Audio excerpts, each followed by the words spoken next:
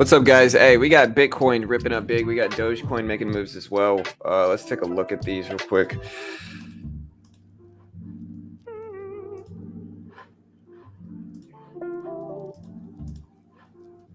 Here's Bitcoin.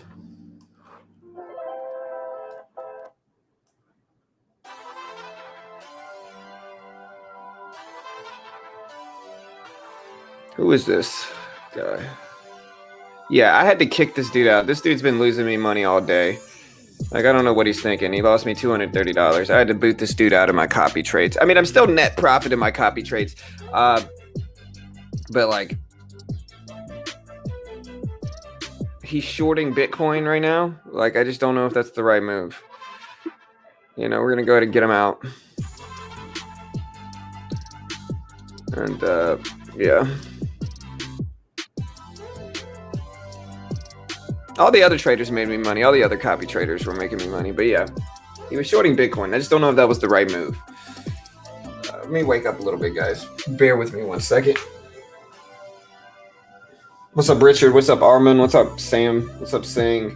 What's up, Wood? What's up, Doge? What's up, man? I'm doing good, bro. What's up, Armand?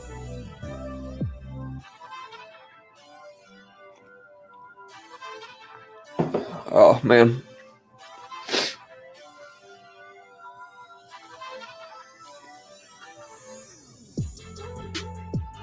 We got some movement in stocks, too.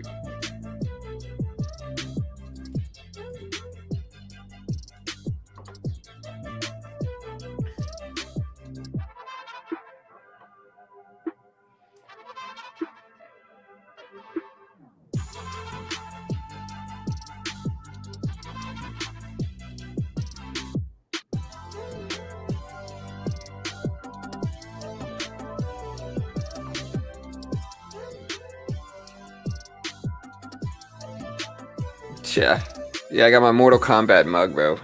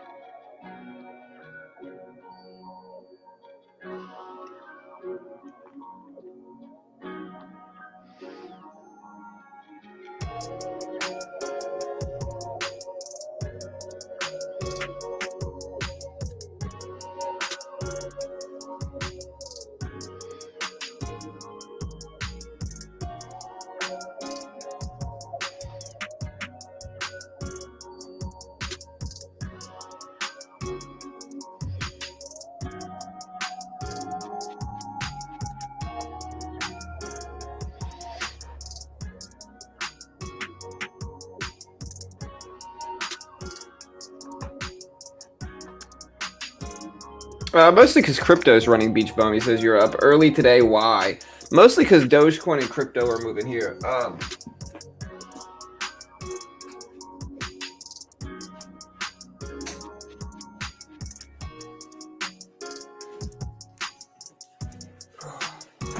It's a little bright and early this morning, so hey, we're hanging out. But yeah, mostly because crypto is moving. We might trade some crypto futures. Here's Dogecoin.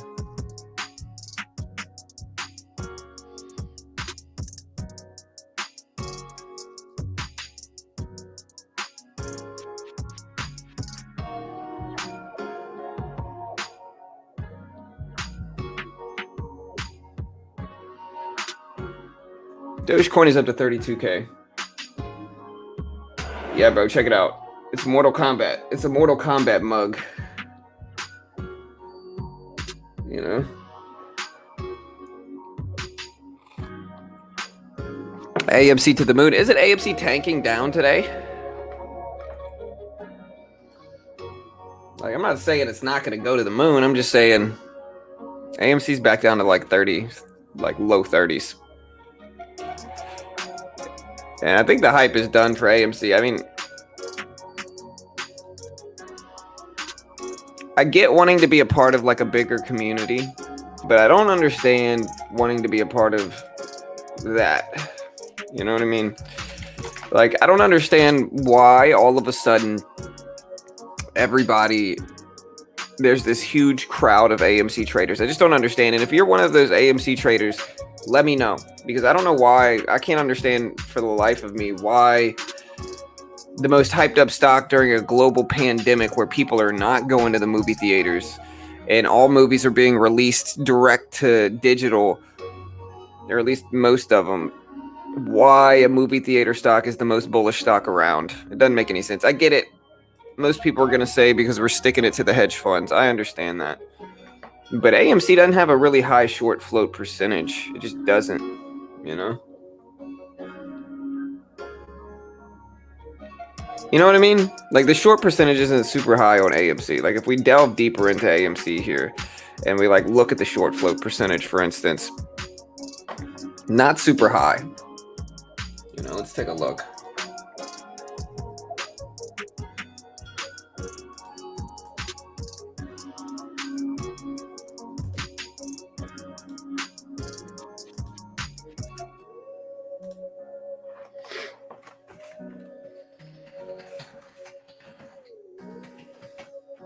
All right, so I am showing AMC short float percentage as 18%. Not super high. I mean, we could get a squeeze for AMC. You know, it's possible for sure. But what I think I'm going to do today is I think I'm going to diversify. I had one copy trader that just went kind of crazy, and he was dumb. And I think he pushed a little bit too hard trying to earn money and stuff. And so I stopped following him. But I think today we're going to be searching for more copy traders here. Like, you guys could watch my equity grow, I guess, here. You can see this is my current equity. And if we look at my unified futures, this is where all the crypto is basically. We got about $1,000, and you know, we're kind of letting people trade it a little bit.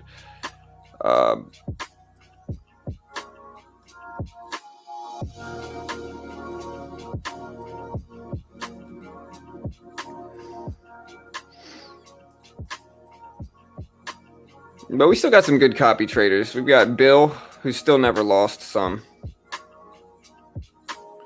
And Bill's killing it in the market.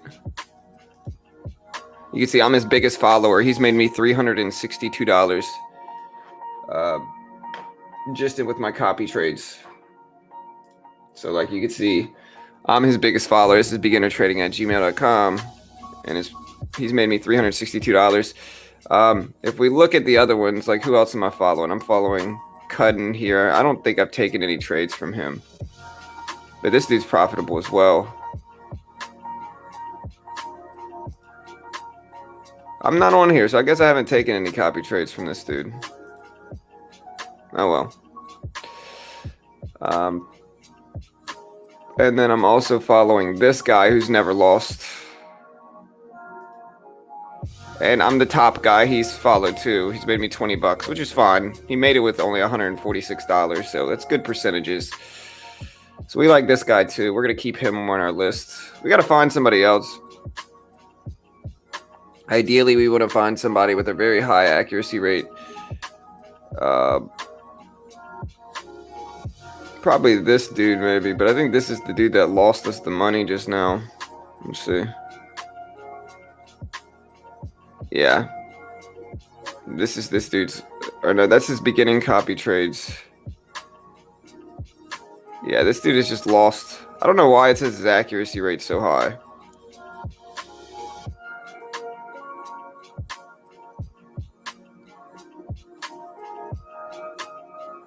But we're not following this dude again.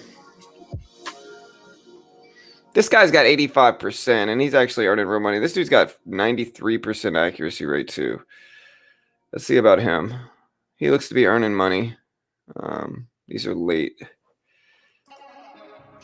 We haven't copied him at all.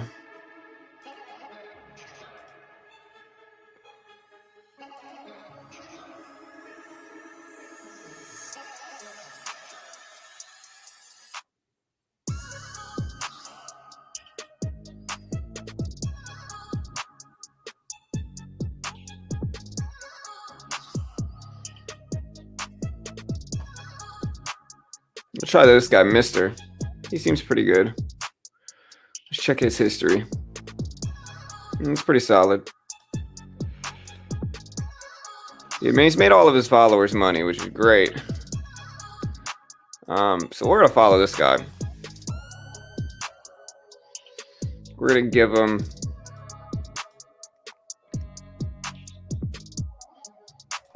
we're gonna give him 300 to trade with. Give him a stop loss ratio here of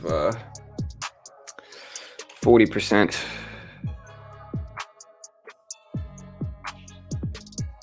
And then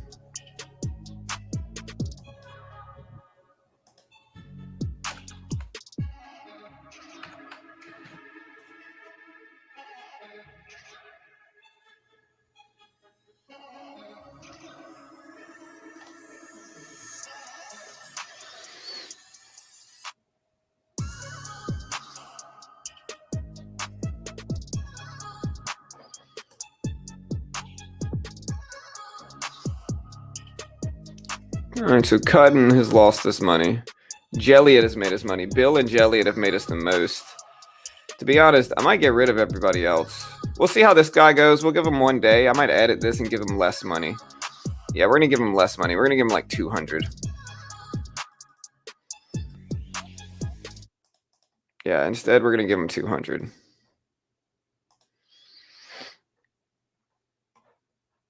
But no, I can show, it shows you, you know, here's my net profit for copy trading. It's $310. So we're still doing pretty solid. We had to get rid of old boy today, but kind of shows this guy has been losing money, which, you know, this is the reason we had to bail out, is because this dude and Cudden started to just lose money. Now this dude, yeah, this dude started just giving money back to the market. So we'll take it. You know, we'll take the trades. We're green. And if you guys look at, like I said, we look at they're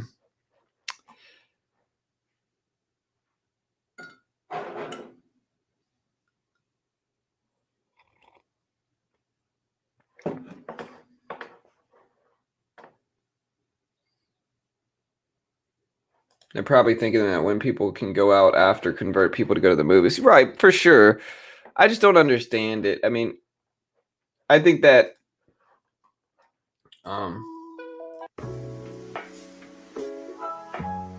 I just don't understand it, to be honest.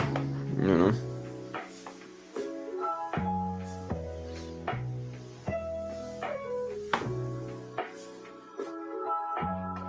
We could always follow this guy too. I want to see a little bit more in depth of their trades here.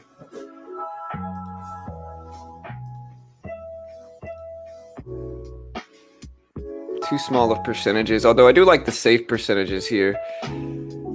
All right, let's get rid of all this.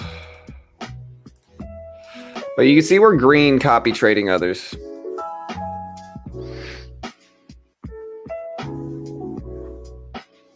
We're also copy trading apparently somebody else. The spot copy trading, or the regular copy trading, is where most of the copy traders are. But they're going to be getting rid of this pretty soon. And these guys are super active with their copy trading. Like, it shows you ones that are full, 60%. These are all full, so there's not even any people to follow here. But these guys are using big money to trade.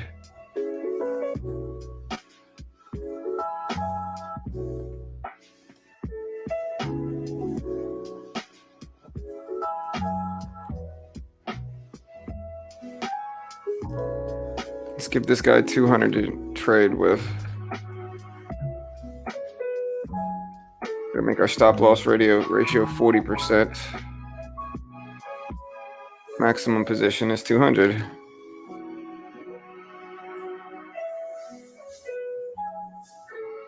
And yeah, you can see our net profit copy trading on this end is 655. So this is my data here. Again, you can see beginner trading. People are asking me how I'm doing in copy trading. I mean, this is how we're doing. Net profit, $655. You know, we'll take it. It shows you all my copy trades. This is all the ones I've gotten into, and so we've been killing it, man. Um,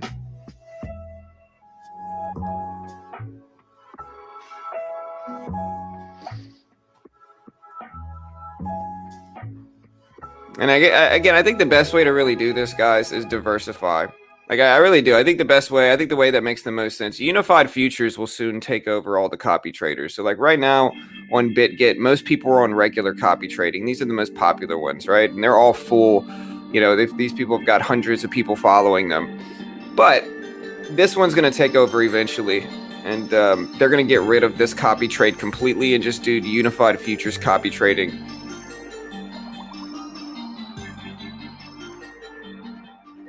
Yeah, Bill's been profitable. Has he not, Clinton?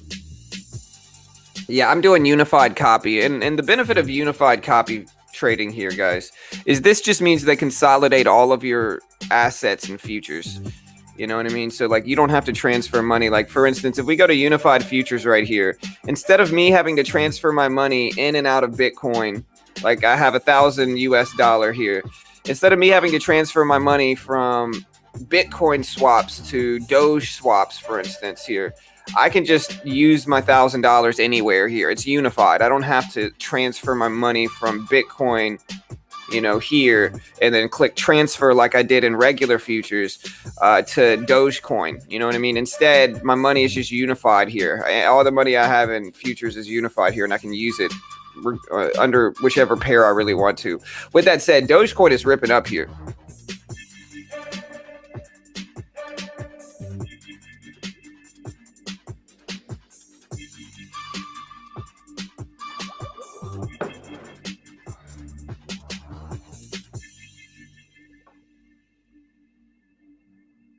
Yeah, check his stats. It's all part of your email. Hey, yeah, he's made me money, bro. He's made me money. Dogecoin ripping up.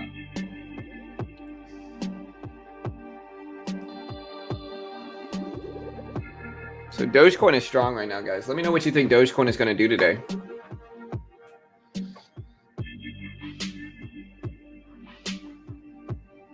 Yeah, in the penny stock market, we got some rippers this morning too.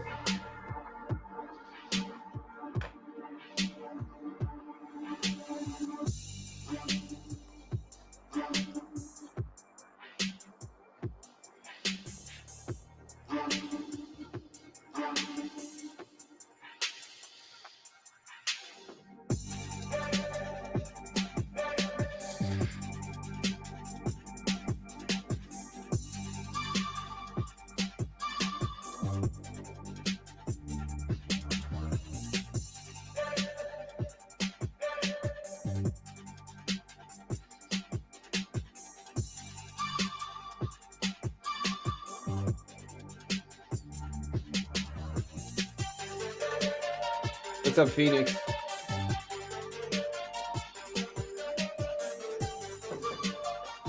Right, for sure.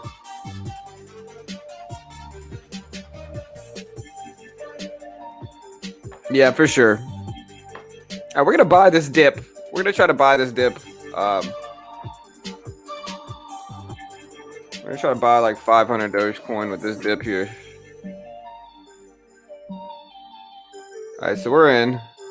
We just bought 500 Dogecoin.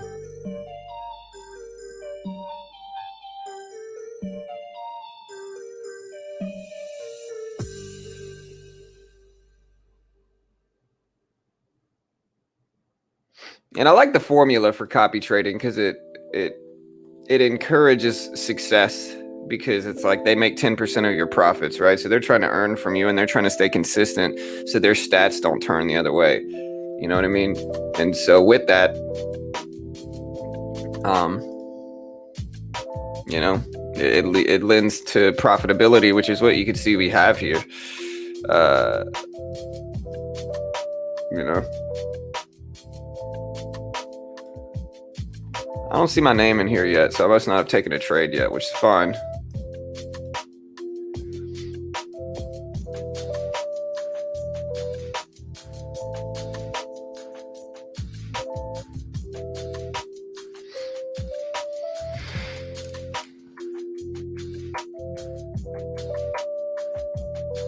All right, so we just added a little bit more.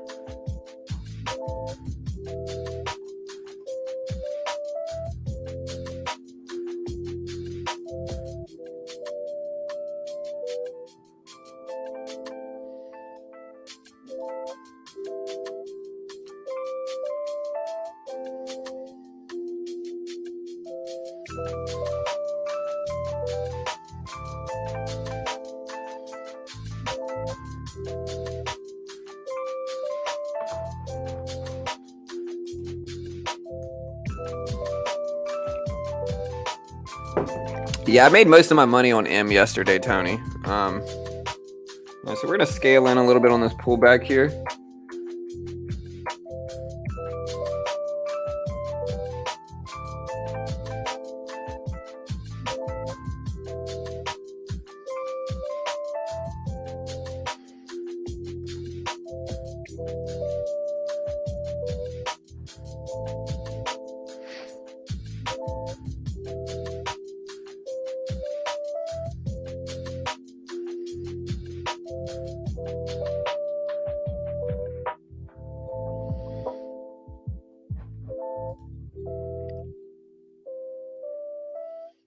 And lately, I've just been scoping out copy traders, man. I feel like I'm a scout looking for copy traders. I might jump in this dude's copy trading too. You got to look at the recent history, though. You know what I mean? Yeah. Hey, ISO. Hey, Indies.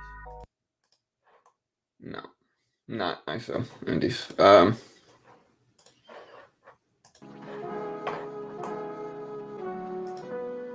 You got to look at the latest trades too. This dude's been on a roll. We're gonna follow him.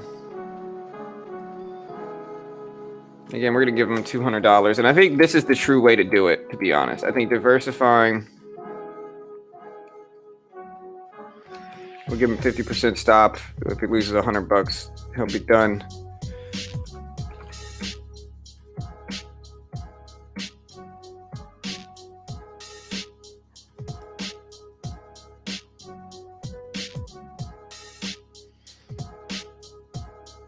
All right, so these are all our followers, and honestly, Jelliot has been killing it, man. So like, Bill's profitable, but you can actually see Jelliot right here has been my most profitable trader in copy trading, right? So if we look here, Jelliot is the guy that's been making me the most money on BitGet. If we go back, for instance, Jelliot right here, J. Elliott is really his name. He's very active. He runs about 60% accuracy, but he's very profitable. You know what I mean? Like, look at these stats might not look impressive. You know, 180% loss, 75% loss, 520% gain, 440% gain. His losses are much smaller than his wins on average.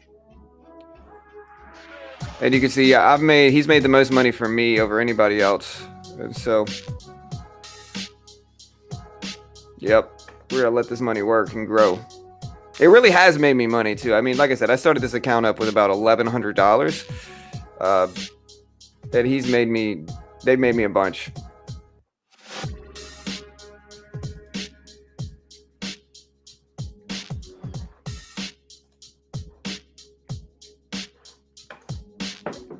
Hey, you as well, Beach Bum. You as well, bro.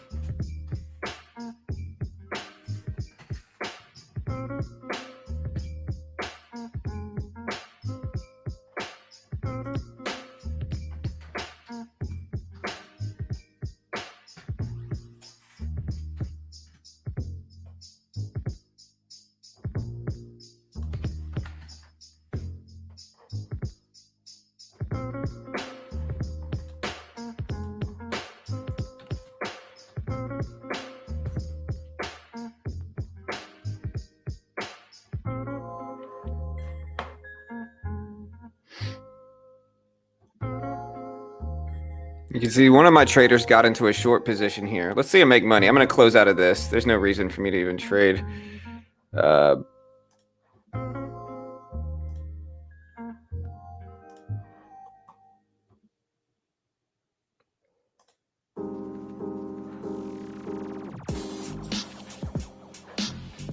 Okay, we're going to have to just flash exit this one. All right, there we go. But yeah, you can see the copy traders here making money here. They're going short on Bitcoin. Interesting. It's interesting to watch them, you know, so like even if you wanted to learn cryptocurrencies, guys, like, yeah, they're shorting crypto and it makes sense from a technical perspective. What they are doing here is they are shorting Bitcoin as it breaks under major lows, right? So like here is the previous resistance level right here, right? Now that Bitcoin broke underneath that, what are they doing? They're shorting it. And so they're trading my money and they're shorting Bitcoin. And you can see this is the money they're making here, which is great. I mean, let them make their money, man. Bitcoin ripping up, Dogecoin ripping up. If we're looking at stocks here, you know, we got CATB. I'm pretty sure a reverse split. We got GOVX here at 7s.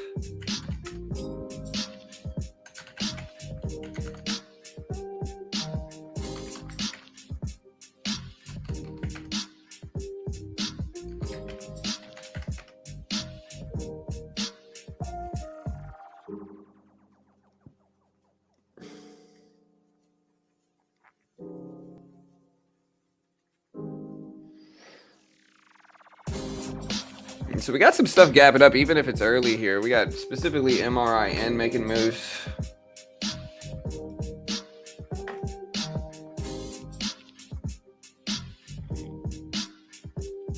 What's up, Pawn? Yeah, 1 for 6 reverse split. Yeah, 100%.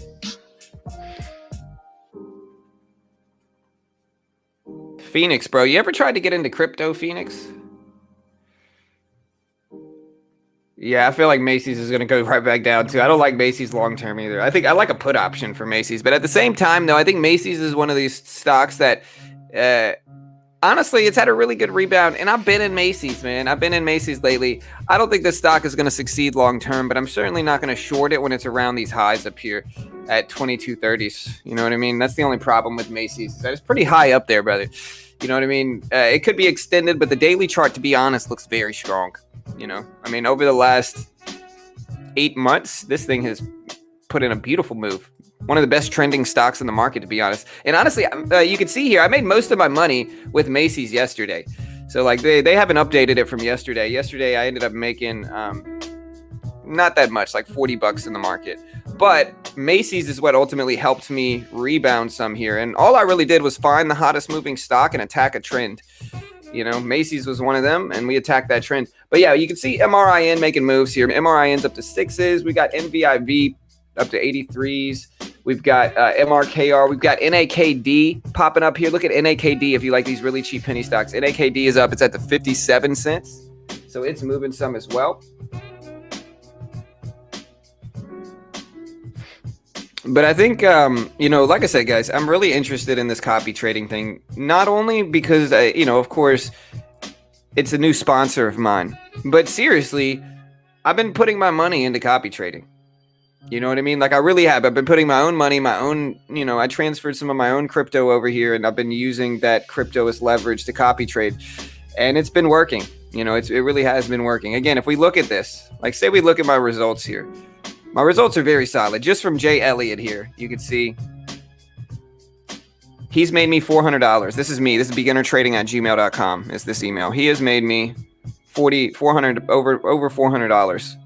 And again, I think the real key to this, we got Mr. X, who I just signed up for. He hasn't traded yet. This guy, who I'm a little bit torn on, but he's making money lately too.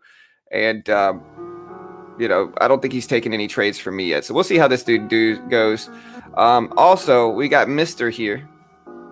We just signed up for him. We'll see how he goes as well. So far, he's the guy that's shorting Bitcoin. Okay, so he's the guy that's making me the money. Okay, that's cool. You know, we like him then.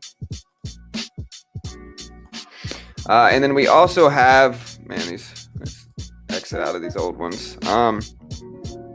We also have Cudden, who hasn't traded anymore. This guy, You got to watch it closely, though. I had a guy going crazy today.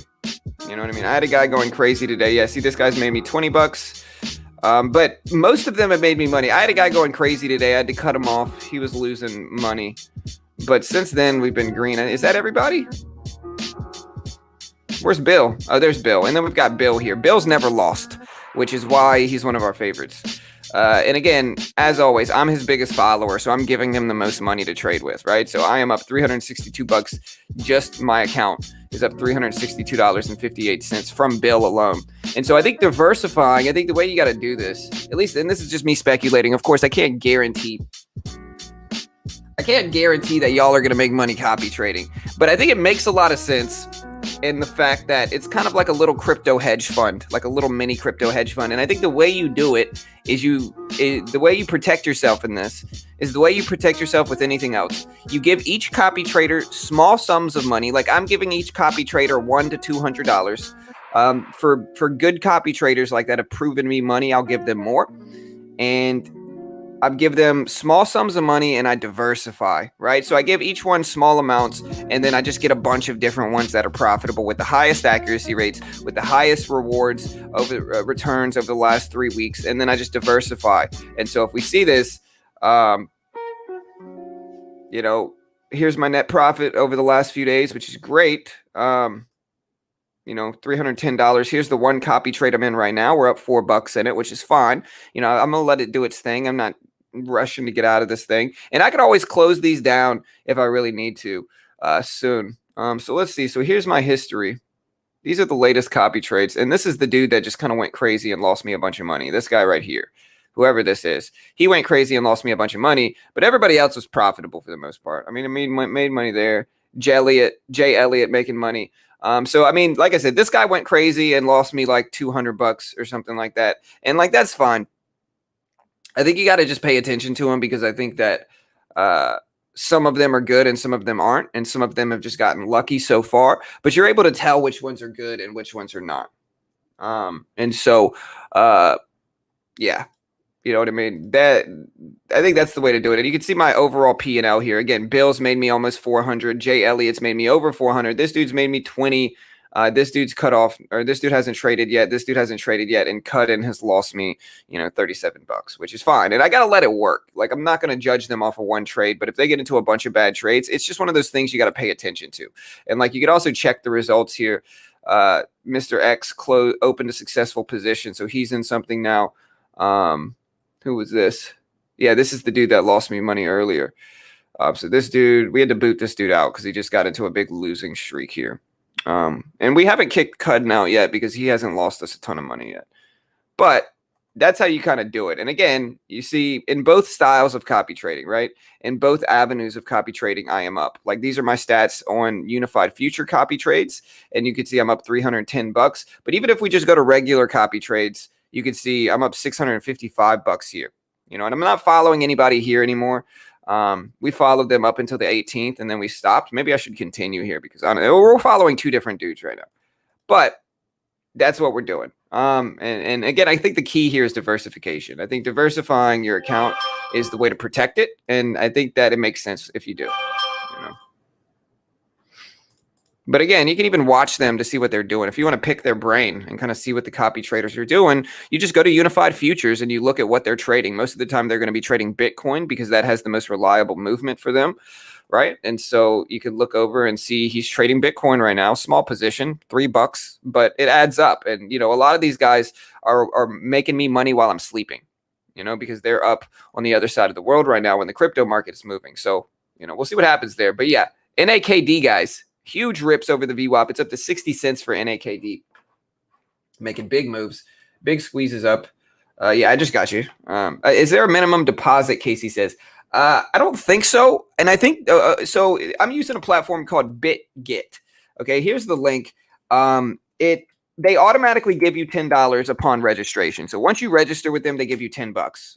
And I can vouch for that because I can see everybody that signed up for me got their $10. And some of them are taking that $10 and they're putting it towards copy trading. But I think if you want it to be a real investment like me, I think you need to put at least a few hundred down for it. But again, the more money you have, the more you're able to diversify, which is what I'm doing.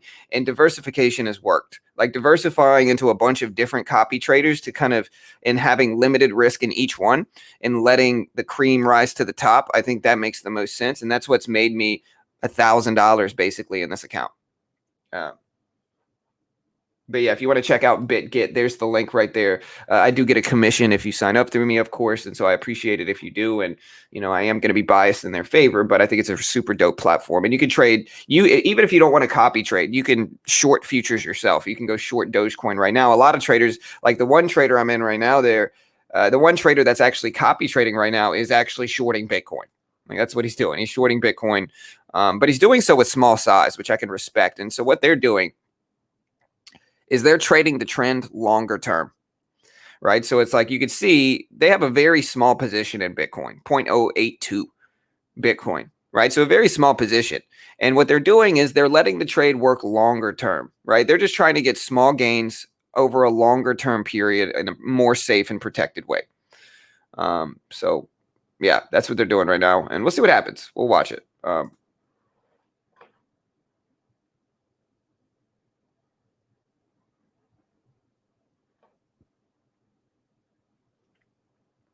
All right, well, hey, Phoenix, sign up, bro. Sign up. I'll walk you through that process, bro. Again, I can't guarantee y'all are going to make money, but all I can say is I have, you know.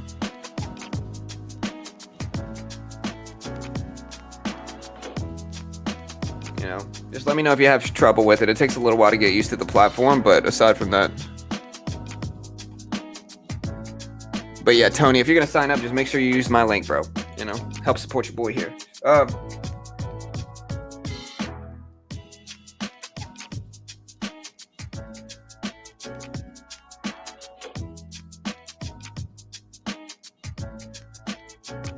Why don't we give Bill and Jay Elliott, I'm gonna call them Jelly too. I think that's good.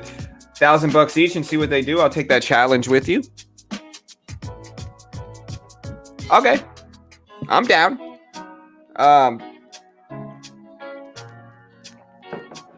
I'd have to.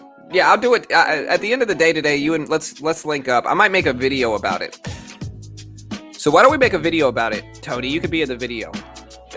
We'll film it this evening, and we can talk about what our plan is, and we can walk through the steps and talk about copy trading, and you know we could walk through it, and we could just get on a Zoom conference later and do it. And you could be part of the video. You know, you can plug any socials you want in the video's description. Just let me know, and that way, you know, we can kind of collaborate, make a video about the copy trading experiment, and see how it goes, bro. Sounds like fun to me. Let me know if you're down. Yeah, the app is way better. I'll also put it this way. The app is way better than the web-based platform. The app is super dope, super up to date, super user-friendly, good UI on the app, coming from a programmer myself. And so great app. The app is way better. I love using the app more. I'm just showing you guys the stuff.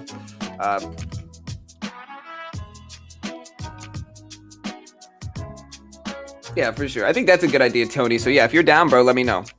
You know, holler at me. Right now it's 5:20 my time, 6:20 market time. So let's plan to do it we can plan to film it at like 6 o'clock market time if that works. Yeah, do your hair, bro. Do your hair. We're also going to be trading some futures at the opening bell today too. You know, we made some money in the futures market the last few days.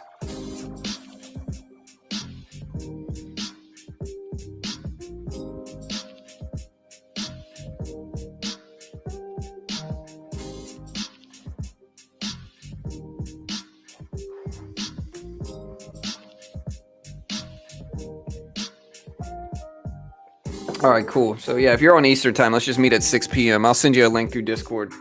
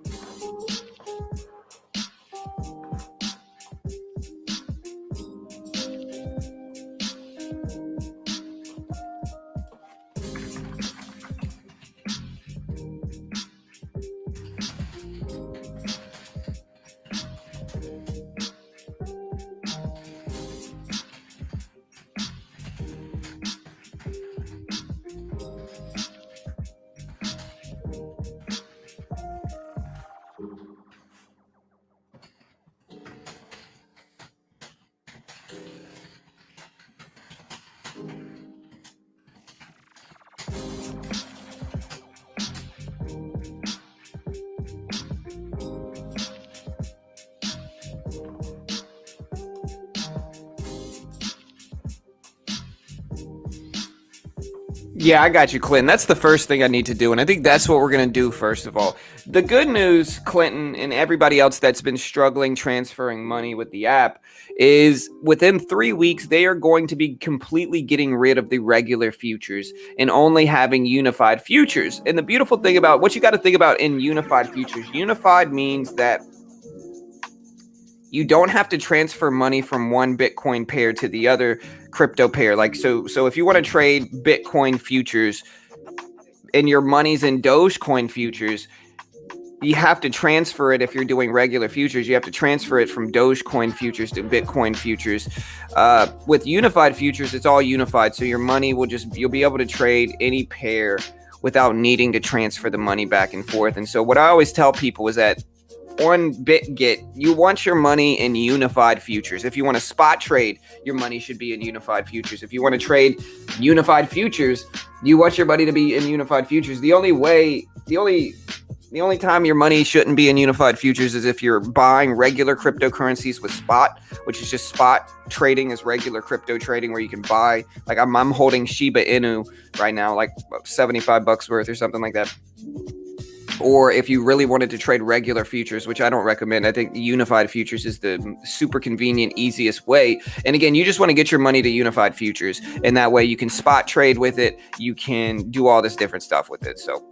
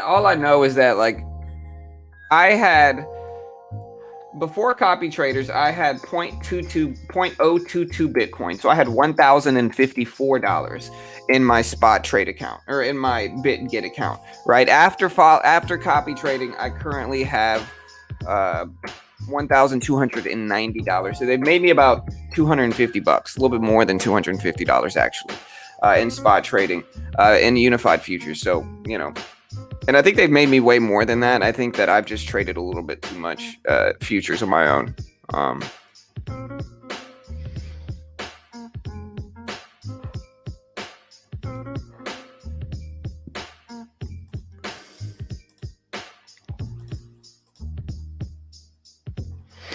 So yeah, if you're in it, you just want to transfer your money to USDT unified futures. That's what I do.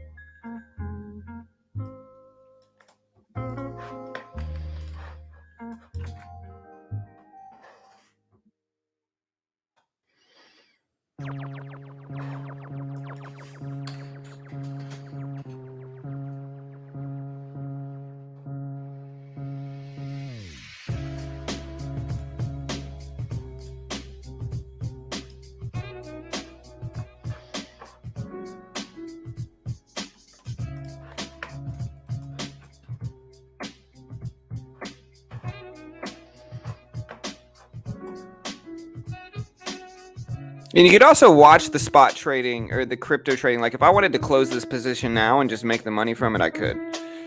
All right, so we got MRIN dumping down here. We still got GOVX, which looks pretty interesting, bouncing at $7 support. Hey, what's up, Jessica? Good morning. Good morning. Right, for sure, RA. Have you seen eToro? I put some in there, but I'm not getting anywhere near the return as I am with BitGet, Bill, and Jay Elliott. I'm telling you, bro, like I put you guys on. Those dudes, I was the guinea pig with those two guys, but they've been killing it, man. They're profitable, bro. And again, I understand the business model as well. So it's like when something seems too good to be true, usually it is. And this isn't too good to be true because there's always risks, right? But for me, I would rather let this money grow and risk small amount with each traders and then diversify with the traders, right? So just follow a bunch of profitable traders. And if one starts to lose, I've still got a bunch of other, like, you know, with anything in finance, right? With anything in trading or investing, diversification is always a benefit, right? So if you could diversify into a bunch of different traders, then you have less chances of losing big, right? Because if one trader loses big, another trader might compensate that by making big. And so if you're diversified, you're safe. Safer. I won't say you're safe, but you're safer for sure. Yeah, we're not financial advisors. Don't sue me, you know.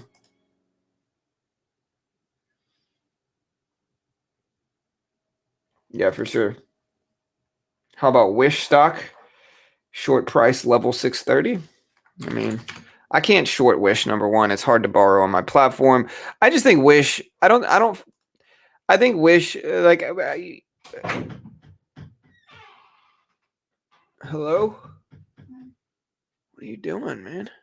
It's 5:30. Oh, hold on, guys.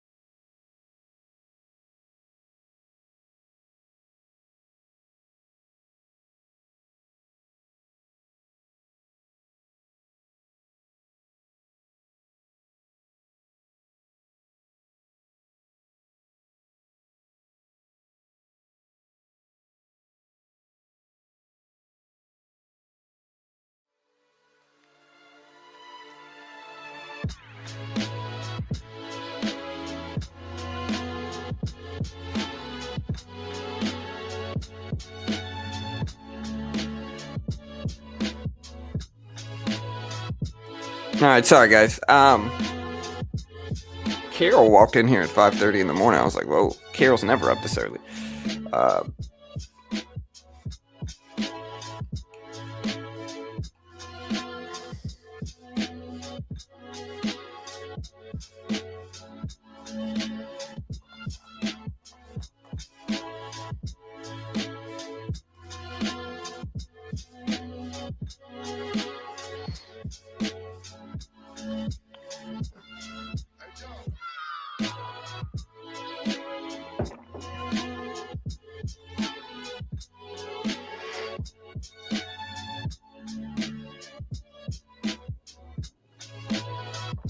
What's up, Billy? Billy, are you a stand-up comedian, bro? Billy on the street, Billy Eichner.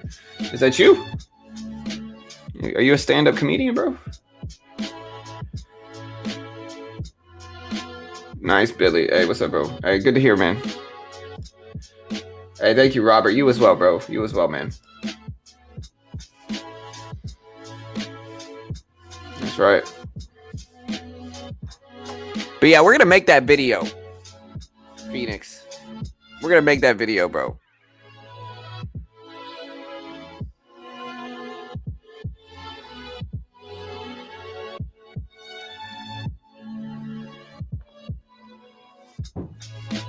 I mean, no, man, just use the picture for anonymity. Is Billy Eichner famous? Because I have no idea who that is. Okay, yeah, he's famous. Okay, I see. Of course you're not him. No offense. I mean, if you were him, that'd be cool. But you know, my bad. I just didn't know who he was. I didn't know if that was you or whatever it was. If it was you, I was gonna say, hey, support everybody. Everybody support my man, Billy. Yeah, this is actually Tony. Yeah, for sure. Wait, Tony. He's growing his hair out a little bit the last time I saw him, but that's actually Tony. Hey, thank you, Al. Appreciate it. Appreciate it. I still have a hard time not calling you holistic. You know.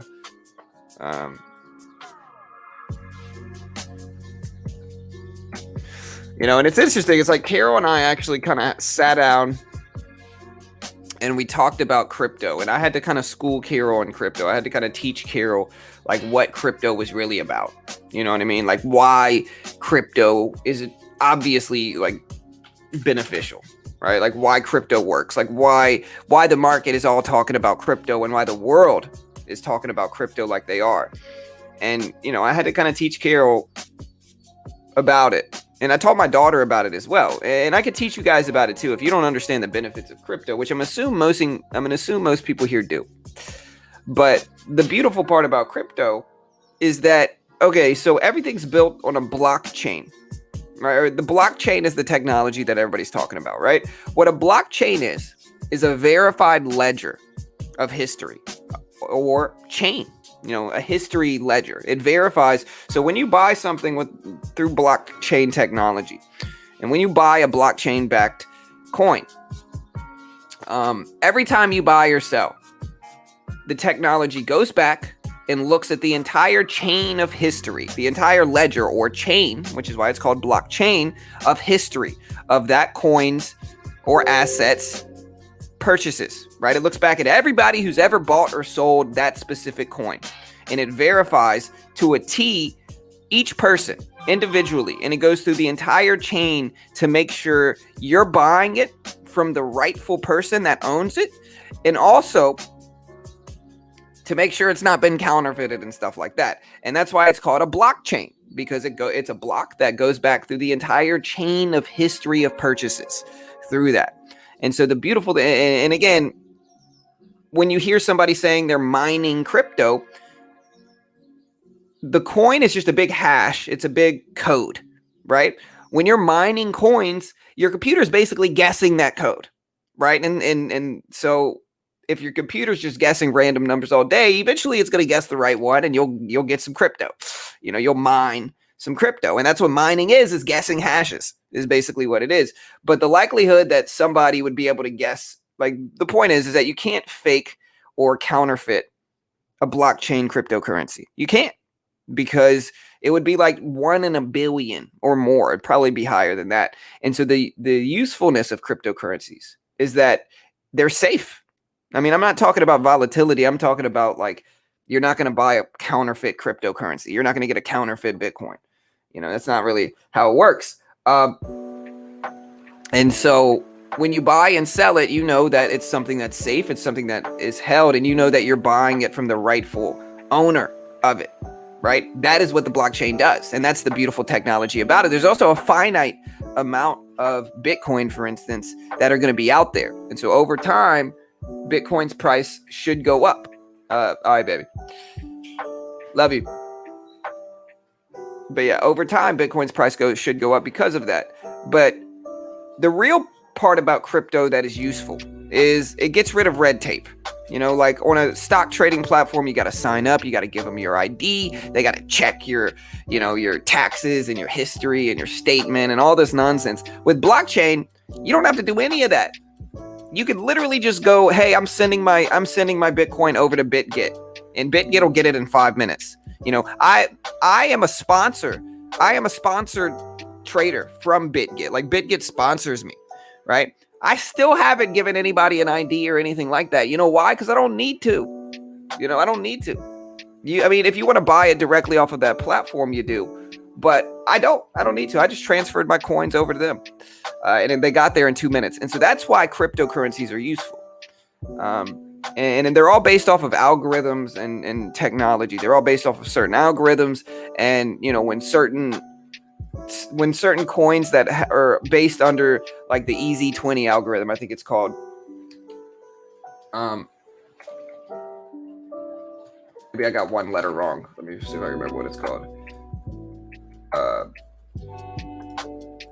But coins that are based off of the same algorithm, logically thinking, are going to move in sympathy with each other. They're going to move together because they're based off of the same algorithm.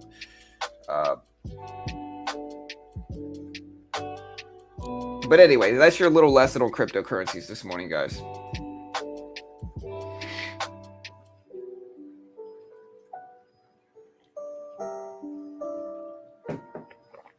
Why would I want a Bitcoin? I can't even hold it. I mean, what does that matter? I mean, why would you pay for an app or a video game or anything, bro? Why would you pay for, I mean, when you're buying a stock, are you holding that stock like physically? No, you're not. You're not holding that stock physically. When you buy a stock, you are holding a digital asset. You know, now sure, that digital asset is based off of something, just like cryptocurrencies are. But the reality is, true market value is only what somebody's willing to pay for it. Okay. And so what you're betting on when you bet on Bitcoin is the technology. And the technology is seamless. Like I said, if I want to transfer, like, let me show you guys this. Okay. I'm in Kraken right now. And, you know, Kraken, you know, I'm not really feeling Kraken anymore.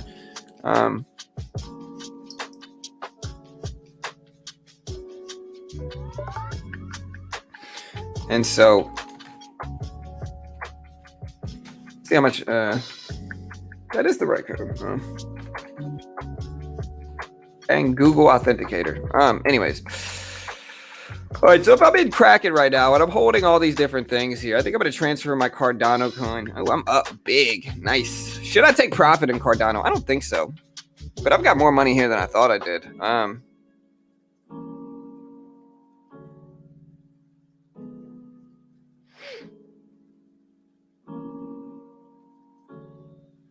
just going to consolidate my Dogecoin here. I've got some Dogecoin over here. I'm just going to sell this. Or I'm going to withdraw this Dogecoin.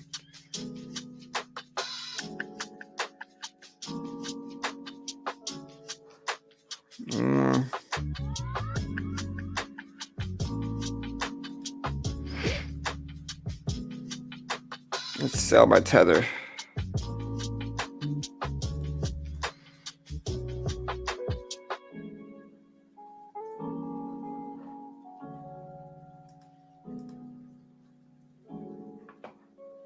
How much Tether do I have?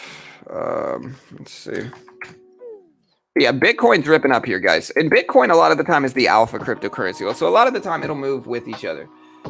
How's Doge different from Bitcoin? Well, it's very different. Very different. Mostly, there's certain coins. Doge is an inflationary coin, which means that it has a crazy high float.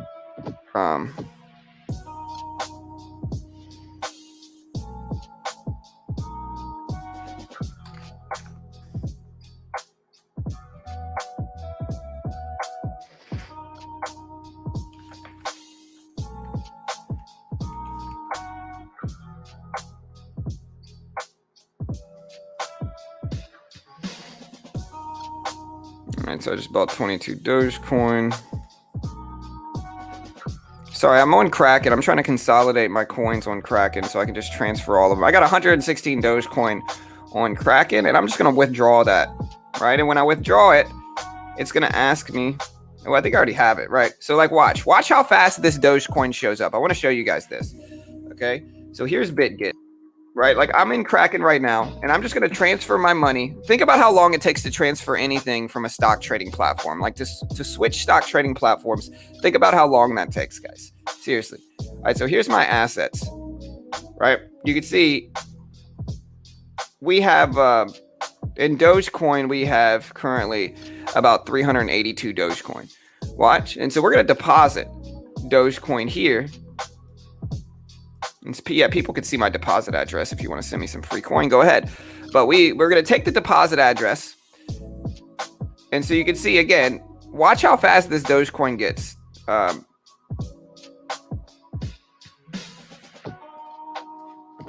we're gonna call this BitGet. We're gonna copy and paste that withdrawal at the deposit address into the withdrawal address. We're gonna add this new one.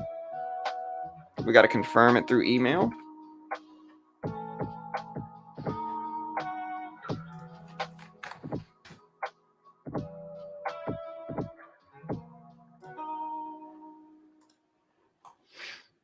All right. All right, so again, where'd it go? We're going to withdraw. And we're going to withdraw all of it. Now, watch how fast this happens, guys. Okay? So watch how fast this happens. All right, so we're going to withdraw. And we did it already, so we already did this. All right, so we're gonna go to Kraken here, and we're just going to withdraw all of this, 100%, into this withdrawal address. Boom. All right. And so we withdrew that from Kraken. We sent it over to BitGet. And I'll get that within 5 minutes. Right. And we'll update you guys when we actually get it. But I'll get it in like 5 minutes is really realistically probably when I'll get it. Right. And remember, before I had 382 Dogecoin, I should have 490 something probably once we get it over there. And pretty sure I got it already. No, not yet. Let's see. Spot, futures.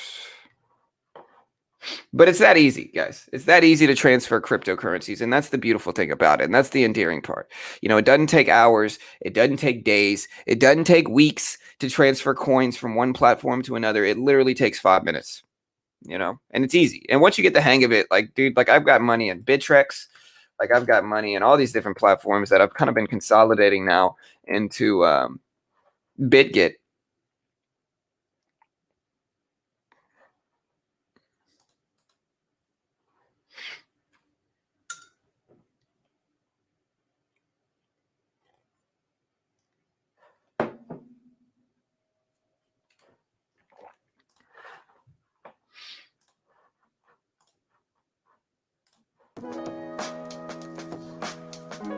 Hey, what's up, Juan?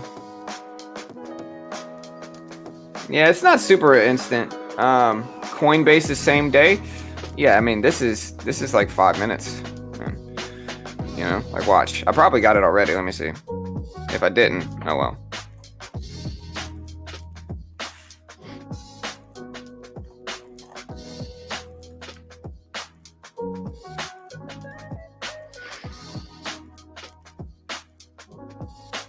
And you can even see it coming through. Like you can see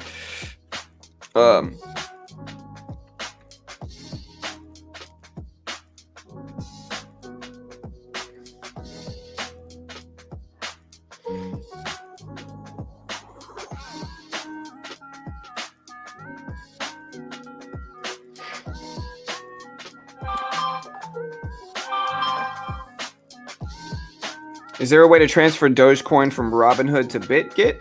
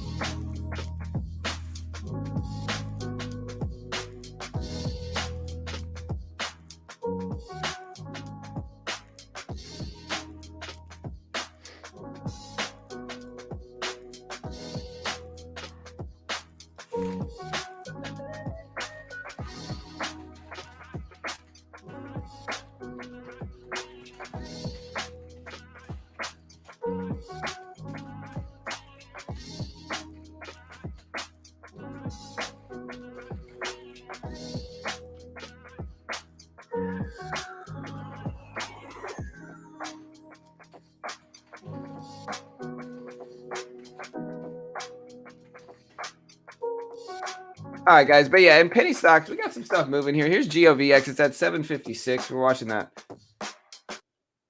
Hey, later, Al. Have a good day, brother. Hey, what's up, Papa Bull? Hey, hope all is well, man. Hope all is well, brother.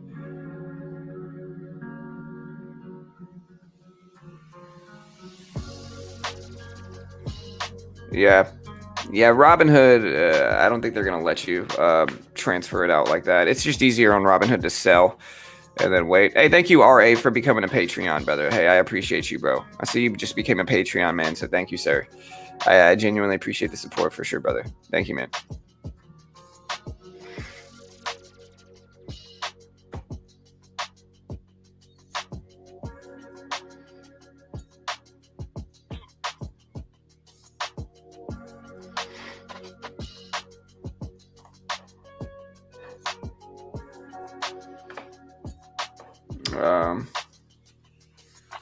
But yeah, GOVX bounced beautifully off of 7. We still have NVIV, SIS, or SYS, or SSY, sorry. We got a lot of stuff moving for a Friday, to be honest. NAKD's ripping up, MRKR. We got some stuff moving for Fridays. NAKD, you know, look at NAKD. So we've got a decent amount of movement for a Friday morning at, 7 a.m. market time. So we'll see what happens at the 7 a.m. scrum. Yeah, AGM. Yeah, we can go over the news here too.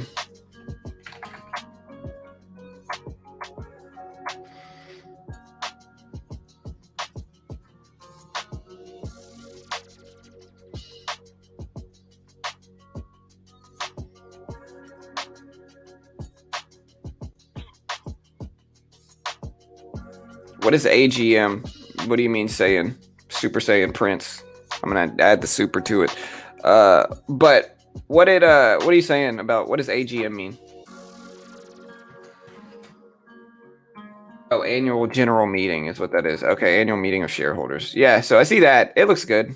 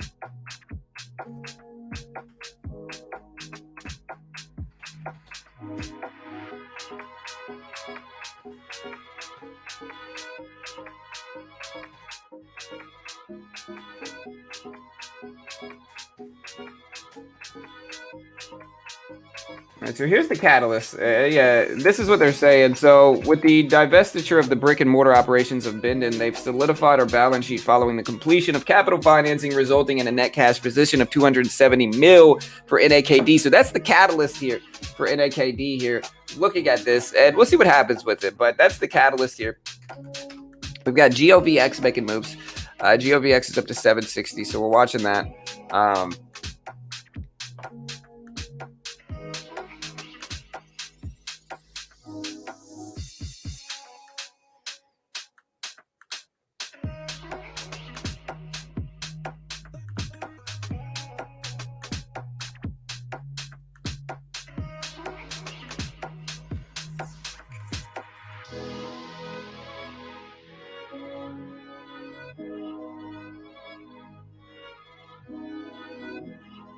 GOVX is certainly the best looking one right now. We'll go ahead and look at the catalyst for this one as well.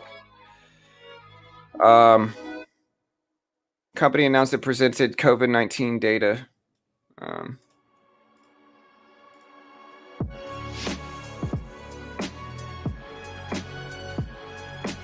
GOVX is making big rips. What else we got? We got NVIV.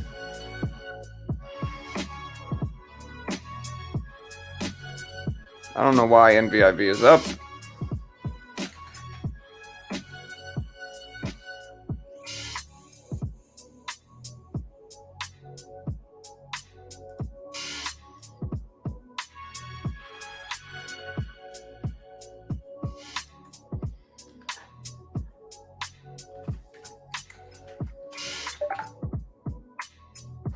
So we got GOVX, we got MRIN here. And here's the catalyst for that as well.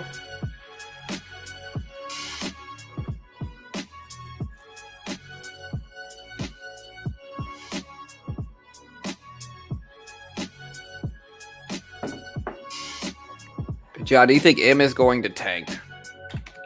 I don't know. It's tough to tell. I mean, it's Macy's, but it's up big and it held most of its gains. So I don't know. It's hard to tell, man. You guys know me. I usually don't want to predict these. I try to react to what happens instead of predicting them. But time will only tell, and that's what we got to base it off of. Is depends. I think it'll come back down some, certainly. It just depends on when you think that's going to happen. You know, I think it might make a push up higher and then come back down later on in the week, maybe, or later on next week or something like that. But I don't know. Again, I'm just purely speculating here, so it's hard to tell. You know what I mean?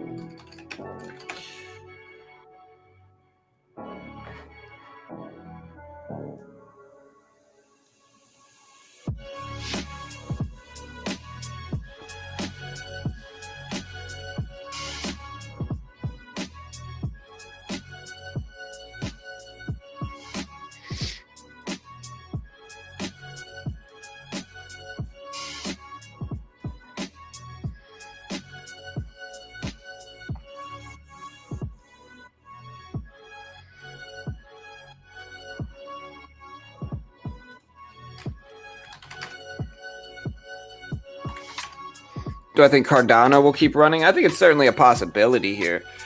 You know, I'm holding Cardano and I haven't, you know, switched. Let me see if my money's there yet. It's probably there, I'm guessing, by now. Maddie, what are you doing? Here, hold on. Sorry, my daughter just showed up here. Hold on one second, guys.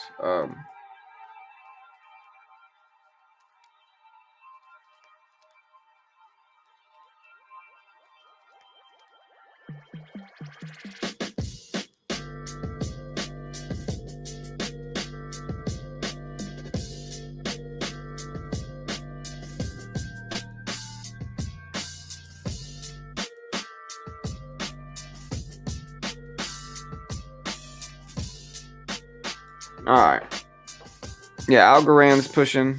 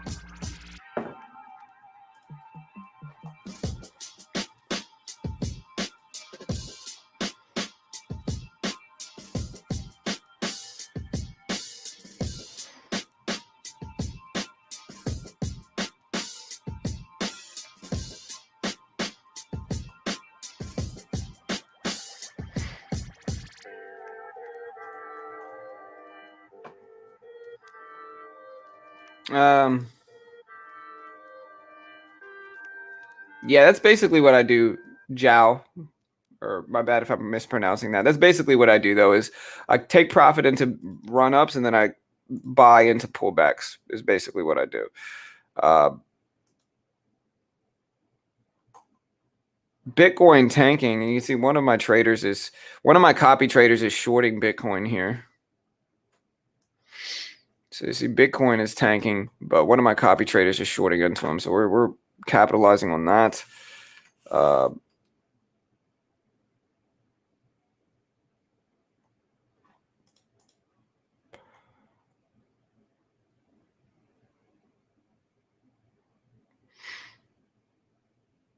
Man, we had that one trader that just went crazy today. That sucks. But aside from that, our copy trader is going good. Okay, so most of them, and again, I mean, this is what diversification gets you in the copy trading world, right? Like this is diversified. These are all the people I'm copying, right? And this is what diversifying gets you is that none of them have lost me money except for Cudden so far, you know. And if he can't make me money in the next few days, we're just going to cut him off as well. But everybody else, they've made me money, you know. And so that's what we're doing with copy trading right now. Let's see when. All right, so yeah, so the Doge went over. So the Dogecoin's already over, which is great. So that's how easy it is to send coin. We got that, what, 10 minutes from platform to platform? Super quick. And that's the endearing part about it. But yeah, in stocks, and let me know what you guys want to watch right now. Stocks, crypto, I'm down to do all of it. So just let me know what you prefer.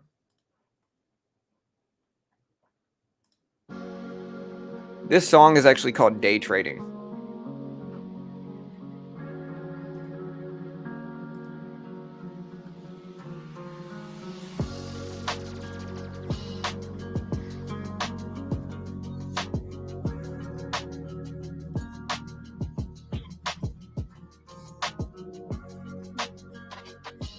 Yeah, and just to show you guys, like here's the Dogecoin.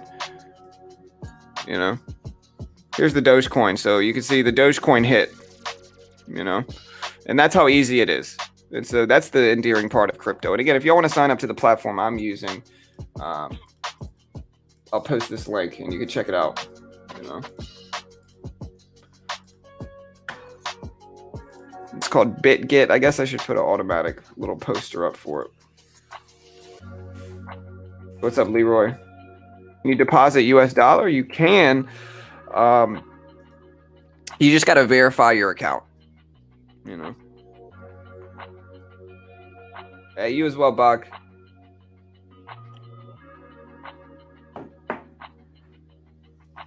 Dude, I love The Social Network, bro. That's a great movie, man. For me as a programmer, that movie inspired me to learn programming. You know, The Social Network, I think it inspired a lot of programmers in the last decade to give programming a shot. You know, it's just a cool movie, man. It's a cool movie to see how some guy from his dorm room programmed something while he was drunk and turned that programming base into billions of dollars. You know, kind of shows you the potential of world out there, you know. Like, I know a lot of people struggle because, like, for me, I'm getting older, right? And, like, I'm a super competitive, super business-minded person. Like, I just like creating businesses, and it's something I enjoy. And so getting older, it's kind of like a deadline. You know, you want to push, but the beautiful thing about it is that it doesn't matter how old you are. If you got a good idea, you can make money with it. And that's one of the reasons I taught myself programming, is because it doesn't matter how old I am. If I can program an app that is a good idea and that can serve value to people, then I can create a profitable business just like that. And so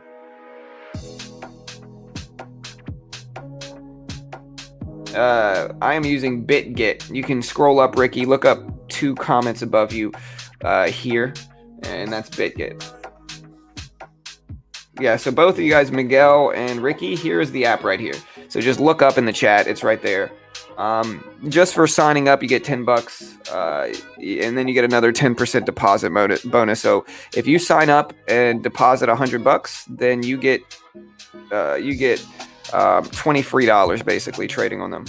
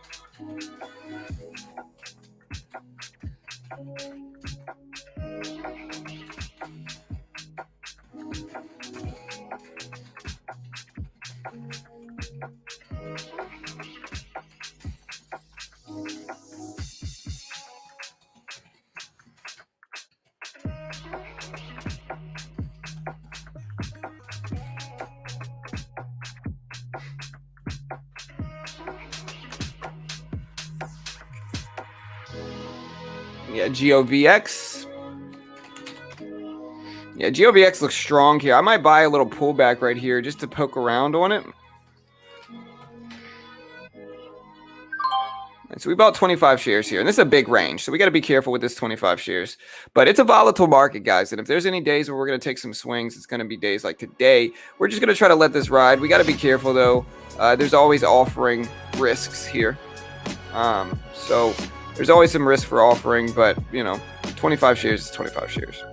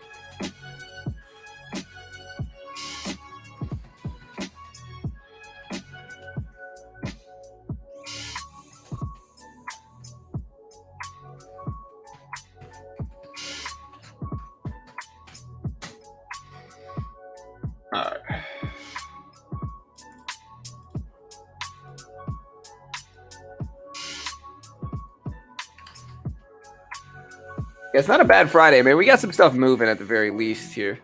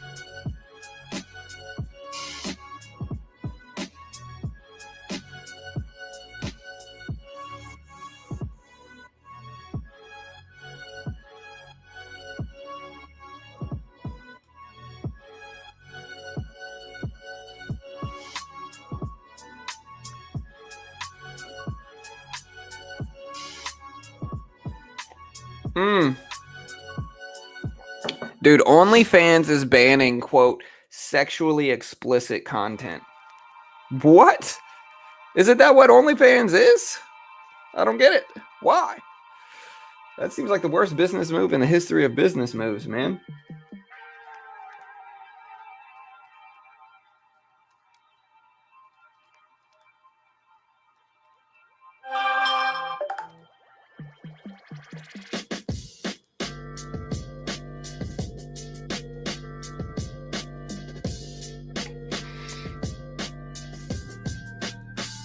That's crazy. I gotta read this.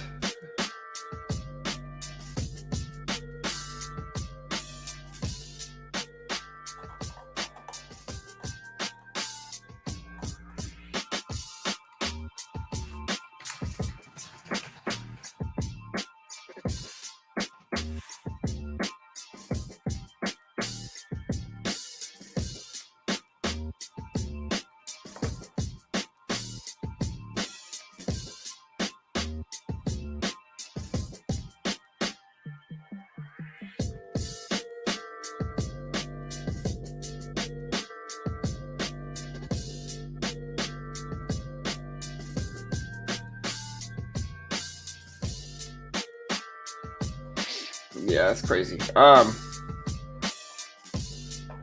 Yeah, what's up, man?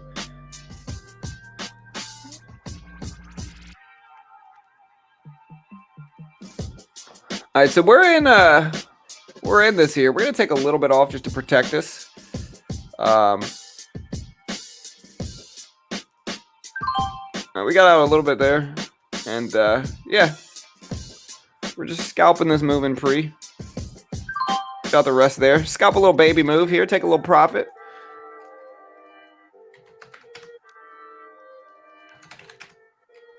Still watching MRIN, NVIV.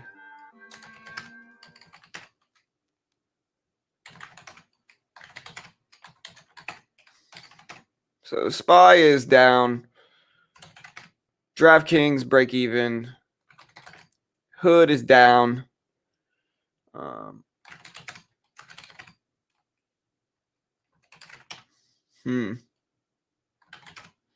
AMC is down.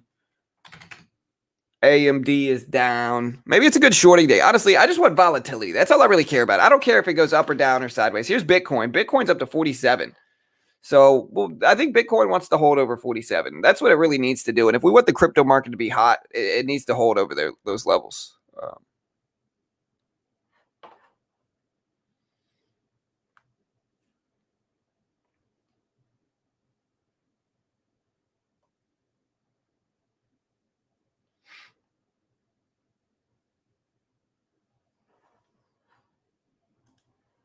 Well, no. So,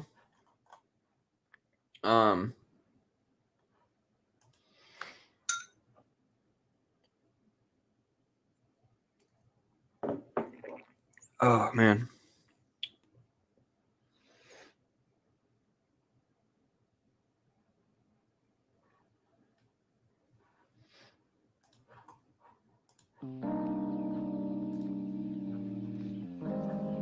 Yeah, GOVX held support really well too. Yeah, I agree with that. I'm scalping these moves, but we'll buy on a little pullback if we get the opportunity. I'm just glad we see some type of volatility here.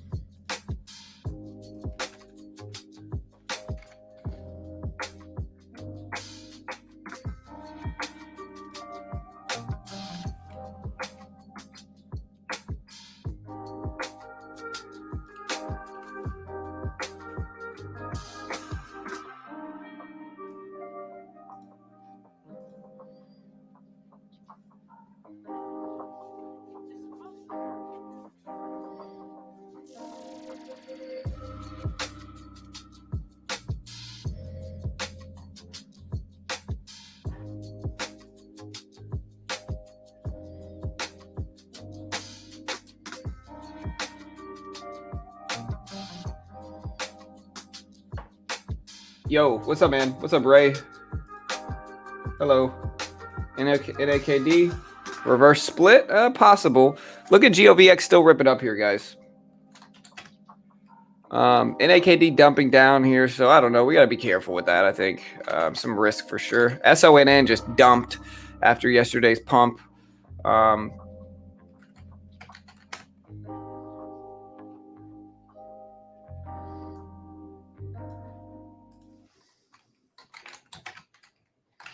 Somebody asked me about BTBT yesterday, and what I told them was that it follows Bitcoin, right? So with yesterday's rip in Bitcoin, of course, BTBT followed suit and ended up pushing up. And so that's kind of how you got to look at this. If Bitcoin rises, this one should too. GOVX still pushing up pretty steadily here. Pretty strong, guys, for GOVX here. MRIN hit people with an offering. Did it really? Well, that's the risk. Not right now. It must have done it before, huh? Oh, it did announce it just like an hour ago.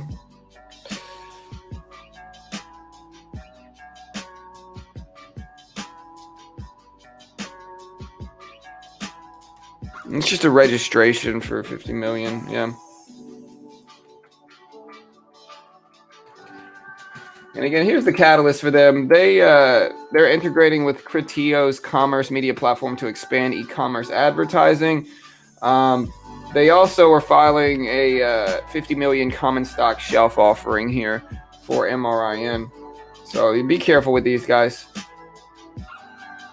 Yeah, GOVX is going to make moves like SNOA did yesterday, I think. Yeah, for sure. That's right, Ray. You know it, bro. We here. Can someone recommend a good crypto wallet? I mean, Tosh, I'm using BitGet as my platform. But I mean, it also holds your cryptocurrencies too. And like it has a spot account where I hold just basic cryptocurrencies. If you want to check it out, here's the link if you want to check it out. Good way to help support your boy here. And again, copy trading, I think, is the future. And there's the link right there if you want to check it out.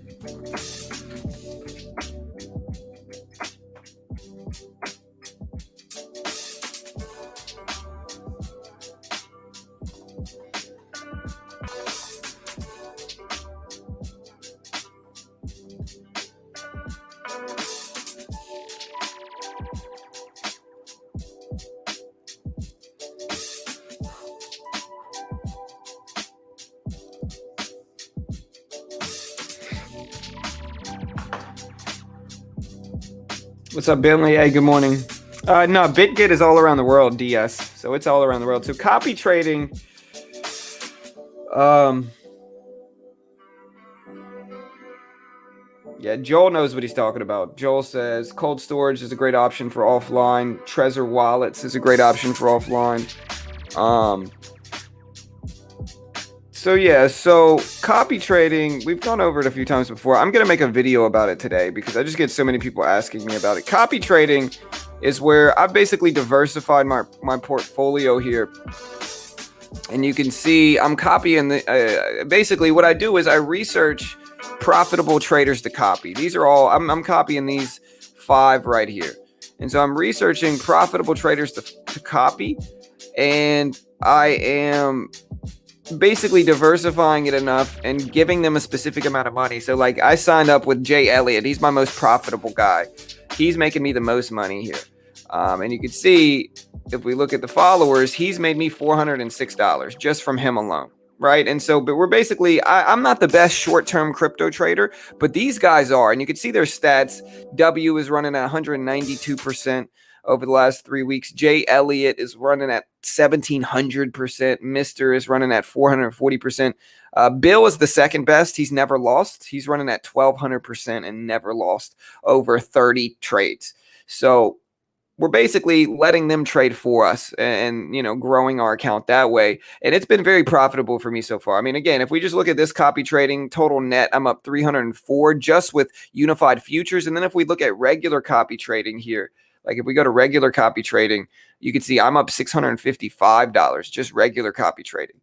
And I've got a few traders that I'm following right now.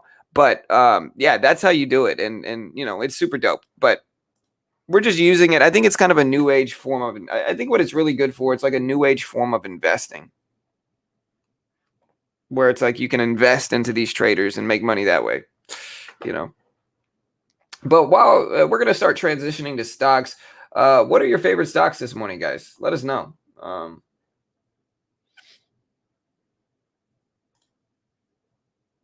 You know, today's penny stock movers are GOVX, MRIN, NAKD. You guys see anything move that I haven't seen? Let me know. But yeah, MRIN, GOVX, NAKD, NVIV.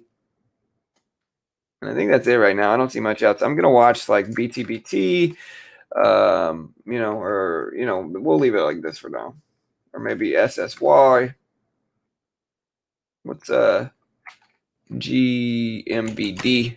GMBD starting to rip, so we can put that on our list.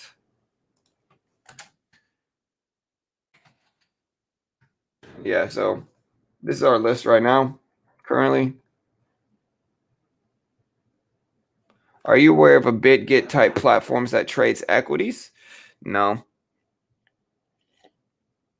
It wouldn't work in equities. It's called a hedge fund, if you're talking about copy trading in equities, it's called a hedge fund. But the beautiful thing about crypto is that it gets you around that red tape. We do have a pullback here for GOVX that we're watching. So GOVX is pulling back here. Yeah, if you want to check it out, Jack, like I said, man, links in the description. You can also check it out here. Some of the US guys are in the US, or some of the copy traders are in the US. OCGN apes are holding for news, gentlemen. Let's see. OCGN. Looks pretty sideways. Until the news comes out, we got to wait and see. CATB, Martha, is just a reverse split. It's not something that is going to move. What a reverse split is a consolidation of shares, right? But there's very rarely any type of good volatility. This isn't like strength. Like, yeah, it looks strong because it's gapping up from 120s to 650s. But what they're doing is they're taking every 6 shares and they're turning it into 1 share. So they're taking 6 shares at $1.20 and they're turning it into 1 share at $6.50. It's called a reverse split. It means they're taking shares out of the float. And it's just a way to artificially push up the stock price. So, and a lot of the times these are just not going to be volatile. So I wouldn't look at CATB and think, oh, this is so strong, it's gapping up. No, it's a reverse split. So it's not strong at all. It's actually weak. Anyways. But yeah, GOVX is definitely the biggest mover. I'm looking at this pullback right here. I think this pullback looks interesting, and we might take a little starter here. Get in with like 15 shares, maybe add a little bit more on this pullback, just seeing if this thing can really rip up and start breaking those 9s. Might add a little bit more if we want. We're just poking around right now, guys, so bear with me.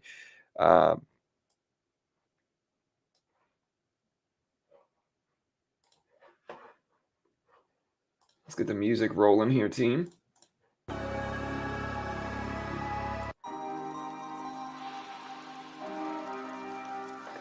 Yeah, no worries, Martha. Happy to help. Happy to help. I get it.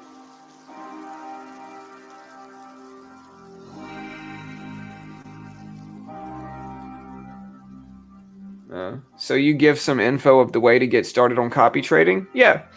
I mean, subscribe to the channel, show up. We're going to do a video today. I'm going to film a video. We should be dropping it tomorrow on the ins and outs of copy trading, basically, like how you do it, how I'm specifically doing it, and all that good stuff.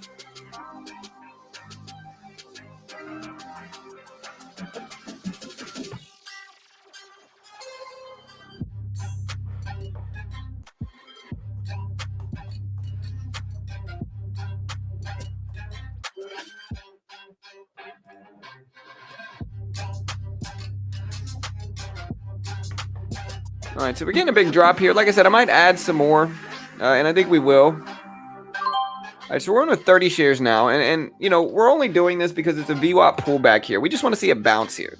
So we're in with 30 shares. We just want to see it get up to 8.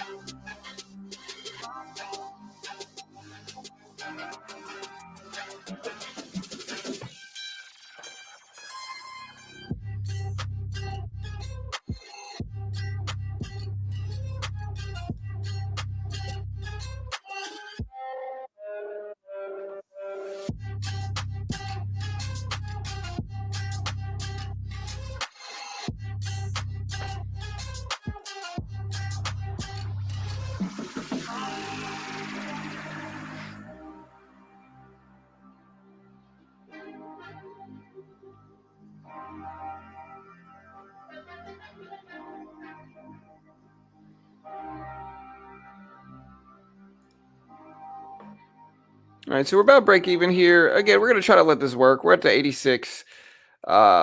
We just want to see a bounce up to $8 here. Yeah, Austin did a great job for sure, John. 100%, man. Hey, brother, what's your updated P&L on copy trading, please? Yeah, I got you. Here, I'll show it to you. Currently in copy trading. Let's see, we got a new trade coming in. So he made a little bit of money here. Here's my updated P&L. If you want to see my actual P&L here, this is it. So with unified futures copy trading, which I'm currently in this one position copying this guy, and I'm up, I'm up $302 on unified copy trading, and on regular copy trading, I am up 655. So, total we're up about $1,000. We're up about 950. So, yeah, we'll take it. We'll take it. About $1,000, about 100%, to be honest. Maybe more than that, to be honest here, but yeah, we'll take it.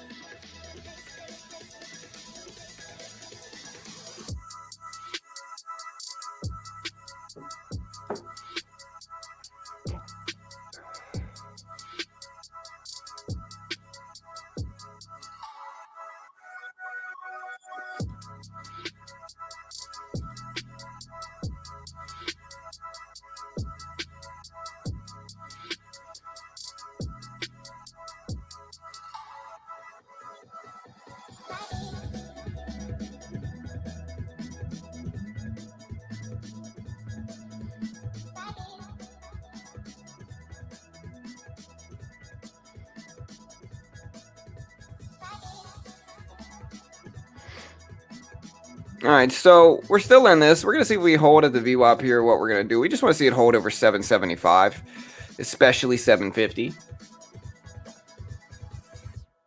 Yeah, I know how to, Joel.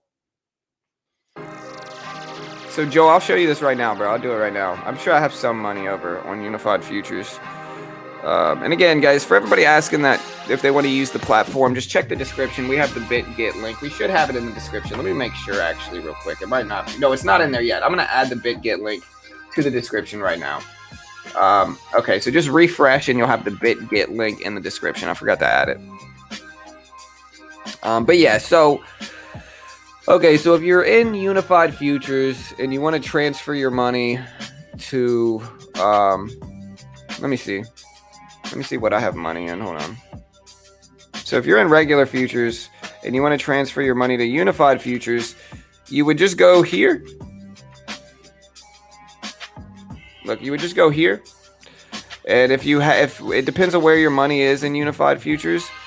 If it's in Bitcoin US dollar, for instance, you would just go to transfer from futures, Bitcoin USDT swap to Unified Futures right here. You click all, and then you just click confirm, and that's it. That's all you got to do. Of course, I don't have anything here, but again, you go from futures, whichever swap you have, whether it's Bitcoin US dollar, and then you just transfer it to Unified Futures, right? And that's it.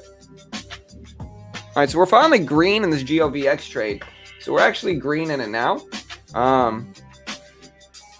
Yeah, they receive 10% of your profits, which gives them, a good motivation to trade and do well for you because they earn from you too. And you could even be a copy trader. So if you're good enough at it and you think you can show those type of stats, then you could be your own copy trader and make 10%, kind of like a little mini crypto hedge fund. And I think that's really what sold me on this, because if I ever get good enough at crypto, then I can be a little mini crypto hedge fund over at BitGet, and it'll be dope, man. I'm excited for it. How is BitGet funded? I mean, so you can either buy cryptocurrencies on another platform and transfer it over, which is, I had crypto on Bittrex, and I transferred it over, and I just transferred some Dogecoin from Kraken, and I got it in 10 minutes over onto BitGet. Or you can do it yourself. If you buy crypto directly off of BitGet, you have to verify your account, and so you have to take a picture of yourself with a piece of paper that says BitGet in today's date, and then you have to hold that and your ID and take a picture of yourself. Take a selfie of yourself holding, again, a piece of paper that says BitGet in today's date, and then your ID, and then that's how you get verified. I haven't verified myself on BitGet yet. I just transferred money directly from a different platform that I'm already, because I have crypto everywhere. I have crypto on Robinhood, I've got crypto on Webull, I've got crypto on Bittrex, I've got crypto on Kraken, and so I could just transfer some crypto directly to Bittrex, or not Bittrex, to BitGet, and get it that way. But you can verify your account, and that's what I mean. If you want to do it long term, you should probably verify your account. It shouldn't take long, but that's what I'm gonna verify mine today. But I just haven't needed to.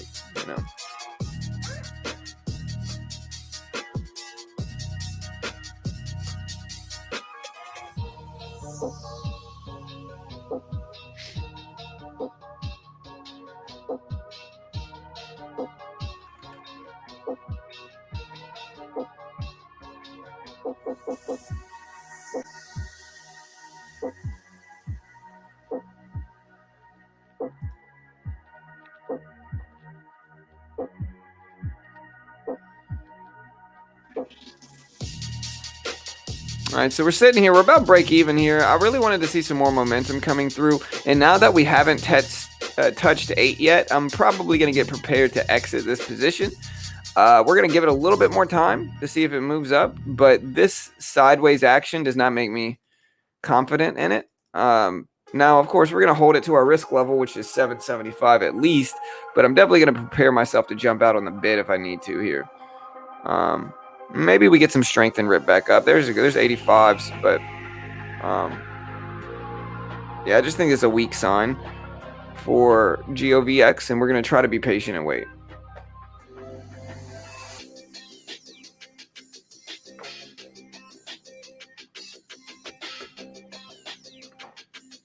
All right, so this is better, at least.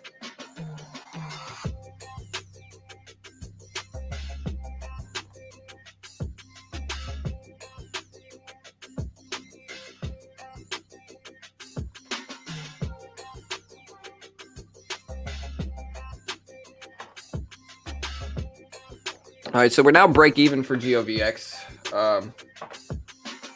We're waiting on this, guys. We're trying to be patient and wait, but it's taking a long time.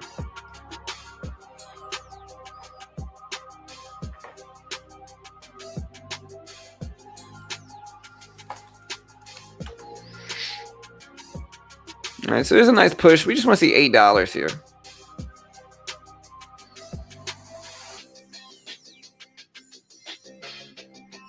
All right, GOX is trying to move. All right, that's better. All right, we're going to sell the bid, profit that, and then hold this last 15 shares, see if we get a break over 8.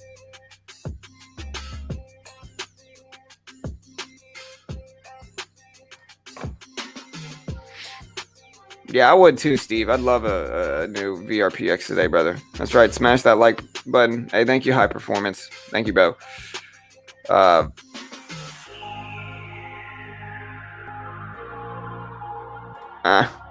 We're going to get out there. Oh, no. We just bought more on accident, guys. Oh, no, dude.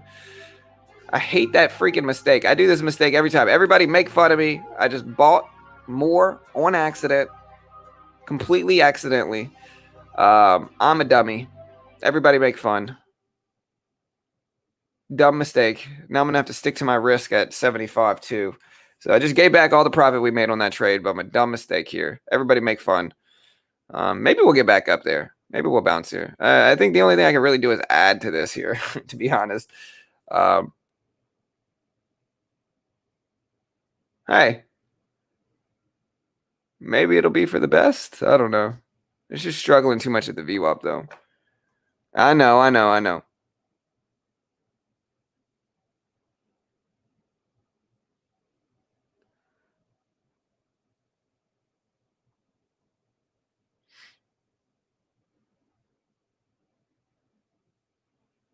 They say way to go is have several accounts of crypto and also buy the external ledger.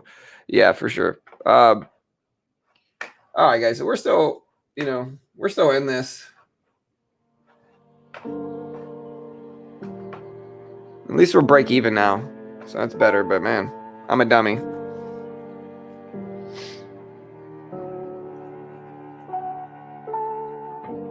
Hey, that's rough one. Hey, prayers, good vibes, happy thoughts his way, brother. I'm mostly using, yeah, I mean, Windows did that to me too. I am mostly using the Chrome desktop platform. Oh man, I look the other way. Yeah, we're out of this.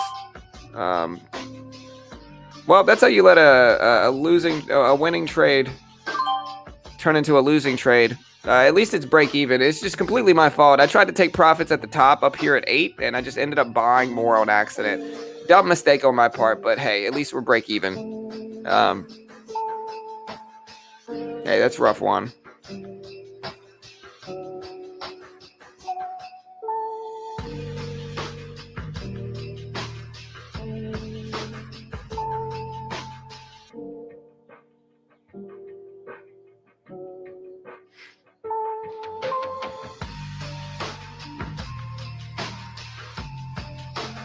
Bitcoin has resistance at what number? They say after it breaks that resistance, which I think 48K, it will drag all coins.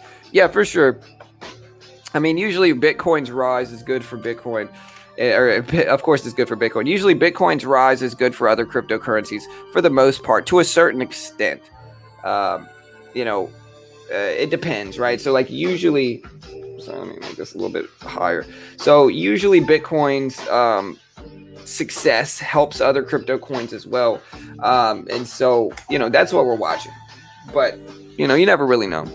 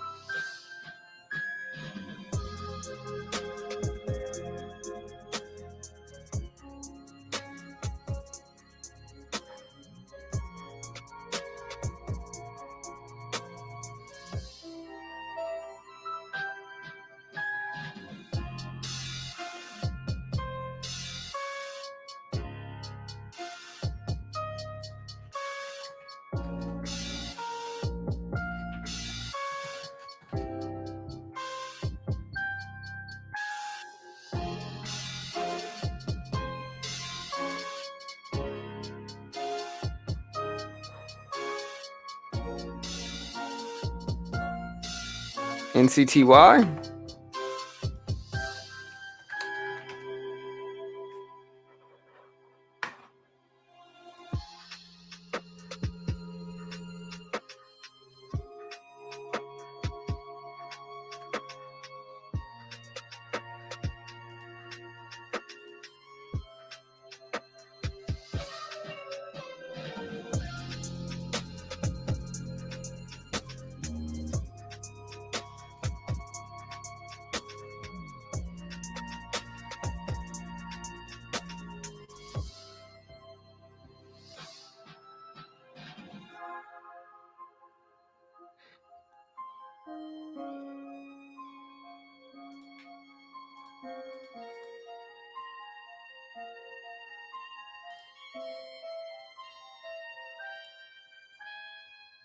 All right, guys, let me know what your favorite stock is right now. I do see NCTY starting to push up. We still have GOVX here. GOVX is at 740s.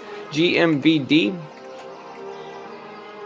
rejected there. We got NAKD that is under the VWAP now. We got NCTY. NCTY starting to pop. We're getting some volume coming in for NCTY, so we'll see what happens here. We're going to add that to our list here as well.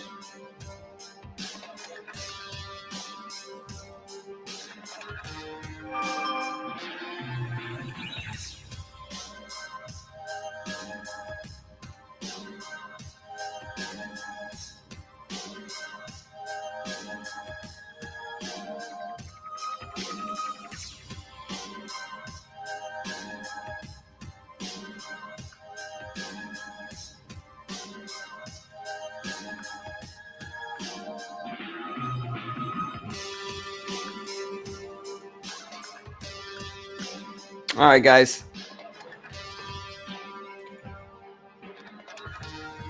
John, are you playing any card chip stocks like Disney? The shortage is huge. Yeah, AMD, MU, all that stuff. But not really. I'm not really investing in those long term because I think once everything stabilizes, they're going to go back down.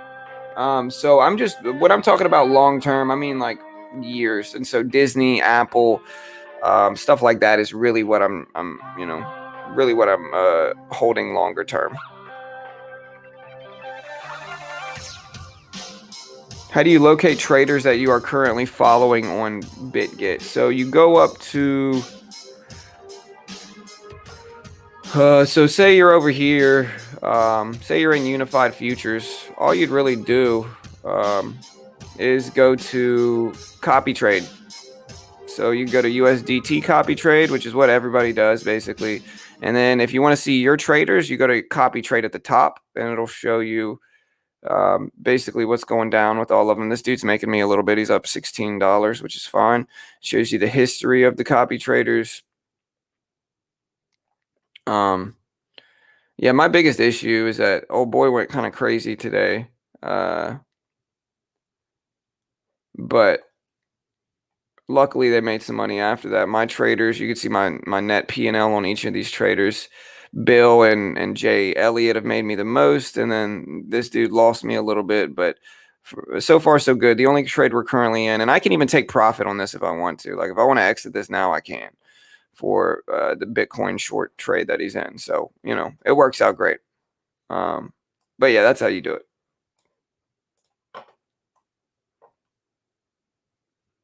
Yeah, I'm gonna be posting it for sure, Martin. It should be Saturday. And then we should have another video we're dropping pretty soon too after that.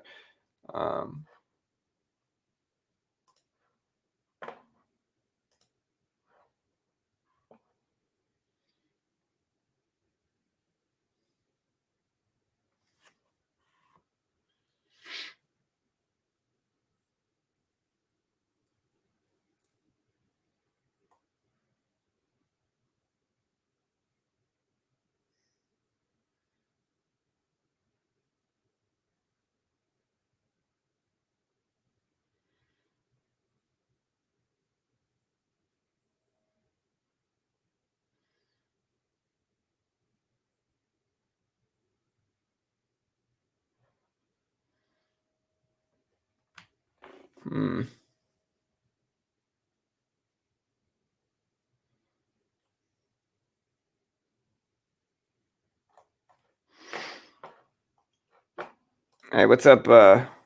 Yeah, crypto pops on the weekend. Yeah, we're probably. Victor says I can't seem to get my followers. Hold on. I can't seem to get my followers funded to move forward with trading. Very frustrating.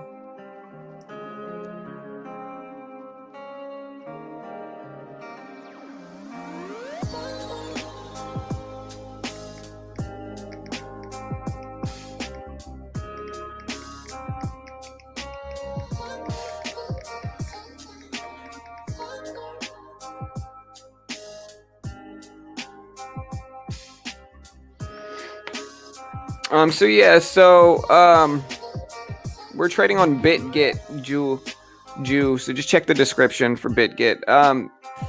But yeah, so if you want to get Victor, if you want your traders to be funded, what you have to do is you have to make sure all your money is in unified futures, and you got to make sure that's what you're trading as well, right? So if we look at this here, you want to make sure your money is in unified futures, at least if that's what you're copy trading from.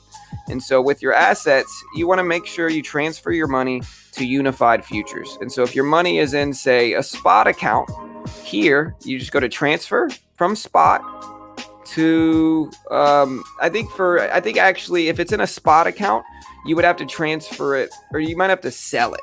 So I think if it's in a spot account, you might have to sell it and get USDT from it. So you would want to go to, let me see. So you would want to go to just spot and whatever you're holding in spot account. So if you're holding Bitcoin, you'd go to spot and you just go to sell. So you'd go up here, you would just sell the full amount, sell it. And then once you've sold it, then you should be able to go transfer that money over to your unified USDT, which is what you want it in, right? But that's what you do. And it works.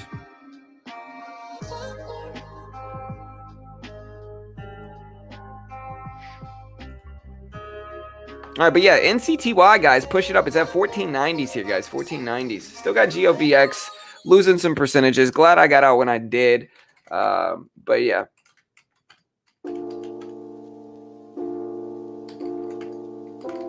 We got SNOA that's moving up a little bit after its craziness the other day, too.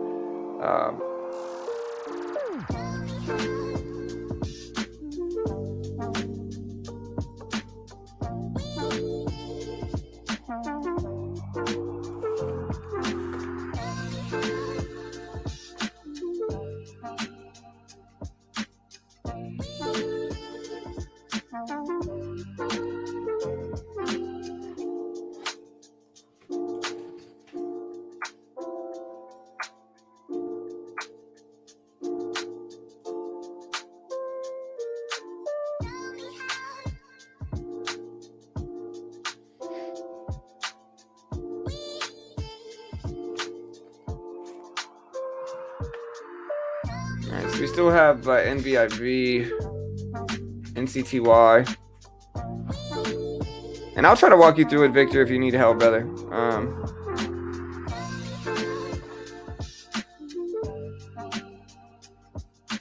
Okay, maybe you can.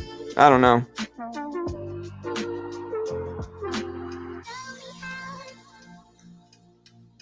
Yeah. I mean, you can have the money. I mean, you can. Well, you need to put the money in the USDT unified account, and then that's when the traders can use it. You just have to. Here. If Victor, if you're part of the Discord, I actually had somebody walk me through the steps when I was first getting started, and I posted them in Discord the other day.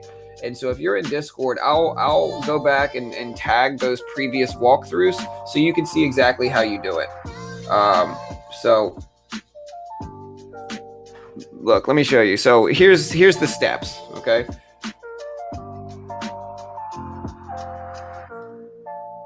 First, I said I want to convert the Bitcoin into USDT. How do I? First, if you want to trade USDT margin futures contracts, you have to convert Bitcoin into USDT to do so. But if you want to hold Bitcoin and trade futures contract, you can directly trade through Quanto swap contracts using Bitcoin as margin, so on and so forth and so on. And so that's what you want to do first. So first, you want to convert the Bitcoin into US dollars or into Tethercoin, which is USDT.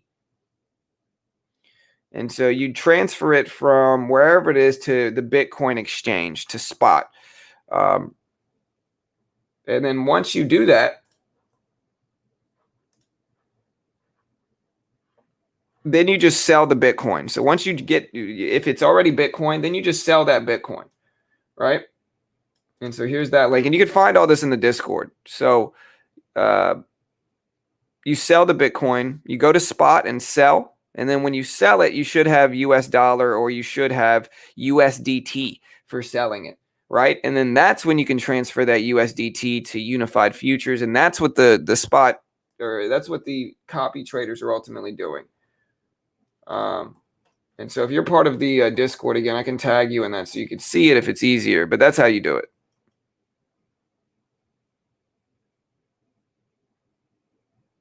Right, but you're in regular copy trade, and that's actually, I think a lot of people were, yeah, for sure. That's the same thing with me, RA. Like at first it was super difficult. I had to learn the platform. It takes a day or two, but once you get it down, like I've got it down now. I can transfer money in and out of all the different kind of niches of trading there, and it's simple. It just takes a little while, as does any, especially if you're new to crypto, which I'm going to assume a lot of you guys are. It takes a little while to learn, but once you get it down, it's beautiful. It's a beautiful thing. It really is. AMC, guys, still down. What do you guys think of this? Are you guys buying more AMC? Let me ask this, are you buying Hood? Honest answer on where you think AMC is going today, guys. Let us know. What's your honest answer on that? That was the unified futures that I haven't completed. Yeah, and that's where you want your money to go. And so you just want to sell your Bitcoin and then transfer whatever it gives you over to unified futures. At least that's what I did.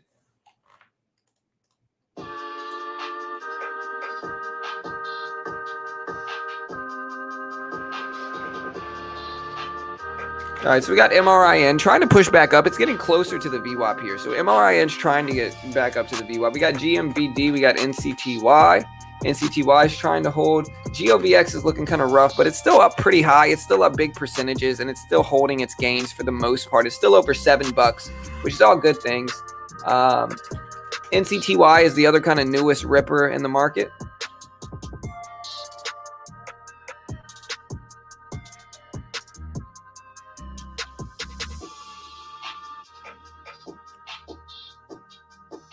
Hey guys, I get it. Y'all are talking about stuff. Let's try to keep super divisive political stuff out of the stream. I got y'all's back, but just let's not be super political, guys. It's not really a place for it. You know what I mean? Y'all could always continue that conversation in Discord or something like that. Just let's not do it here. It'll start too much drama. Like I'm very anti-politics. Mostly middle ground, so basically both sides hate me, and I'd just rather keep it outside of the stream.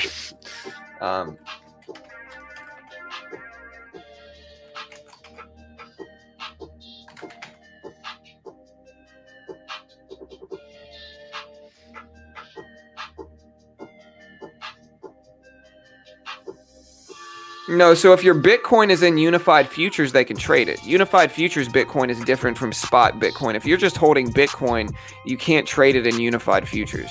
But if you're holding Bitcoin USDT, which is unified futures crypto, then you can trade it. And they can trade it. It just depends on where it is.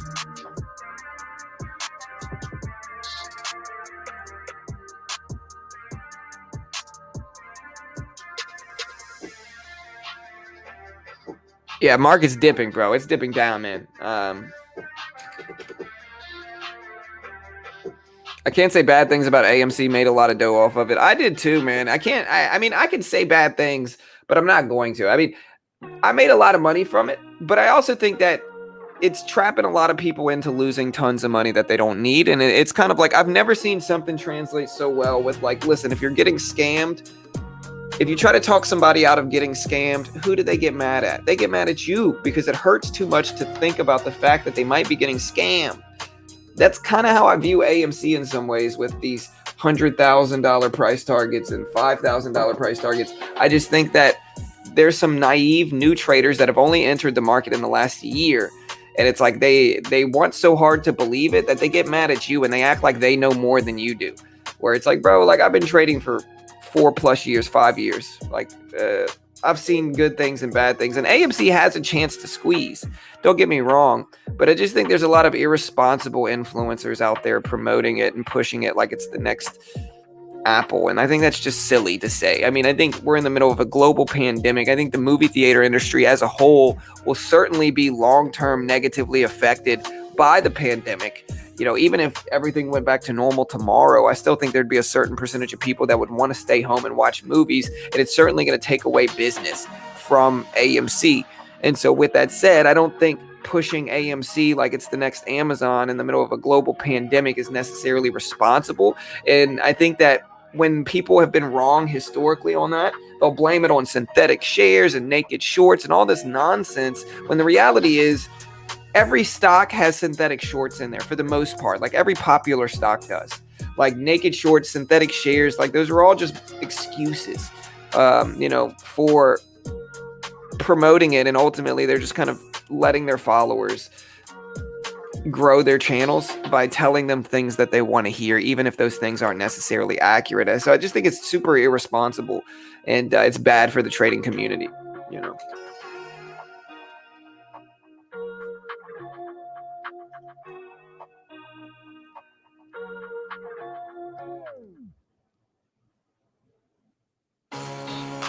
Yeah.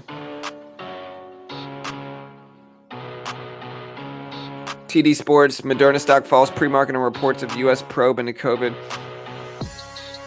Hold on, dude. Is my daughter making ramen noodles for breakfast? Bro, I'll be right back, guys. Hold on.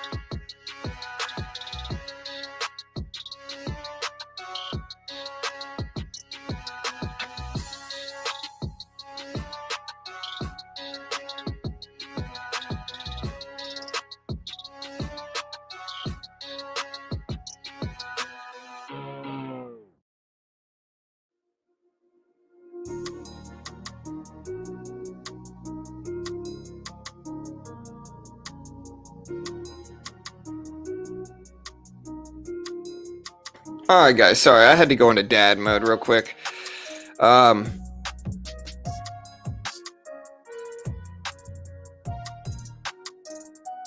look.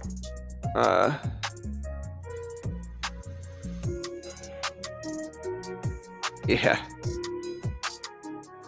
Where do you see your account balance? So if you want to see your account balance, you go to assets. Victor, you go to assets. Moderna's down.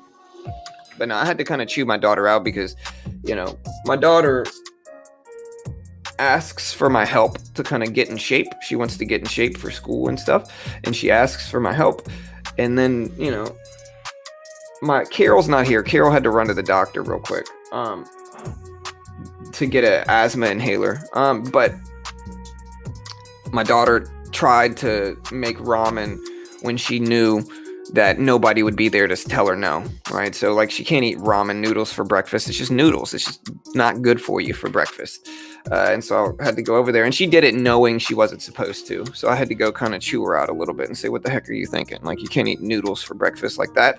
Like, you need to eat some type of protein and calorie and like, you know, like if she eats that for breakfast, she's going to be super tired all day at school, you know?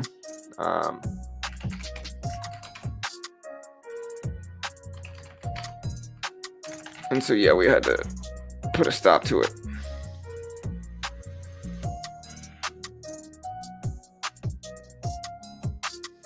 Hey, thank you, SB.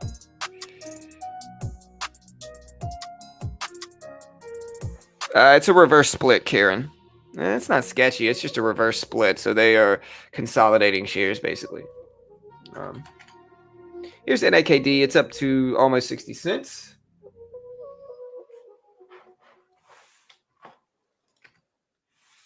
All right, so let's see what the crypto world is doing right now.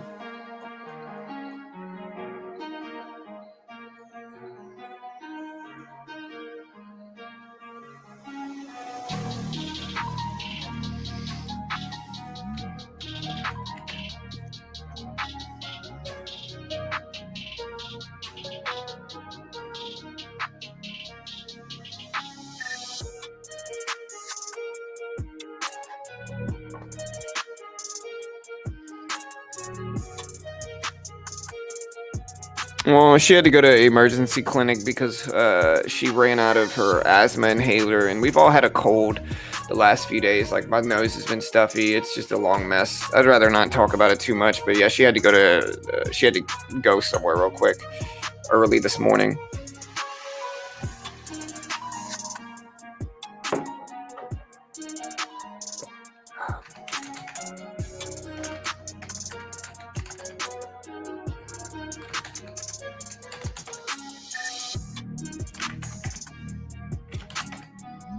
NAKD pushing back over the VWAP. What are you trading at the open? I don't know. Nah, this is a newer house. It definitely has less dust than my old house for sure.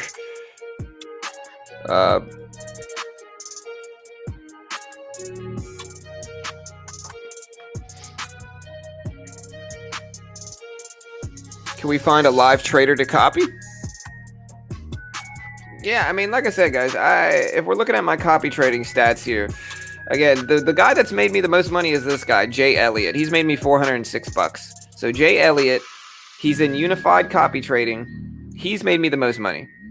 You know, let's see what else has happened. All right, so Trader Mister made me some money. Trader Blank made me some money. This guy lost a little bit. So yeah, latest trade up $23, copy trading. So, you know, we're just letting them make our money for us. And we're just kind of sitting back.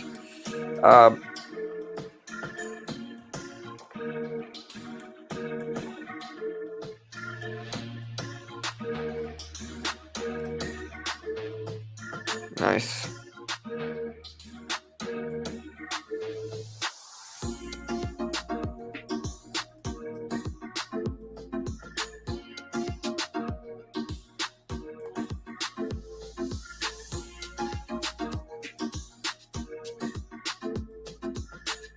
And I think cryptos are super interesting because you can short Dogecoin, for instance. I'm not saying you should. I'm just saying you can short cryptocurrencies as they break down on these trends, right? And so that's the beautiful thing about this is because even if you wanted to yourself, I could short Doge right now and trade it that way if I wanted to.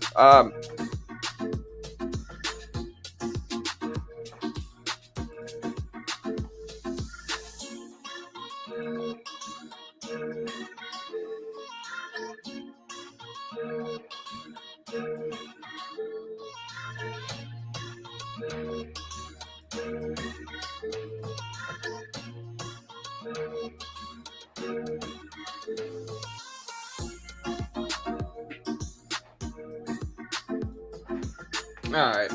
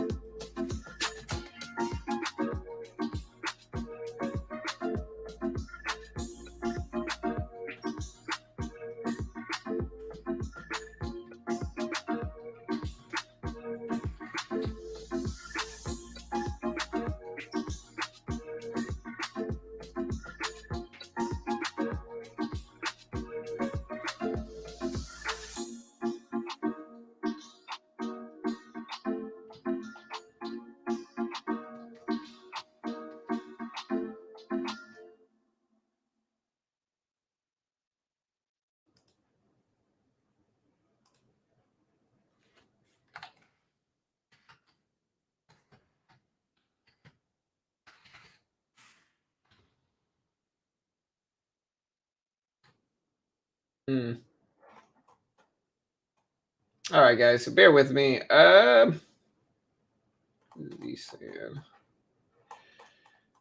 else we got? Sorry, guys.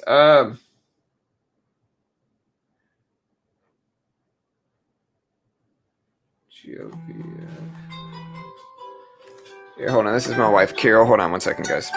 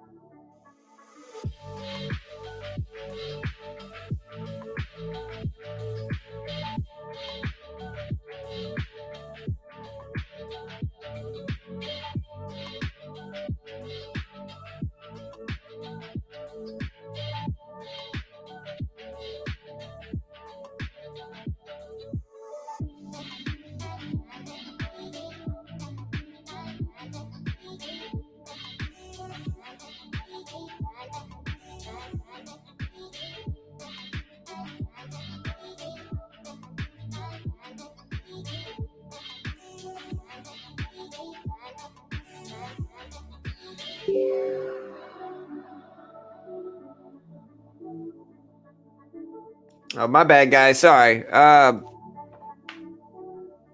my bad, guys.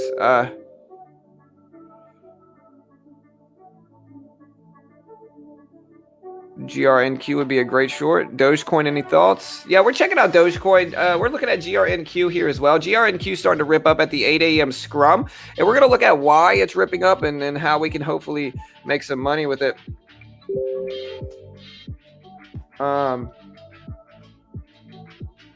Let me find the catalyst for this real quick, guys. 1 second. I'm going to bring you the catalyst here. And here's the catalyst for GRNQ. This is Green Pro. Here's the catalyst for GRNQ right now. And it's ripping out big here, guys. It's ripping out big. Yeah, are you talking about Shohei Ohtani real baseball cards? Or are you talking about NFTs? Or are you talking about MLB The Show cards? Let me know. It could be either one. I like all of those things. But yeah, we'll see.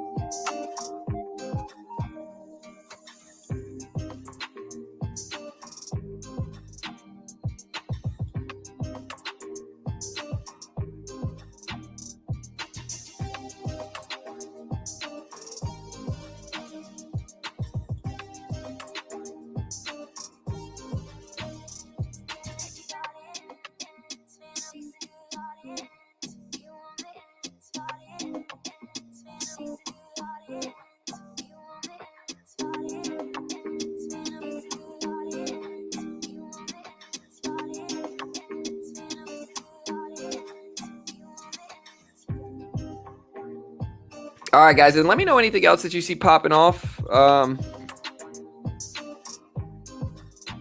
KDM has a great catalyst. First and only FDA-approved small molecule inhibitor of ROCK2, a signaling pathway that modulates inflammatory responses in fibrotic processes. So that's cool. And you can see GRNQ is ripping up pretty big here. So a big, nice rip in GRNQ. And so we're watching that. Let me get the music started. I realized the music stopped.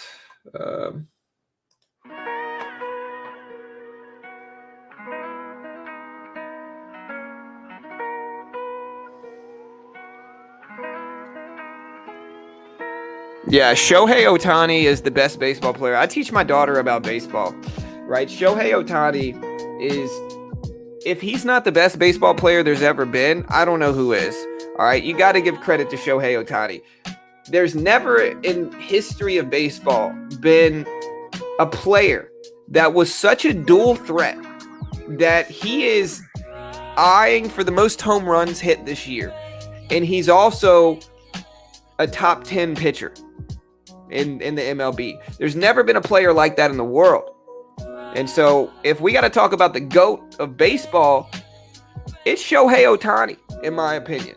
That dude is a monster, bro. You know what I mean? But anyways, back to stocks. But I got to give props to Shohei, you know. If we're talking about the best batter, Mike Trout. If we're talking about the best pitcher, Jacob deGrom. If we're talking about the best all-around player, Shohei Ohtani. You know, I don't know. It could be Trout. It might be Vladdy Guerrero Jr. could probably be up there with the best batter of all time. I think he might top Trout at this point in time. We got GRNQ pushing up over 1, so we're gonna see what happens here.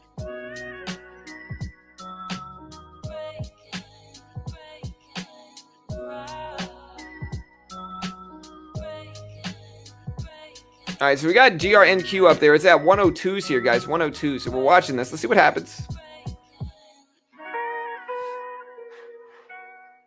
And so just to show you guys, yesterday I made most of my money with Macy's. Okay, yesterday I lost some money in some other stocks, but I found one stock that was trending beautifully. You know, and that's all you really need on the day. Of course, we had the red to green move. We have that downward move, that rip over the VWAP. And once we kind of reclaim the VWAP here and we confirm that upward trend, I buy these pullbacks. And I made these pullback trades over and over and over again because the volume was good and it was maintaining a reliable trend. And so sometimes it only takes one stock that's trending well that allows you to profit in the market. Because again, it was a tough time trading yesterday. I didn't have a ton of success, but I was green yesterday and I ended green because I found one stock that was trending really, really well. And so when you're looking at stocks throughout the day, that should be your goal, is to identify a stock that is trending well that you can attack. That is your goal. That's the mentality you need to prepare yourself for. And that is what ultimately works and helps you to build a profitable system.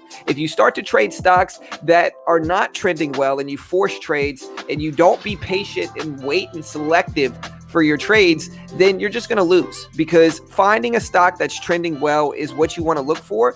And again, you use the VWAP, you see the direction it's trending either over and under the VWAP to do so.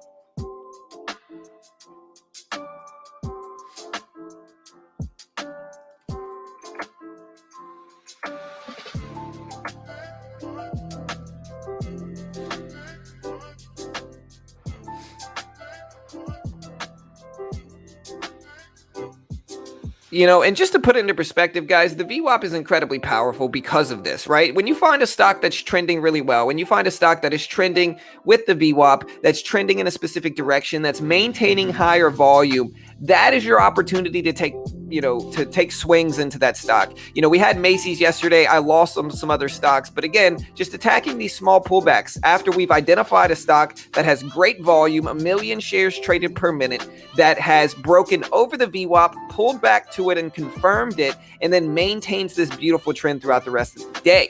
And so once you find a reliable stock that's confirmed a trend multiple times, you just attack these pullbacks over and over and over again. Again, that's how you have success with these type of stocks and these type of strategies, is just waiting for confirmation in a trend, obvious confirmation when we get this break over the VWAP and we hold here, and then you just attack the pullbacks. It's not going to work every time, but it's going to work a large majority of the time, and that's what you want in trading.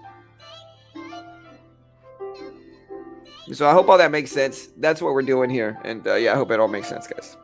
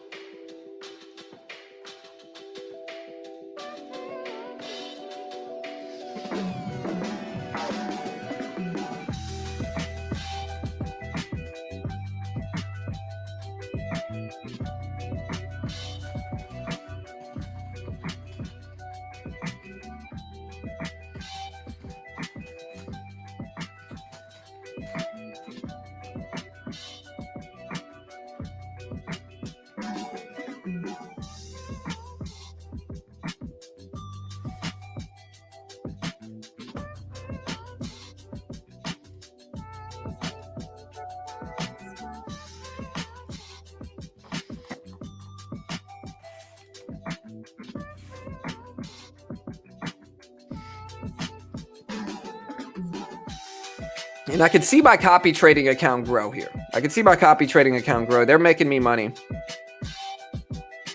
Really, the app is a little bit better, but I can see my copy trade account grow.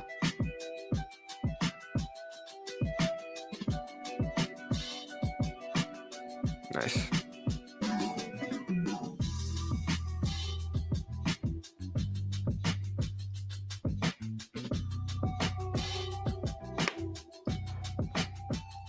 All right, so we're gonna see what happens with Macy's.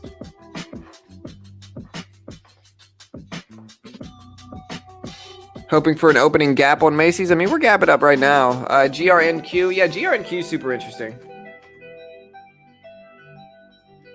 You know, GRNQ is ripping up big here. And again, what do we have? We have a stock that's maintaining a specific direction over the VWAP. Again, I'm not going to say it's going to continue this trend because it's a little bit sketchier in pre-market. But I'll say this, if we pull back to 105, I'm buying this.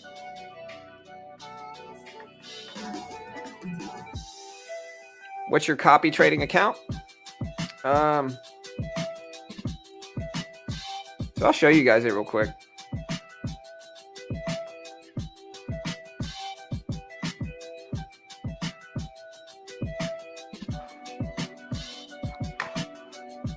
Okay, so for all those that just joined the stream, this is my copy trading. And copy trading is in crypto futures has been incredibly profitable for me. If we look at my copy trades, you can see in unified futures copy trading, just in the last few days, I am up $304. If we look at regular copy trading, just in the last few days, I am up $655 with $558 in capital. And so this is a new age form of investing where you kind of pick out profitable traders. You know, these are the traders, the one that say edit are the ones that I've picked out. Jay Elliott has made me the most money. He's made me $400+. Bill has made me a lot as well. And basically you just pick out the most profitable traders that are putting in the biggest returns and you diversify into that so that you're able to give them, you specify how much money you want them to trade of yours. And then you get the same returns that they do. And you share 10% with them. You could also be a copy trader yourself and make 10% if people follow you. And so that's how you do it. And again, it works super well.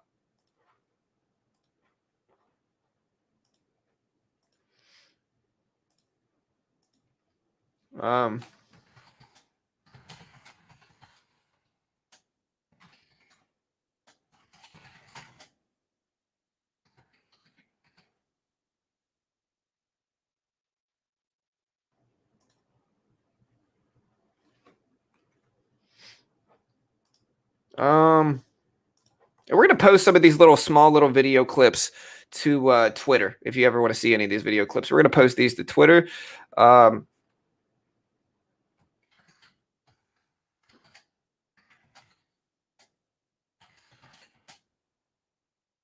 right, let me see. Let me get the music going here.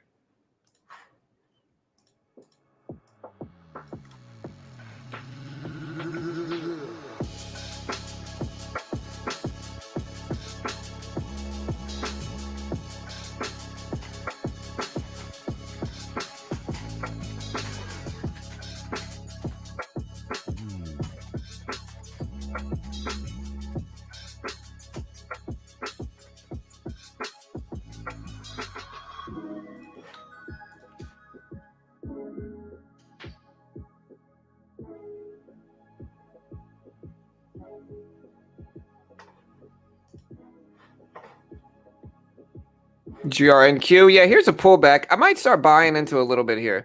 Here's a little.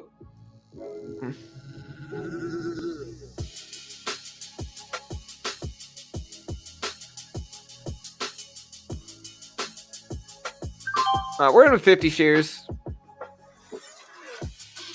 We'll add some more if we get a pullback to 110 here. That's the plan. So we're gonna scale in down to 110, anticipate a bounce here, and then maybe use $1 as a risk level. Like that's our plan here with GRNQ, and that's what we're in it.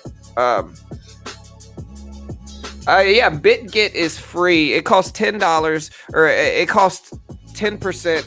You got to give 10% of your copy trading profits. I mean, to sign up for BitGet is free, and you get $10 free credit just for signing up. And you also get 10% deposit bonus up to $100 as well. You can check out the link in the description if y'all want to be a part of it. I am biased because, of course, they're a sponsor of this channel, but I think it's a really dope platform, and I've honestly had a lot of fun using them, and I've made money with them as well.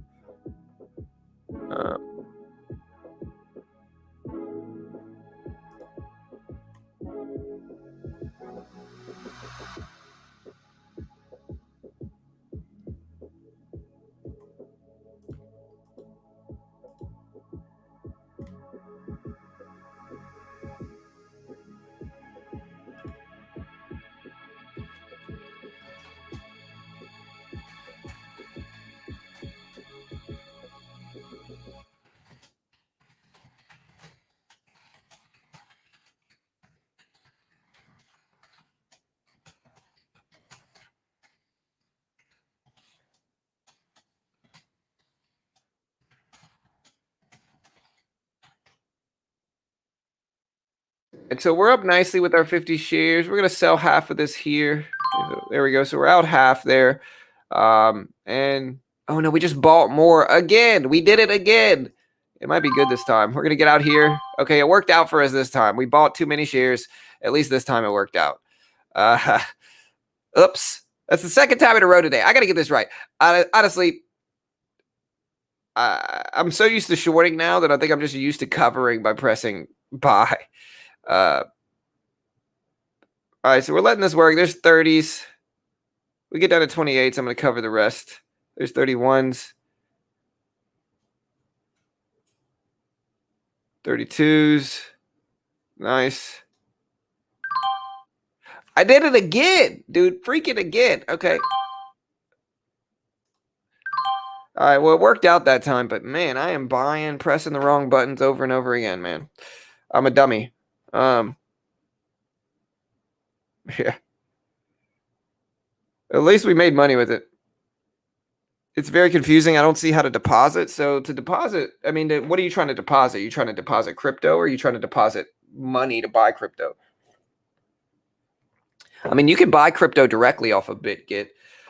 You just got to go to the top right and go to buy crypto. You got to verify your account. But I think what most people do is just send money over from, I think most people just send crypto from different platforms over. That's what I did.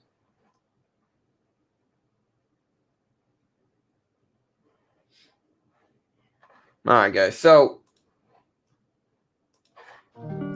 let me know what else you're watching today, guys. I mean, we got about an hour left until the market opens still, but let me know what you're watching.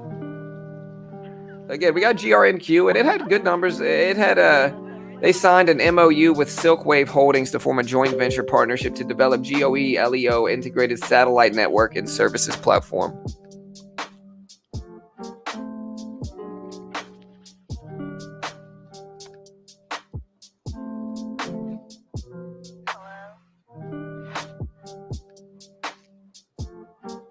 But yeah, GRNQ is ripping up big. We're up a little bit in pre-market this morning. Small.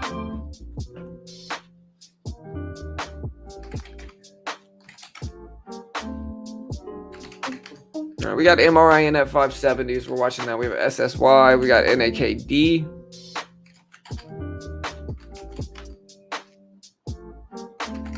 Is that GOVX dumping down here?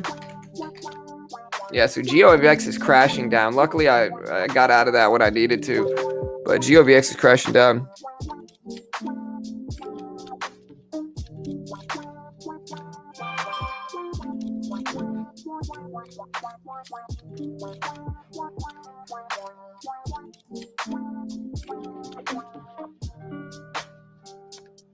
What was going on with M yesterday?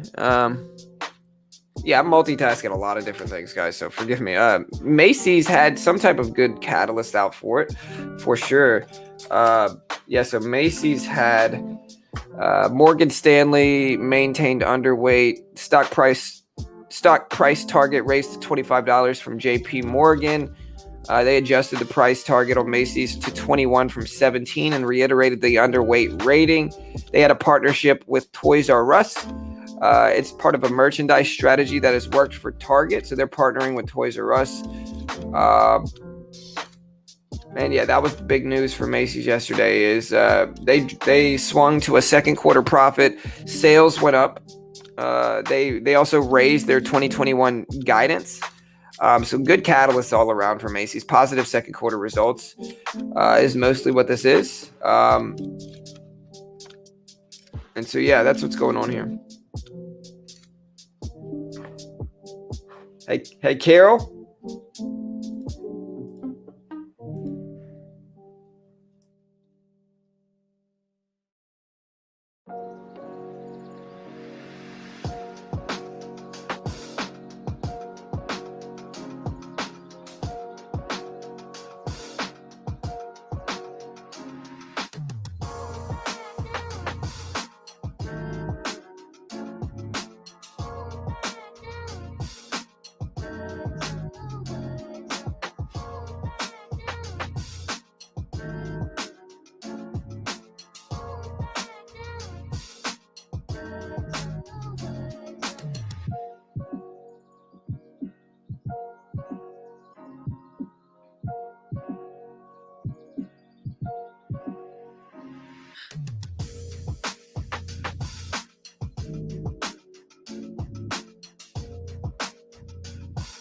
All right, so yeah, GOVX is dumping down here. GOVX is dropping big. We're gonna see what happens. We're also watching GRNQ.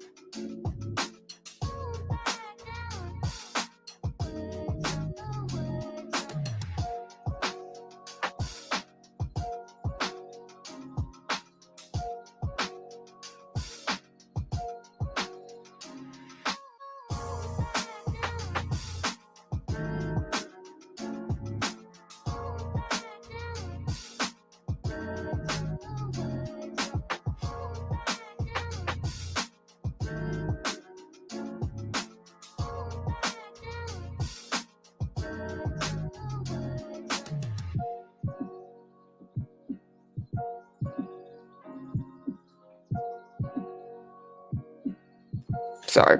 All right, but yeah, what did GRNQ do? So it's still pushing up big, man. Wow. See, I told you guys I wanted that 110 dip. I should have bought it, man. I told you guys I wanted that 110 dip, and look at that 110 dip play out, man. I should have bought it and held. I did buy it, but I should have held it a little bit longer, I guess. Yeah, GRNQ's making moves. M reinstated dividend and share buyback as well. Nice. That's cool. Yeah, I'm going to have some tutorial videos dropping, Clinton, so don't worry about it. I got some tutorial videos dropping.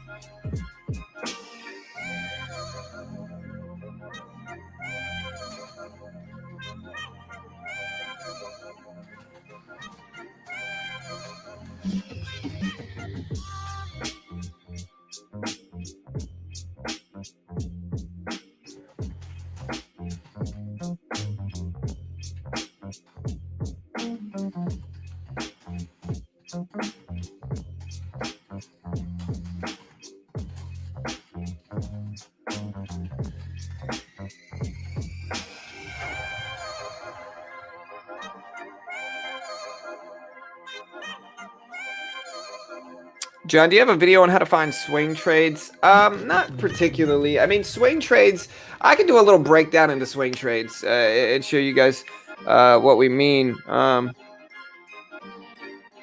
So far, 5 guys on copy, but none are trading now. Yeah, I don't know how many trades I got. I got like 5 guys on copy too, but you just gotta wait. What I do is like Jay Elliott's the most active one I've got. So, I mean, what kind of poll you want to see? Yeah, we can do a poll.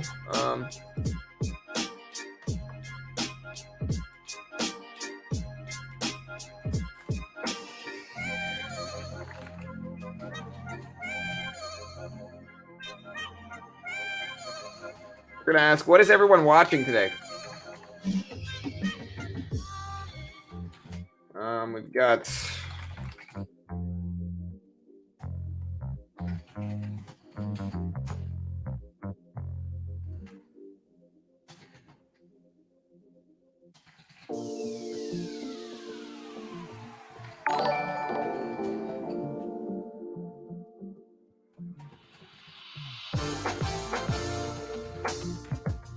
right, so here's the question. What's everyone watching today, guys? Here's the question.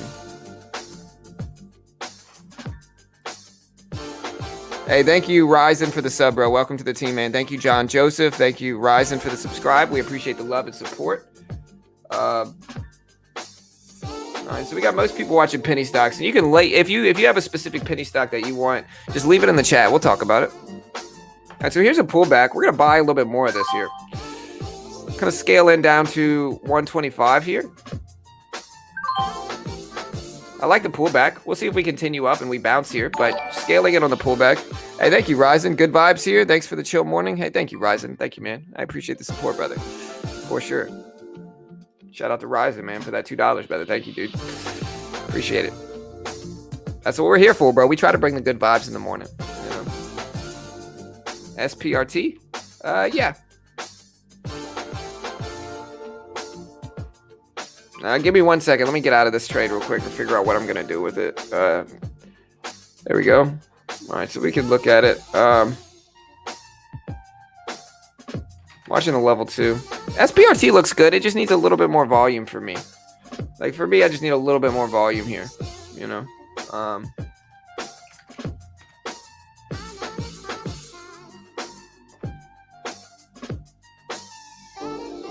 Just watching your trades today. Crypto and the SPY. DNN.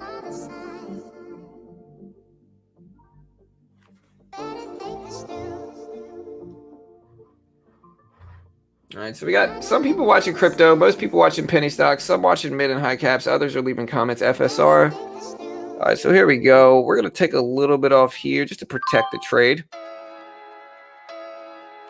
And we're going to ride the rest up here.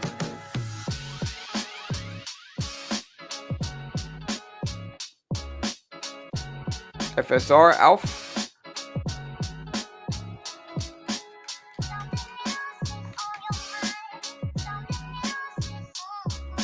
Cardano.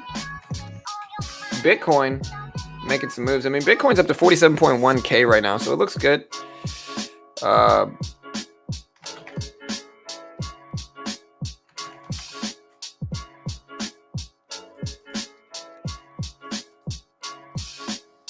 All right, so we're looking good here.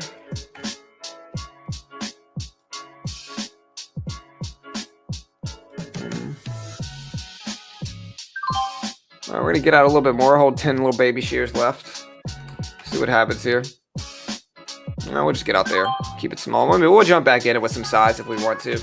Here's GOVX. GOVX is down to 680s. We're watching that. We've got NAKD trying, SSY trying.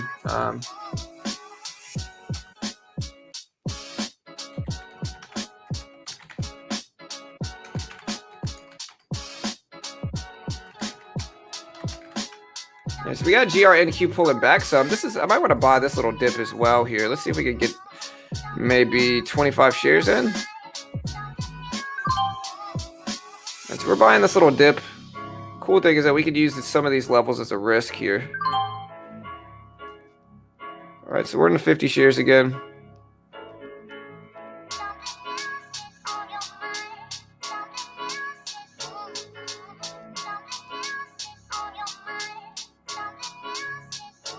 Kind of scalping a little bit right now. Let's see if we can get a rip up here.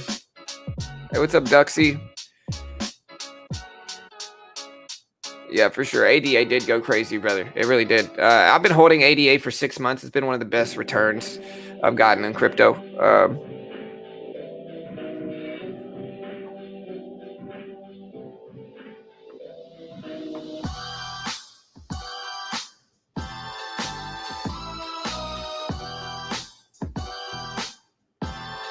All right, well, we're letting this hold, hopefully, here. We're going to let it test and hold, hopefully.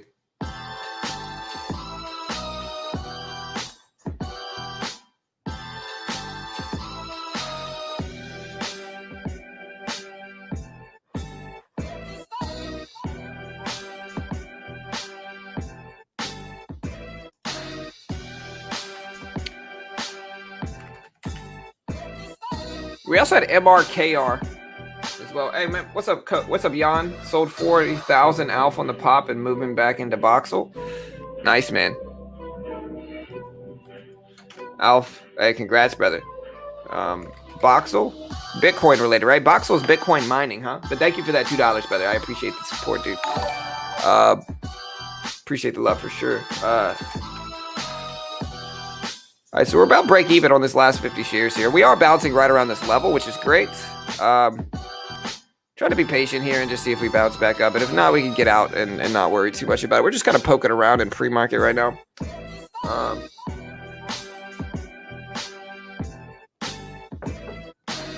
Boxel is remote learning. Okay, I thought it was Bitcoin mining related, but maybe I'm wrong. Yeah, I might have heard something about it being remote learning and stuff like that too. But yeah, we're watching NAKD as well. I think NAKD is interesting.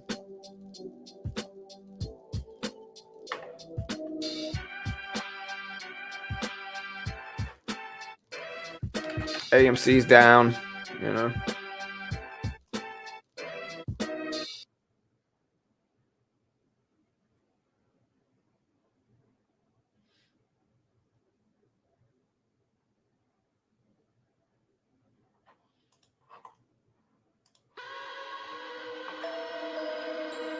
Why don't you get it by now?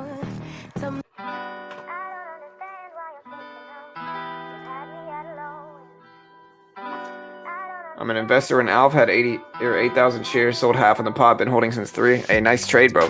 Great trade, bro. Yeah, Alf is super interesting. Hey, thank you, Hammer. Thanks for the info on M earlier.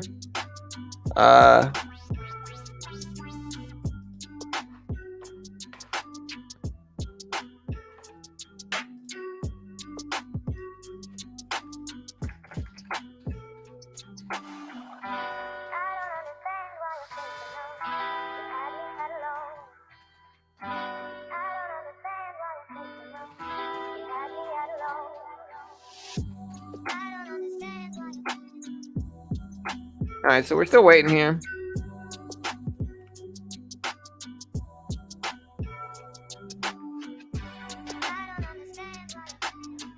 All right, but thank you, Hammer, my man. Appreciate the support, bro. Thank you, dude. All right, so we're gonna give this a little bit longer and then probably jump out soon. I mean, I don't know if I'm gonna hold this super long here. You know, there's a few stocks that I'm holding. Like I'm holding NIO and I'm holding DraftKings. You know, I'm holding NIO and DraftKings. We'll see what happens with both of those. Holding those, trying to hold those long term. We're right around my exit level, which is at 25 here. And we're going to be green in pre-market no matter what. But it'd be a lot cooler if this did move up, you know.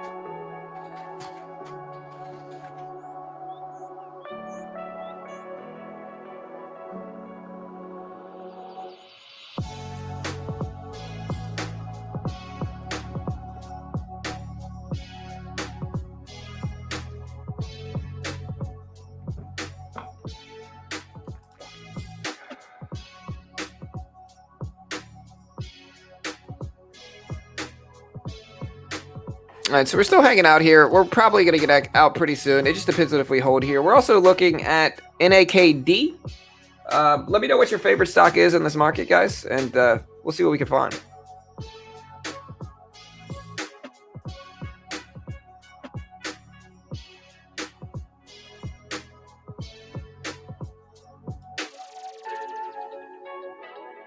All right, so my traders are working for me too here in copy trading. All right, so nice. We're back up there in GRNQ. Here's my traders working for me in copy trading. So all of my traders have made me money. All of them except for one, which is Cutting. We also had to cut another one off. I don't know what happened to him, but we don't use him anymore. But yeah, all of them have made me money except for Cutting, and we're probably gonna dump Cutting pretty soon too. Let's see. Let me check in on Cutting and see what he's looking like over here anyway. He's got a 100% win rate. He just doesn't trade that much. But if he's got a 100% win rate, how is he my only loss? Is he live in something right now? No. Yeah.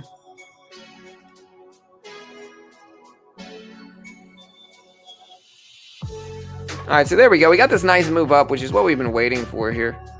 What the heck? Did anybody just see that? It just flashed a huge loss right there. Okay.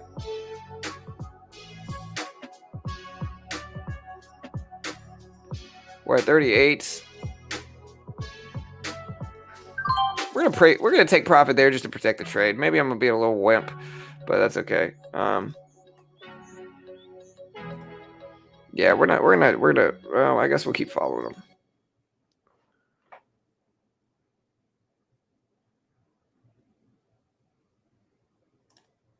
All right, so we're gonna get out here. So we've effectively made $11 this morning. Balling out of control, as we like to say. We're gonna go ahead and end this poll here. Do you have to approve the trades or it's automated? It's automated, Altuve. So I can go out and exit the trades if I want to. Like, so for instance, if I go over here, let me see if there's any copy trades going on right now. So copy trade. So yeah, there's no copy trades going on right now. And so you can see that means there's none. If you go to copy trade, there's none going on right now. Now it shows you my traders, which are all right here. And it shows you their history, which is all right here. Right. But there's none actually going on right now. The latest trade that was happening was Trader Mister made me $23, you know, and then this guy made me $6. So that's the biggest thing going on right now. We'll buy this little pullback here too. All right, so we got a little dip here. We're in 50 shares again. We also have AMC that's making a move towards these highs up here. So AMC is starting to push up towards these highs. Tesla announced AI robots. Yeah, hit the like, guys. Give support. I don't know if it looks good for today about M. It really depends, man. You know, I don't know if anything looks good or bad. Here's AMC, though, guys. So AMC started to maybe rip up a little bit. There's 3370s.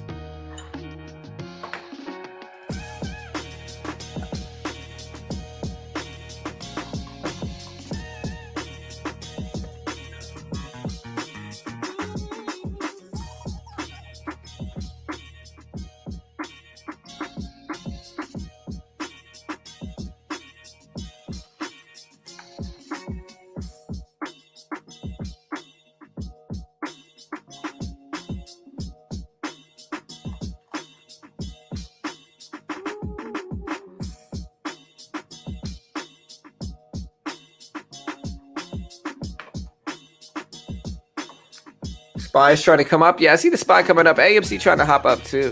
Whatever happened to MMAT?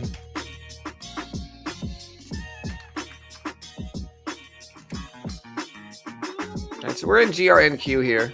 Maybe we'll add some more since we have some cushion and we'll just play into this risk, right? So like adding some more here and then just using my P&L as my risk. So if we break underneath this, then I can just get out. I think makes some sense. And so we're in with 100 shares now.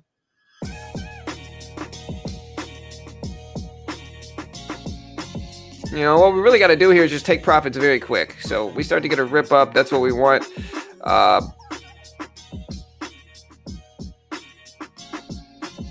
There's 36s.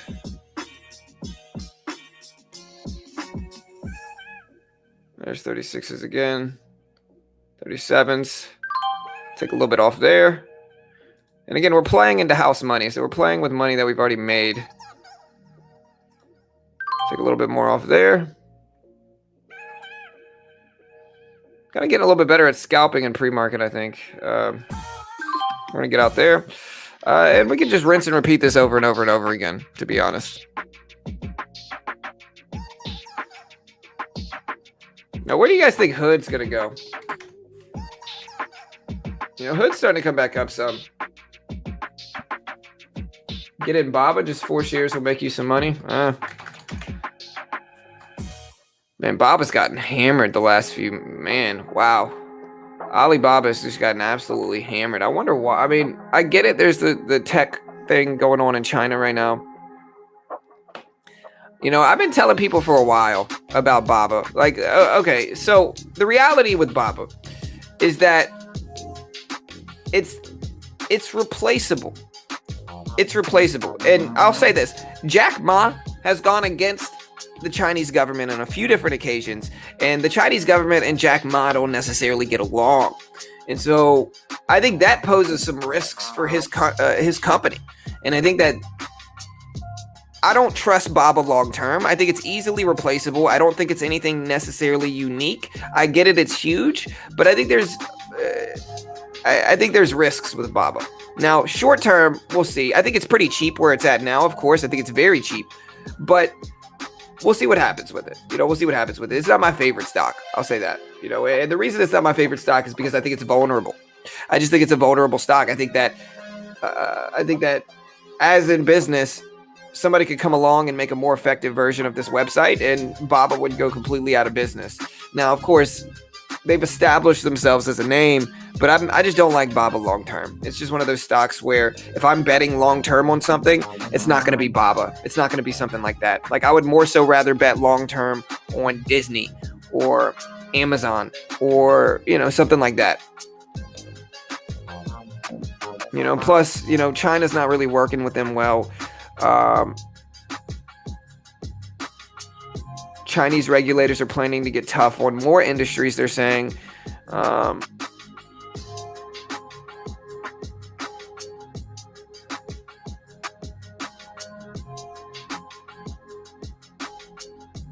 But I do think, I will say this about Baba, just to show you the other side. I think we're very cheap right now. I think Baba is very cheap.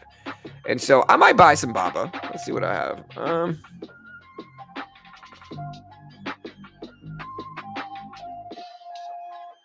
Like, while Baba's cheap, I might get some. It just depends on how long it stays down here. But it's not going to be a long-term hold.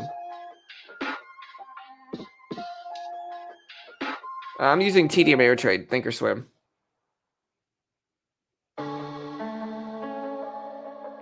Well, I mean, it's not just a millionaire business. Jack Ma's a billionaire, Alexander. So, like, he's already he's already a billionaire. It's yeah, so fine. It's right here, brother. It's right here, man. Just check the description. It's BitGet.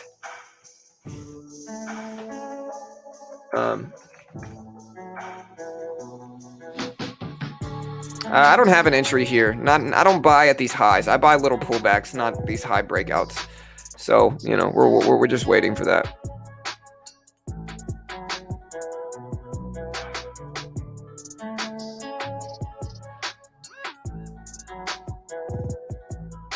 Yeah, I just think with the government going on in China right now, any type of business investment into them is a little bit risky. I might sell my NIO shares because of that too. Or at least some of them.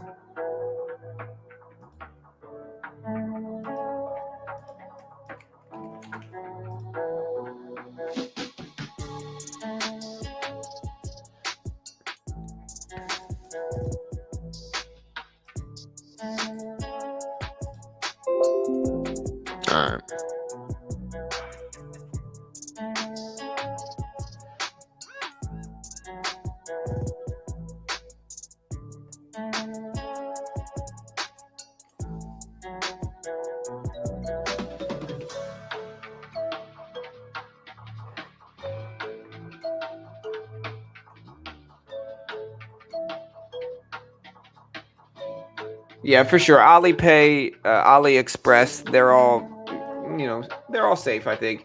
It's just going to be difficult to sustain that type of business long term, I think, considering competition coming out in the state of China as it is. I think it's going to be hard to maintain and sustain that type of business long term.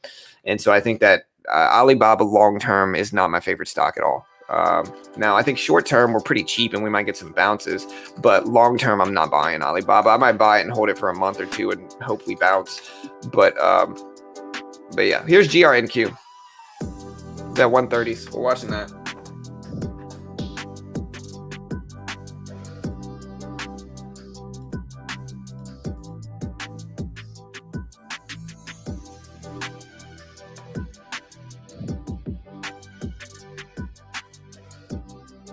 What's up, VWAP?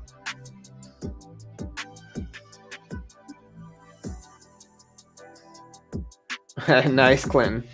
Hey, so at least you're trading. So I see you're trading on BitGet. Nice, man. BitGet's a cool platform. I've been having fun with it.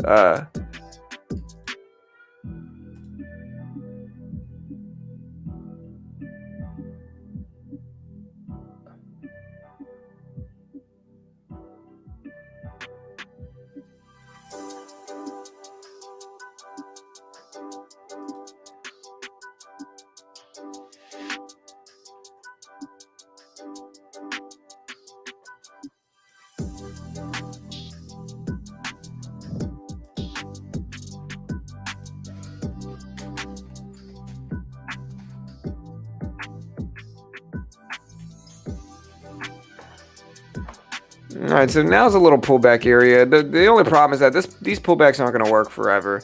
I might buy 25 shares and just see if we get a little rip up here, poking around at it and getting ready to trade the opening bell like we have been.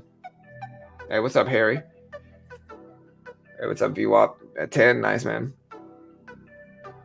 Yeah, for sure, fishing, 100%.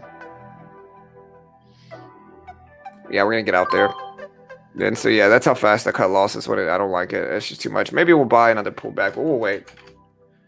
GOVX is trying to come back too. It's trying to come back.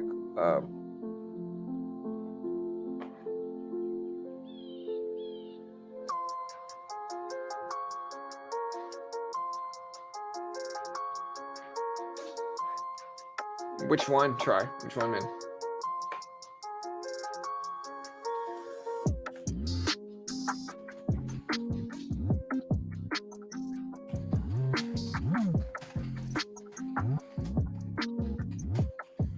Here's another poll, guys.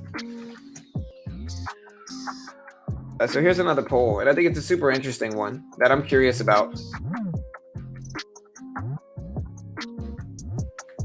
Do you trade that first 5 minutes after the opening bell is the question. Here goes GOVX, guys. GOVX is popping up here. It's at 730s here. 730s for GOVX. Making moves here.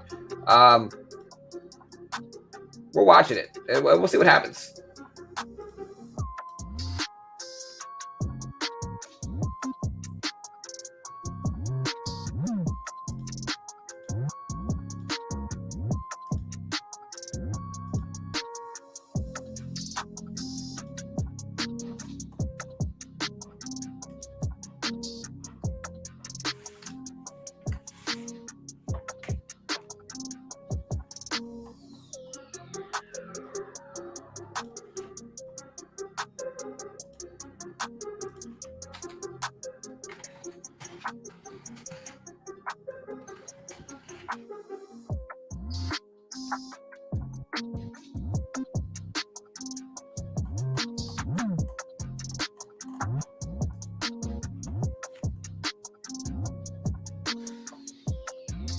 Very rarely. Mostly I sell swing. The only time I'll take an opening bell trade in that first 5 minutes, if it's like a picture perfect red to green breakout, or more importantly, if it's a picture perfect green to red breakdown. Those are usually my favorites, right? So if it's a picture perfect breakdown, like for instance, I know a lot of stuff did it yesterday. For instance, AMD was one of them. So like yesterday, AMD pushed up nicely and then ripped down, and we were able to short into that. Let me see if I can find a better example. But that's what I'll trade. Yeah, this is the only time I'll trade the first 5 minutes, is if we get a breakdown like this, right, where it's just beautiful up and then crash down, and then I short here. I short into these little bounces, cover into the rejection. One of my favorite strategies, probably the most profitable strategy I have in the market currently. Very profitable. I lost too much money trading the opening bell to deal with it anymore. It's straight chaos. Yeah, for sure. Definitely is.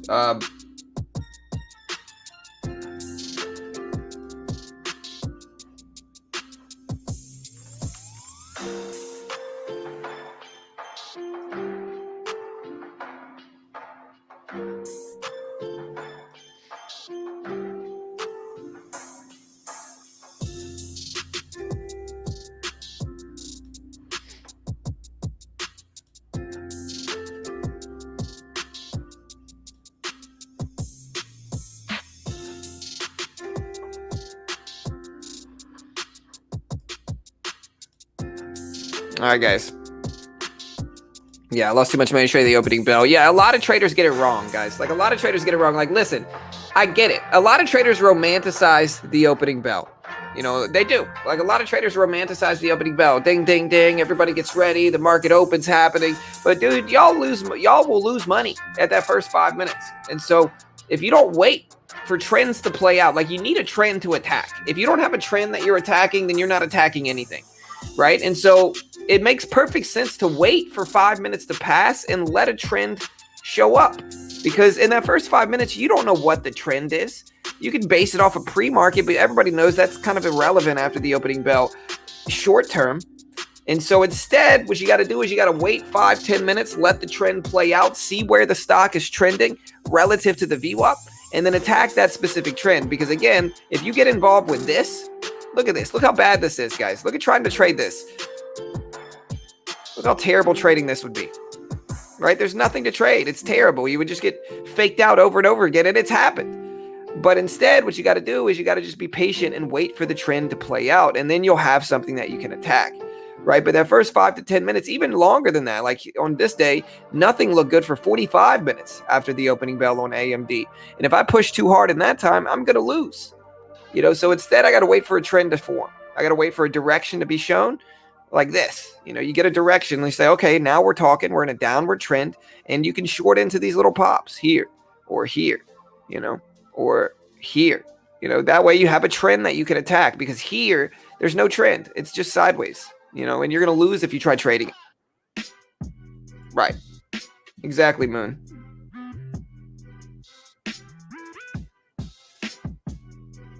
Right. I actually rarely make my first trade until 10:30, like John said so eloquently. I need a trend. I need to trade a predictable pattern. That's exactly right. You need to trade a predictable pattern for sure. Usually everyone is on the same side of the boat at the bell. Yeah, for sure. Corey, you got your mug coming, brother. You got your mug coming. I sent it out a few days ago. Yeah, I mean, that makes sense, Jason. You know, quick sell short, hoping the price goes down, take a profit. GOVX is still looking okay. GOVX is still going to be one that I'm watching pretty closely at the opening bell.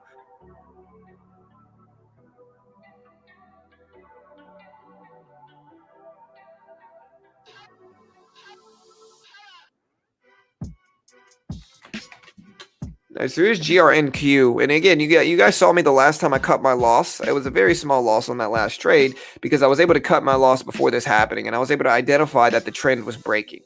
And that's how you make money. Is you can if you can identify when the trend is breaking, that's the best time to attack stocks for sure. What is the mug you speak of? Link me merch. Yeah, for sure, brother. I don't have one with me. Let me see if I can find it. Oh, I had a picture somewhere.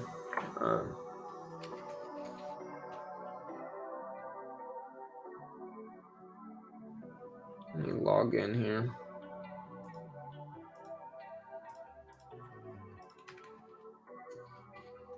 Show you the mugs. Let's see.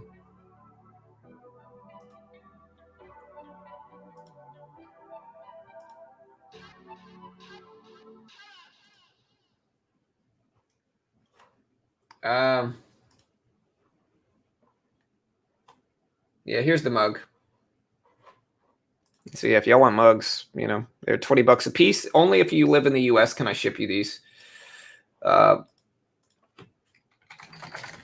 if you live in the US and you want to buy a mug, they're $20 a piece. I can, if you want one, let me know. I'll send you my PayPal, and you can just PayPal me $20 and I'll send you your mug within a week or two. But yeah, they're beginner trading mugs. They've got the VWAP fade short pattern that I trade so often on there.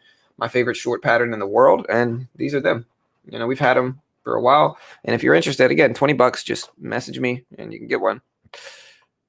Yeah, we got the VWAP fade. So it's a VWAP pattern. So you short here and ride the breakdown. But this is the actual mug. I think they're pretty dope. Nah, there's no VWAP bounce mug. They're smaller mugs, SS brutal. So they're I think 8-ounce mugs. All right, guys. Cat B, reverse split. GRNQ still trying to hold. GOVX still trying to push back up. We got MRIN still gapping up some. You know, MRKR, same thing. NAKD, a little bit cheaper, dumping down under the VWAP. Now we got ATIF trying to show up. We got CTIC trying to make moves as well. So we got a bunch of stuff that we're watching. We're going to go ahead and end the poll here as well. Do you trade the first 5 minutes? Most people say no. Some people said yes.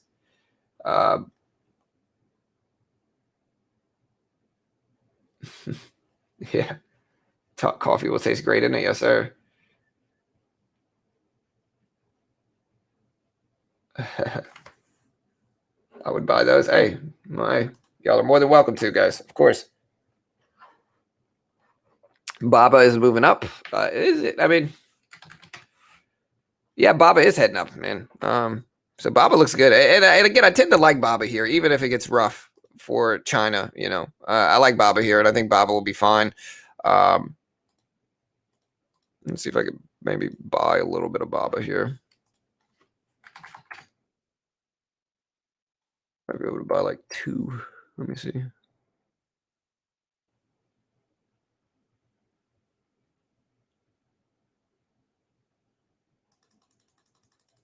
Yeah, Baba is absolutely ripping up, guys.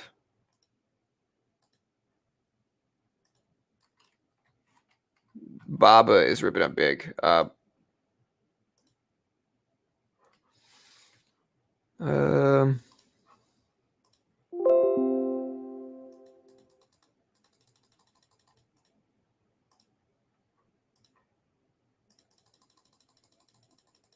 Oh my gosh, man, I'm trying to catch it, but my limit order is not going fast enough.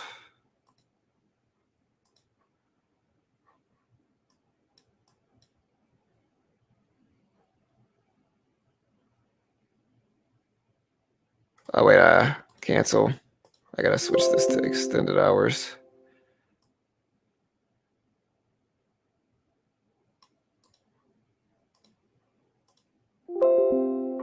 There we go. About 1 share of Baba. We'll see how it goes. But yeah, Baba is ripping up really nicely here, guys. So Baba's making some big moves. Yeah,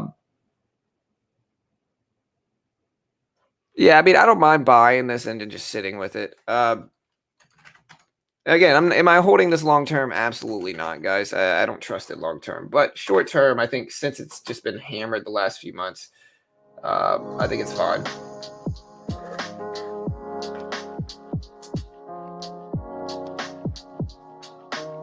Well, the music stops when the playlist is done, and we got a bunch of little mini playlists, you know.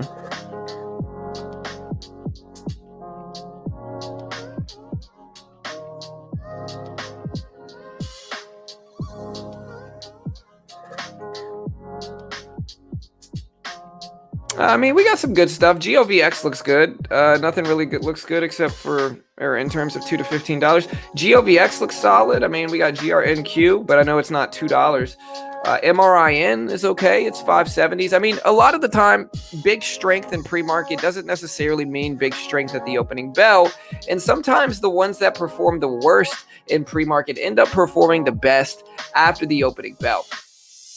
So, you know, I'm just looking for stocks that have people's interests here. So MRIN is certainly one. Marin Software, MRKR, SSY, you know, Gene, GRNQ, of course, you know, GOVX. Those are mostly what we're watching. And then a lot of stuff started to reverse, including the SPY just now in pre-market. So the SPY is starting to reverse here.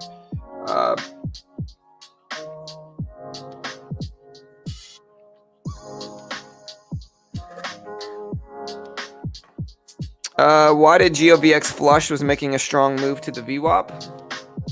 Because the VWAP rejected it. Traders took profit. Like, the VWAP is such a huge level, guys. People don't understand this, but like, the VWAP is such a massive level that so many other traders are watching it. And so long traders that buy it down here are taking profit up here. And short traders that, you know, they're shorting into it at the VWAP as well. It's called a VWAP fade. It's really what's on the mug that we bought is a VWAP fade because the VWAP will reject stocks. Why? Because so many people are watching it and the sentiment changes as we're underneath it. And so really we're just down. We're sideways trending right now. It's slightly downward trending here. Just because we moved up to test it doesn't mean it's strong. We're just mostly in this little trend right here. This is basically what we're at right now. And it's not too bad. I mean, again, it's moving and the volume is good enough for me to watch this one. It has some eyes on it. And so the volume is good enough for me to pay attention to GOVX.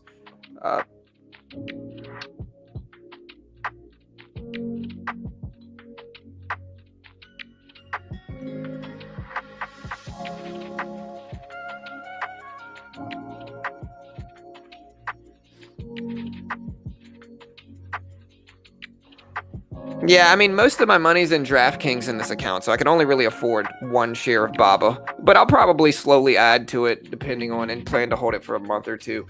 I just got to transfer money over. I've got money so like all around in a bunch of different platforms. So, you know, we just got to manage everything.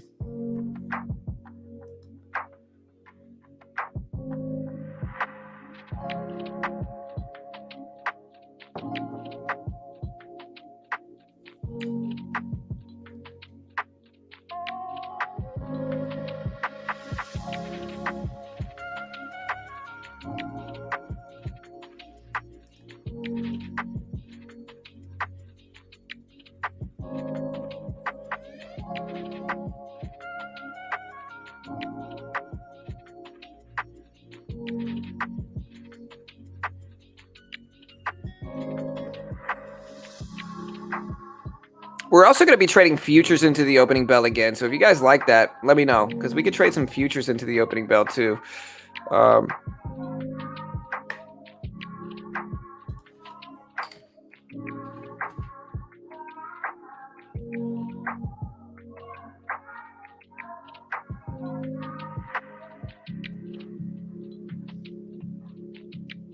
Dude, I really would like to go live on Twitter as well. Does anybody know how I can go live on Twitter? I see some people doing it. I don't have a Periscope account anymore. Let me see. All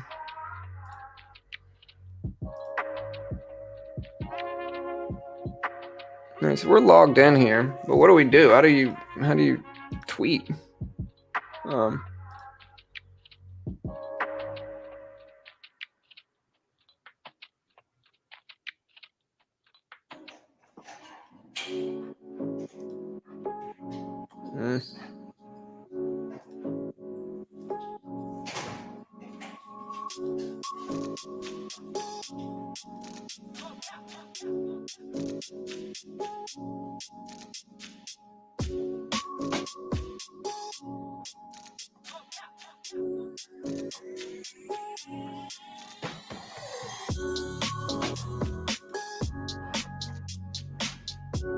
No, I can stream on Twitch. I like to watch you trade futures. Pretty cool concept, John. Hey, thank you, man.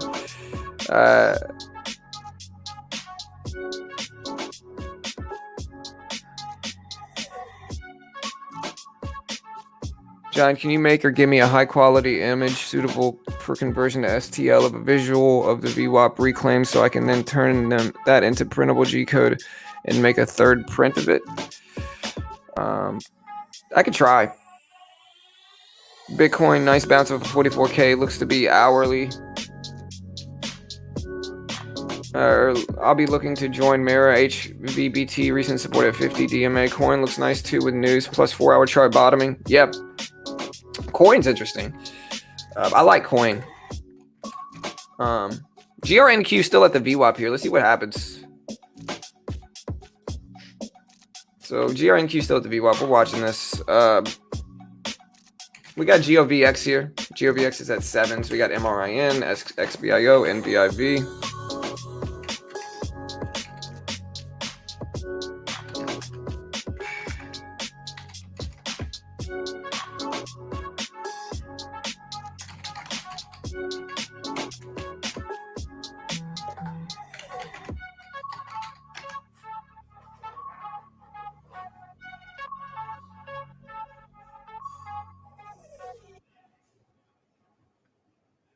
Both of them do.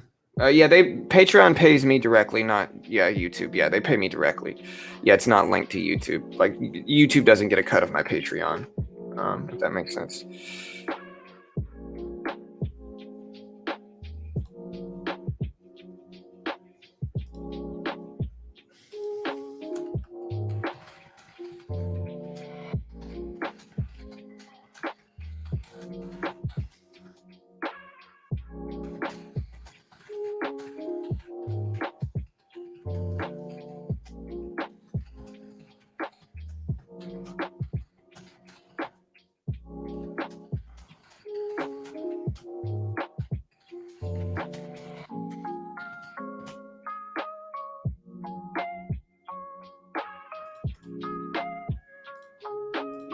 There you go.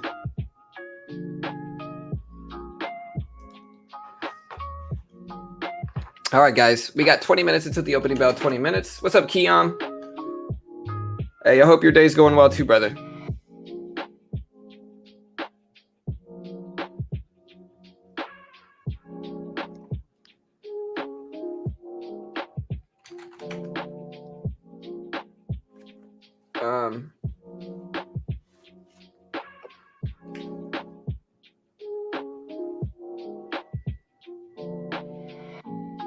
What's up, baby? What's up, Ramsey? How you doing, man?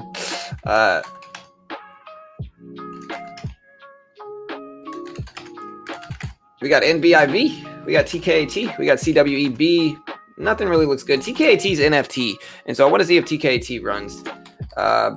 I guess that's a good question. What do you guys think the future of the NFT market is? Hey, thank you, Keon.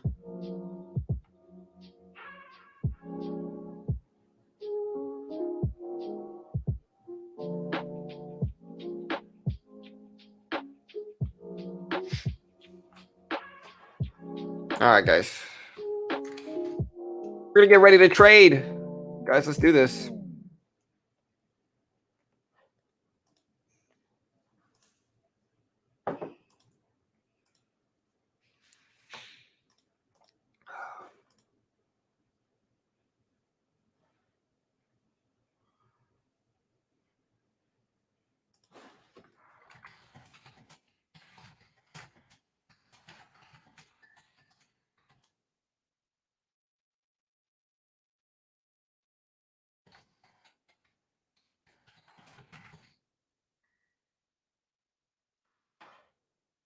All right, guys. Yeah, we're gonna get ready to trade the opening bell. Let's do this.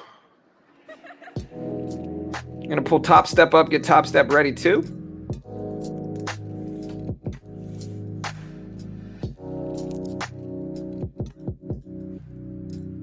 Yeah, the copy traders are making me money, man. I'm watching the money in my account go higher and higher.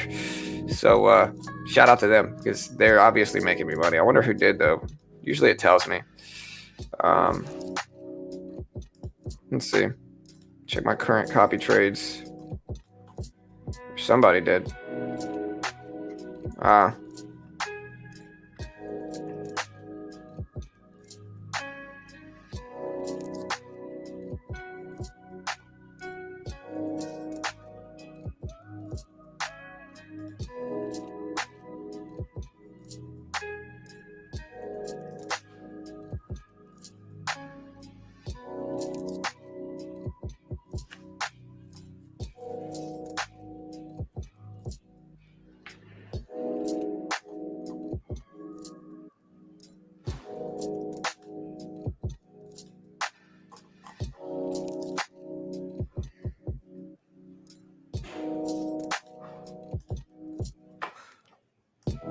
All right, guys, we got 15 minutes into the opening bell. What's the fee schedule like? They just take 10%, Alex. So the copy traders get 10% of your place. Currently, right now, I have about $1,000 diversified into 5 different copy traders. So I'm giving each one about $200 to trade with. And they've made me big percentages from that. They've made me like 20% total, I think, 20, 30% on my account total. So they've been doing good, man. You know, of course, I can't guarantee it's going to work for anybody, guys. You know what I mean?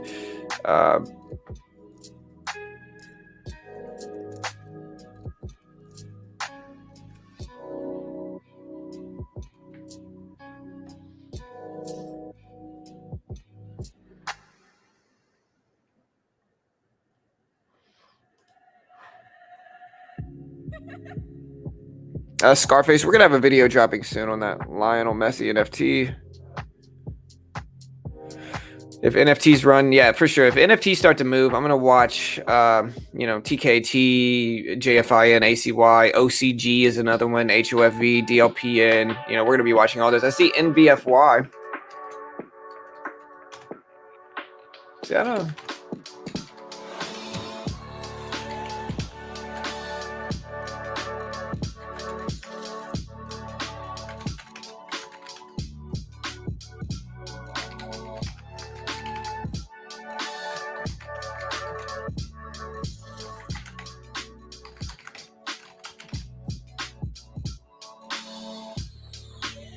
Hey, what's up, Tariq? Hey, good morning, brother.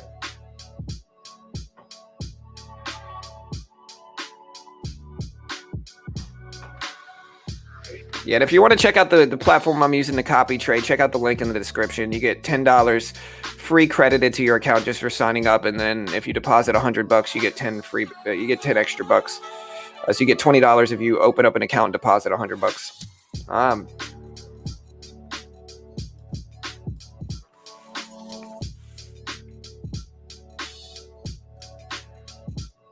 All right, so we got GOVX popping up here. It's the second test of this VWAP level. So it's the second test here. And we're going to see what happens.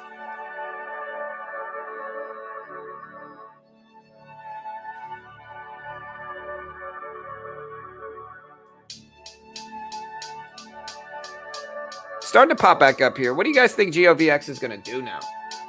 I guess that's the question, is where do you think GOVX is going to go now?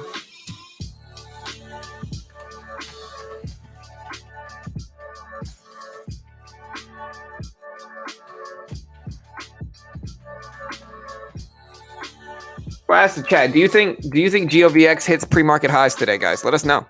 Let us know. Do you think it's going to hit pre-market highs? Let's talk about it.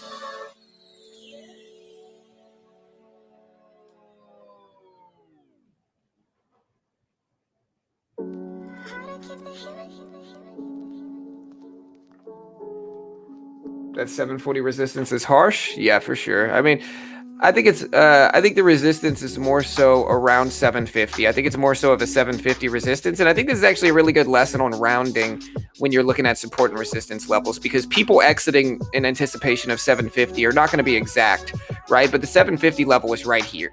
And so it's not really 740. I think it's mostly traders reacting to 750. And so, you know, the 750 resistance level is a big level. It also coincides right around where the VWAP is too. And so I think, I think this is the big level it's got to get over first. And we'll see what happens. You know, very low flow, big moving stock. And yeah, we'll see what we get. You know, a lot of action from it.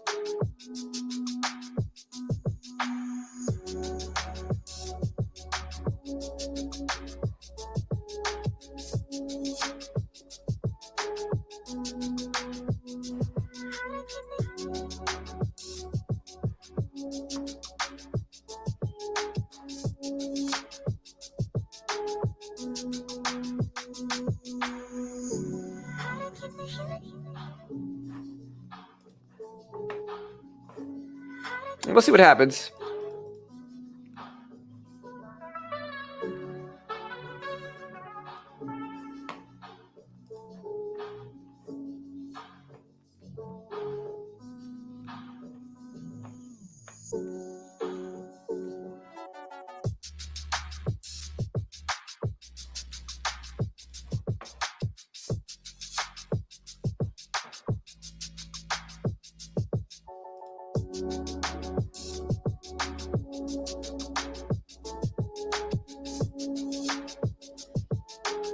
All right, so rejecting at that level too. Yeah, we'll see. We'll see. All right, guys, we got 10 minutes. We got almost 500 people. We got 440 people. It's Friday. It's slow. Not a lot of stuff going on. All right, later, view up. I think GOVX will hit the close to pre-market at power hour. If it does, that would be when it would short it. Interesting. Hey, thank you, Vishal, for that subscribe, bro. Thank you, man. Y'all be like Vishal. Hit the subscribe button if you haven't already. Do it now. So we're torn on this one, guys. 54% of you say GOVX is going to hit these highs. 54%. The other 40, I guess now 46% think it's not going to hit those levels. And so I'm curious to see what happens. Let me know what you think. Let me know if you like it or dislike it and why. And Fishin said you can be guaranteed GOVX will do something crazy at the bell. John, you should buy one share of Tesla on their news. Maybe, man. GRNQ 142s. Yeah, GRNQ popping back up. Beautiful VWAP hold here. And again, this is why you can play it off the VWAP a bunch.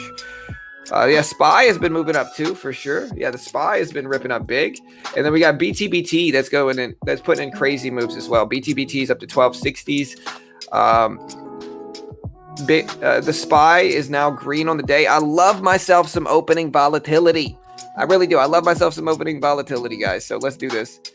And again, if you're a crypto trader, I see a lot of crypto traders here.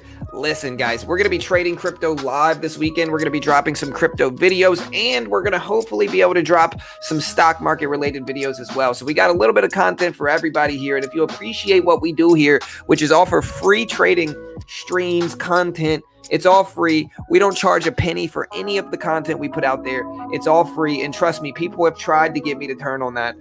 Everything's free. If you haven't already, subscribe, show support for that type of movement because it's rare in the trading space, and I certainly appreciate it if you do. SPRT? Yeah, we can look at SPRT. SPRT's up to 995s, 945s, I mean. So yeah, SPRT's getting a little push, making a little move.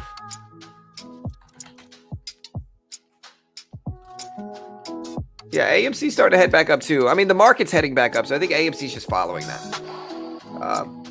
So here's the SPY. Here's AMC. So I think the market's just following that. We got 3 minutes, guys. I'm going to raise my desk and go ahead and be my standing trader self here. Let me make sure I don't break my computer doing this, though.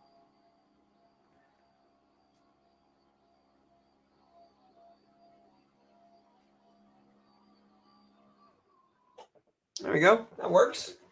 Now we raise the desk.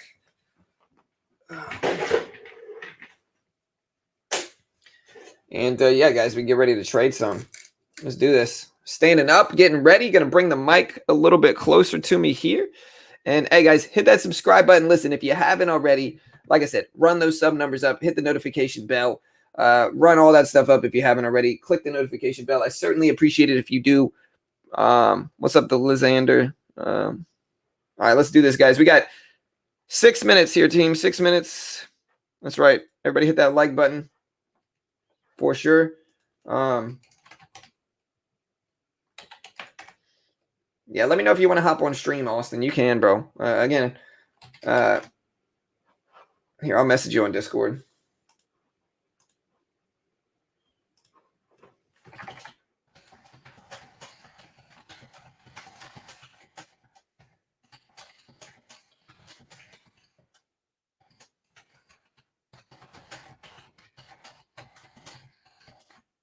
But yeah, guys, listen, we got 6 minutes until the opening, but I just sent you a message, Austin. But yeah, so far my top watches, guys, are GOVX, GRNQ, NAKD, NVIV, SSY, and GMVD. I forgot to on my top stopwatch list. I don't even have the biggest mover here. Let me see. We got to put GRNQ.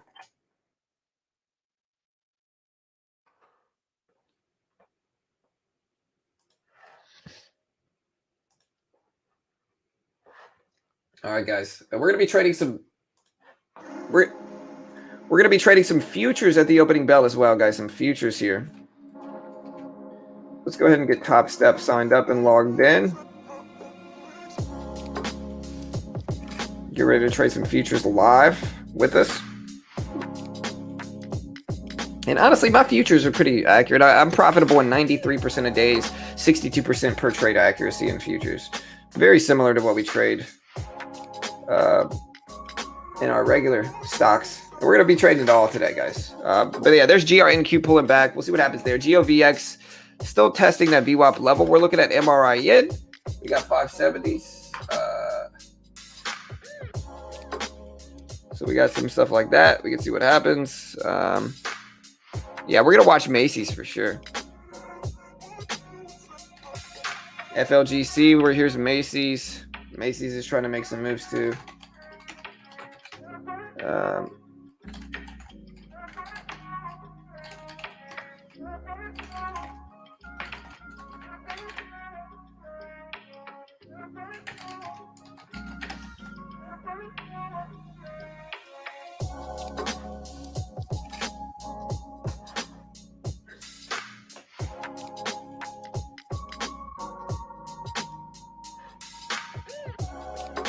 All right, we got PALI starting to pop. PALI here. Hey, thank you, Chelsea, for becoming a member. Thank you very much, Chelsea. Shout out to you. I appreciate that, Chelsea Bell. Thank you for becoming a member for the stream. We appreciate the support. What's up, Kyle? Yeah, I'm talking about in futures though. Futures are a little bit different, but yeah, that's my win right here. GRNQ will be my focus pre-bell or after the bell. Runner, maybe so. FLGC is looking good. Uncle Smokey here. FLGC looks okay. It's bottomed out twice, double bottom there. Let's see if it starts to rebound. Looks pretty nice. We got PALI moving up late this morning, guys. Late. We got PALI moving up some. And we're going to bring you the hottest stocks of the day after the opening bell. We're going to trade futures and stocks, mostly penny stocks and some mid and high caps after the opening bell, completely live. And let's do this, guys. Wish us the best. Let me know your favorite stock.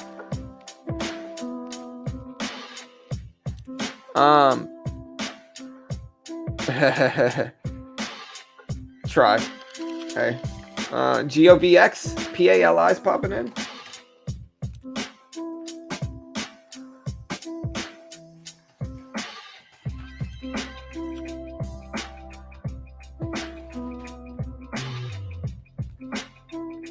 Nice fishing. Hey, yes, sir, Nick. Let's do this. Good luck, guys. We got 2 minutes here, team. 2 minutes.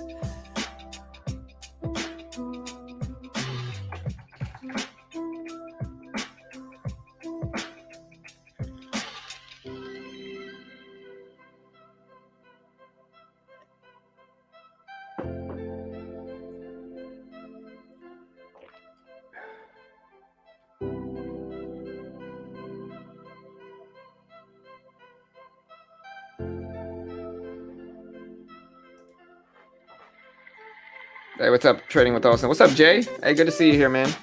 Happy Friday to you as well, brother.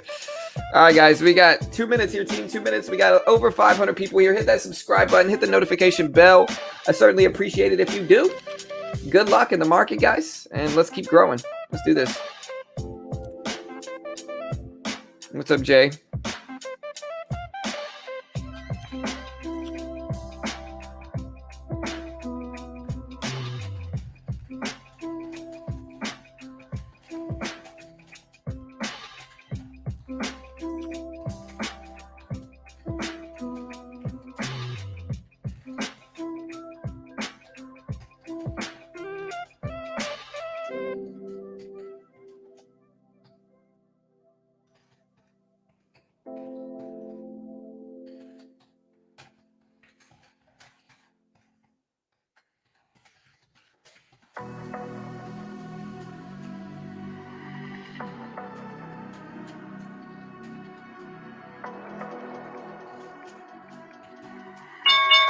All right, guys, so there's the bell.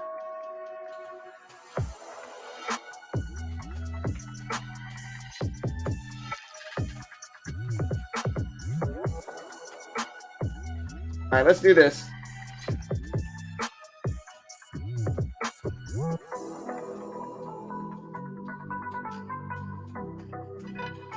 All right. So let's see what we got moving today, guys, at the opening bell. We've got GOVX sitting at 730s right here. GOVX at 730s. Let's see if it reverses and heads back up. We got GRNQ that I know a lot of people are watching today. GRNQ has a lot of people watching today. We're going to end that poll. But yeah, we got 130s for GRNQ. Let's see if this pops up or see what happens with this now. Bringing up the scanners here specifically, we've got SSY.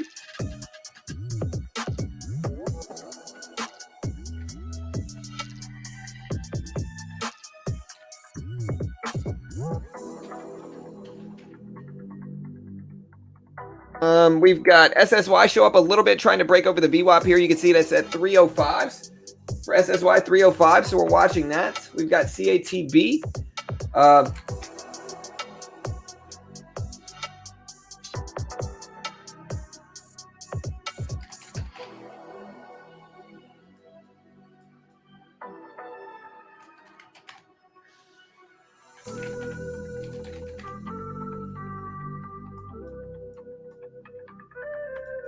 We're also looking at the PALI stock, PALI, MRKR as well.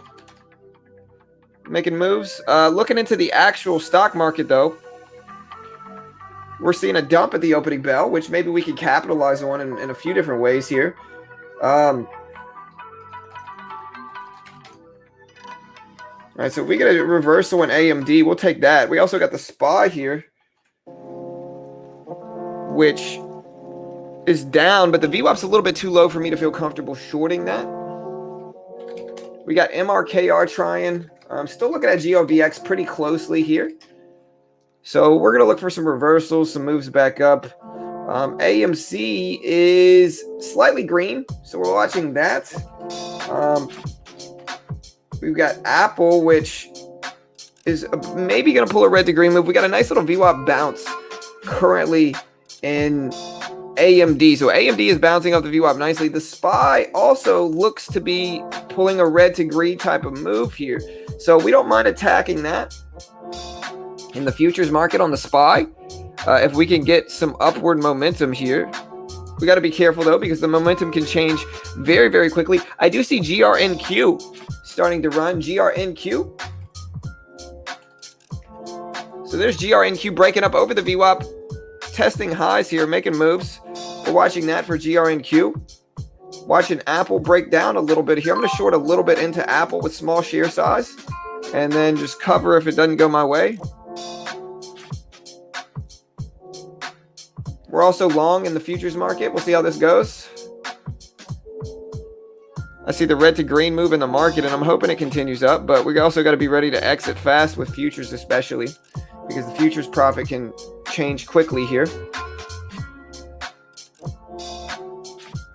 We're going to go ahead and get out of Apple. We jumped out of Apple here. All right, so we're trying to get out of this trade. We'll remove that. Trying to let this work up here. Faked out of Apple, unfortunately. All right, so we just scalped that. We're up 1250 in that. We'll accept that. That's great.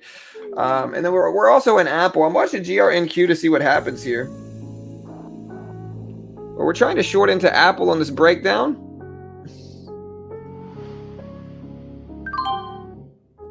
$50 shares now. I don't like that bounce, though. I don't like that rebound.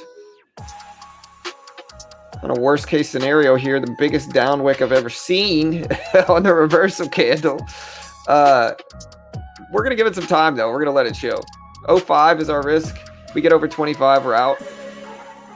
There's 17s, 15s.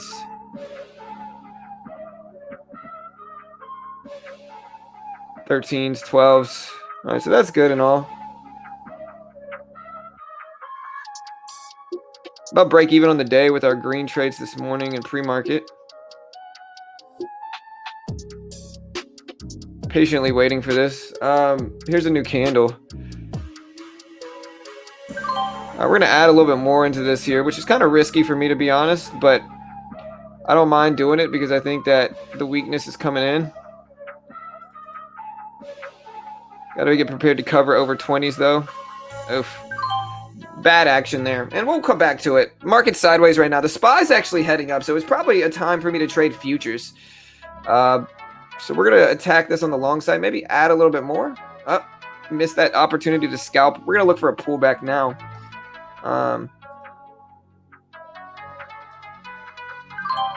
Try to attack Apple again here. All right, so we just scalped again. Kind of scalping the futures market here.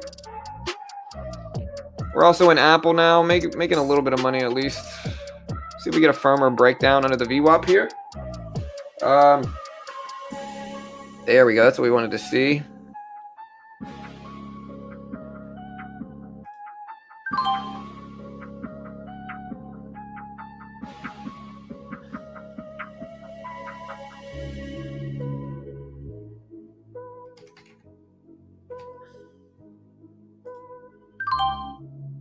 Still an Apple here.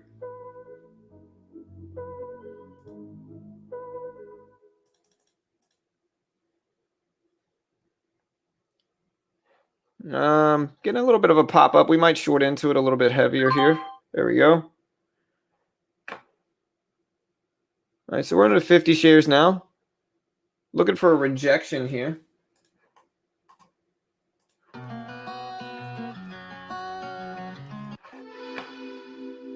All right, we're going to cover into that breakdown. We're also scalping a little bit of AMD here on this breakdown. Gonna add to this.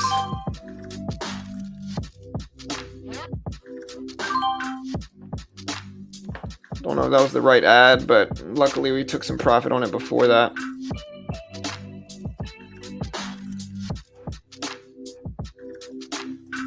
And so here's a nice little pullback in the SPY here. We're gonna see if we get a bounce up now.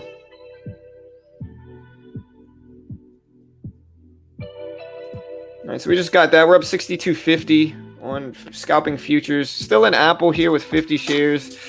I mean, I'm not super concerned about it or anything.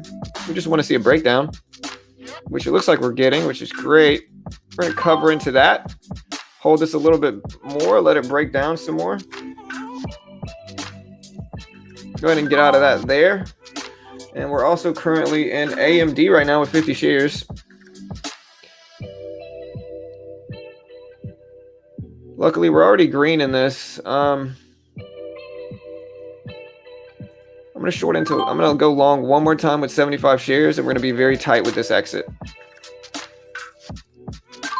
All right, there we go. Writing this down. Beautiful short, and we're going to get out there. Okay, so far so good in everything. We're up about 20 bucks in stocks. We're up about $62 in futures. So we're just kind of grinding our money up so far today, guys. Scalping some of these moves when we see them. And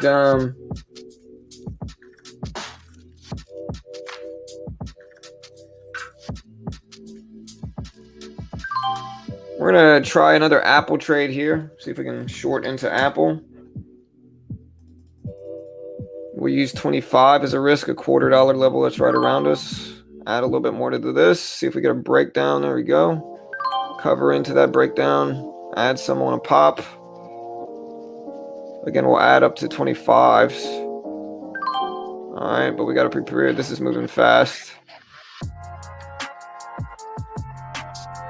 Close. Out. Too much risk there. But $10 down. I mean, we're really down $5. Our P&L is virtually the same. Also, right now we've got Cat B moving. Cat B is moving up, which is kind of rare for reverse splits, but hey, it's moving up some. So Cat B is moving up after the reverse split. We also have XTLB making moves, and we have ALF starting to rip. ALF, ALF. ALF, I mean, guys, ALF.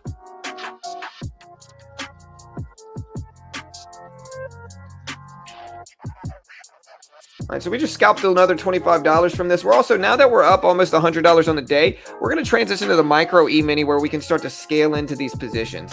Okay, so in futures, we're scaling it, or we're going to transition to the micro E-mini here where if we pull back, we can add some and then just keep a pretty identified risk. That's all we're trying to do here. So we're going to add one more to this on a pullback. And if it breaks under 440.75 on the SPY, then we're just going to jump out.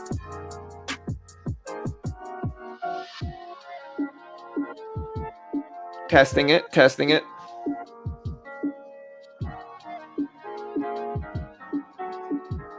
And we got to get out there. So we lost 30 bucks. That's fine.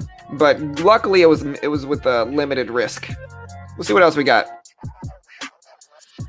AMD sideways, Apple sideways. ALF popped up some. So here's ALF.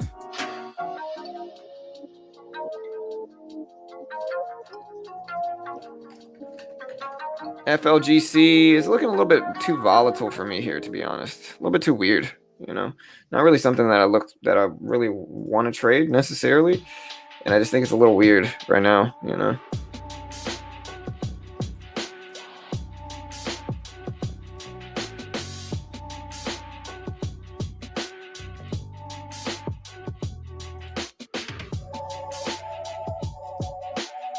Scalping a little bit more in futures. Sorry, I should have showed you guys this. And we basically made all of our money back. Attacking the bounce and the SPY. We're going to get out there. So yeah, we basically made most of our money back.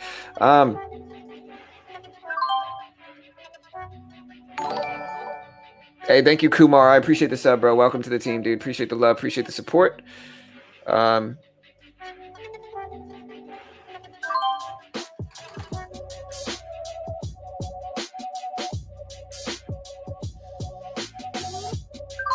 Scalping a little bit of Disney here, or Apple, I mean. Kind of adding on these little down drops and then covering on the rebounds here. We'll add a little bit more here.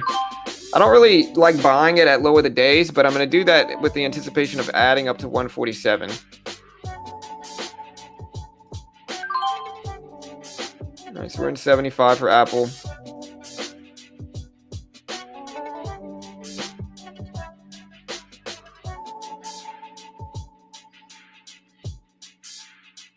Getting a little bit of a breakdown. Great. There's 80s. Nice. We can cover a little bit more here. Cover into this some more. Let the drop keep happening, and we're going to get out there. Break even on Apple. So we made our money back there. That's nice. That's always good. Up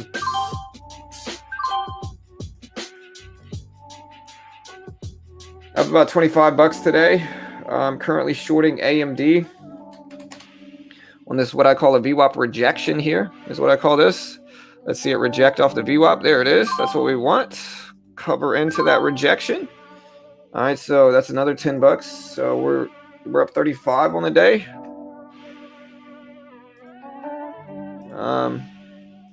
Here's the P&L, 33, you know, but still good. Early, so markets. I like the market right now. You know, maybe I'm green and I'm just liking being green, but hey, I'm enjoying the market. We'll see what else we get in futures, you know.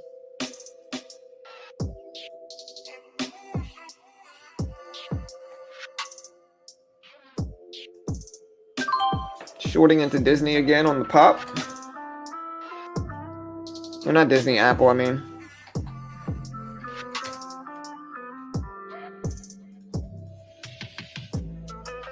All right, if we reject 147 here, then I'll add some more. If not, I'll just get out. But if we reject 147 fast, then I'll get out. 147.10 is my risk. So we're trying here. All right, so we're starting to reject. Back over 106, though. Yeah, we're going to get out there. All right, so basically break even. Nothing too big to worry about there. Macy's? What's Macy's doing? Macy's. Macy's is strong, man. It's ripping up really nicely there.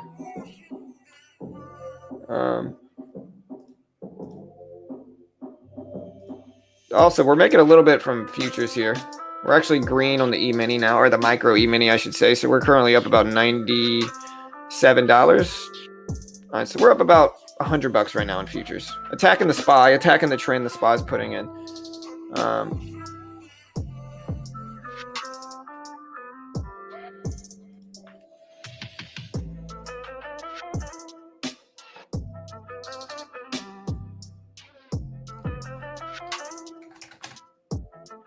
So here's Macy's pulling back. I mean, the SPY is hammering up right now, guys. So the SPY is absolutely ripping up. And so it's going to drag a lot of mid and high caps up with it. And so we're going to wait. I see NCTY showing up. NCTY is breaking over the VWAP here. Actually held. I wish I would have seen that. I would have taken that.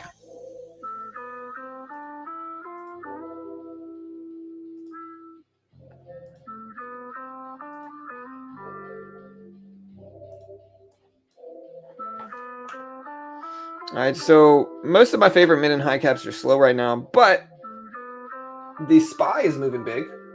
And again, guys, I'm trading this on Top Step. And if you want to trade the same type of thing, like this is the same scalping strategies I use in mid and high caps. You can see they're very similar. I'm just trading the SPY through the E-mini on futures, which is the ES or the MES, which is the micro E-mini. And I'm trading the same scalping strategies that I use every day. Again, this is a platform called Top Step, and they fund you in the futures market if you can prove you're profitable with them. And it's a good way to learn. It's a good way to practice the scalping strategies I teach. And if you can get funded on them, which, you know, if you can hit $3,000 with the 50K demo while following the rest of their rules and conditions, then they fund you 50K with an 80% split. So once funded, if you make $1,000, for instance, you get to keep 800 of that. And they're regulated and located in the US and pay out millions every year. It's the right way to do a funded account program. And there's the link. You can check it out in the description if you want to help support your boy here. But again, that's what I'm using to trade these futures. is top step, and the market's volatile. Today's the day where it's a great day to trade them. All right, we'll see if NCTY pulls back some. We also have GRNQ. GRNQ making moves.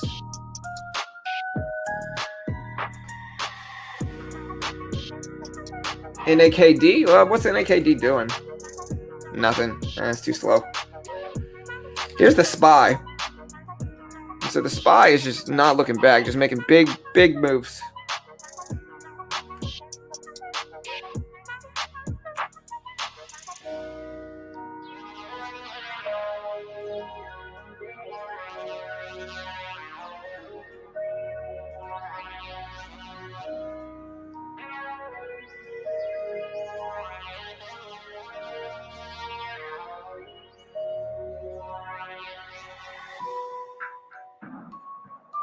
All right, so we're waiting for some moves to get into now. I see SPRT. Now, SPRT is climbing over the VWAP here. We're going to get ready to buy some of this pullbacks here. We're in with 100 shares on this pullback for SPRT. See if we can scalp the exit here. We just want a quick bounce up to 950s to test it. If break even, we're trying to be patient with this, but this thing can break down fast, which is not really what we wanted to see here. Bad news for me here. I don't want to average in, but I kind of still like the pattern. Hey, thank you, Joseph. I appreciate the sub, bro. Welcome, man. We're going to get out here, though, and keep it small, and then maybe come back to SPRT. Here's AMD. We're just waiting for that one to kind of do something anyway. Waiting for something to happen with some of these.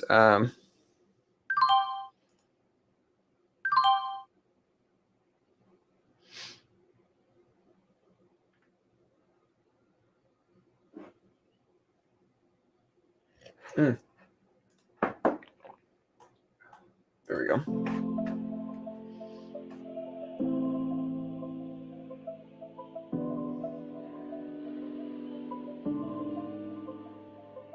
All right, so Apple sideways, Baba sideways, SPY is not sideways, AMD is sideways. A lot of stuff is sideways now, where we're just looking for stuff to creep up here. You know, we want to see a trend, and we're not getting a trend in most larger cap stocks right now. Most of them are sideways, which is weird because the SPY itself is green. You know, very green, very bullish, very strong. And so it's weird that a lot of these are not moving because usually they move with the SPY. All right, we're to...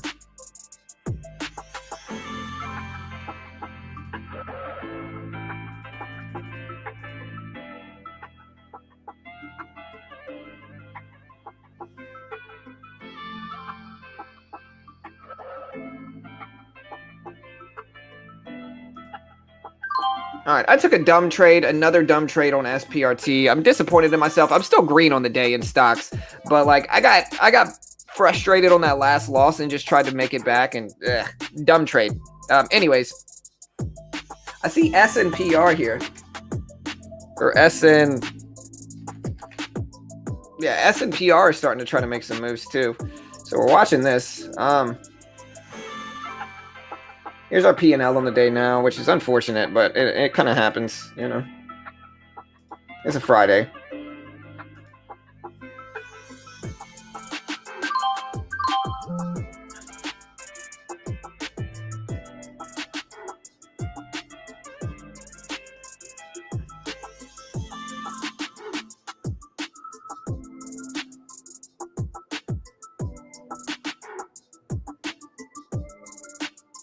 Watching the SPY here, seeing maybe we can get a little dip.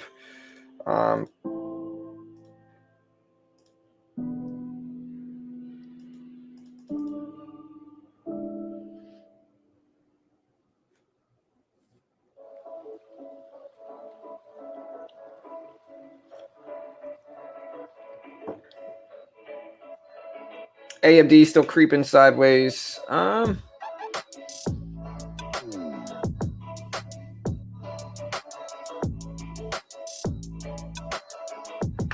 on, let me get this out of the way. Here's AMD.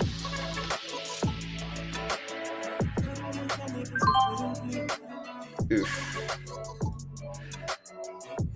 Well, guys, I did it again on SPRT, and I'm an idiot. And this is kind of the risk with penny stocks, that you just get dumped on fast. Somebody unloaded big shares here. Unfortunate, but it is what it is. We're down more than we wanted to be today, but that's okay. We're down $74, and we're not gonna risk too much to win it back. We'll be okay regardless.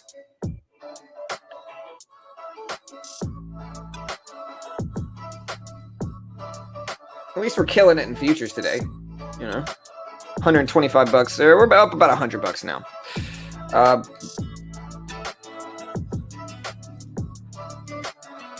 Yeah, SPRT just dumped down on me. Unfortunate, but it's my mistake, 100%. Just a dumb mistake on my part. I don't know. After this rejection at the VWAP, I just don't like SPRT at all. Too risky. Let's check this week's futures trades, though. You know, that'll cheer my spirits.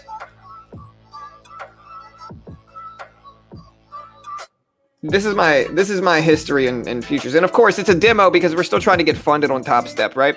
But like these are my trades this week in futures. Same scalping strategies I use in the regular market. Basically the same kind of results here, but pretty graph. That's a pretty graph, guys. You know, we'll take it.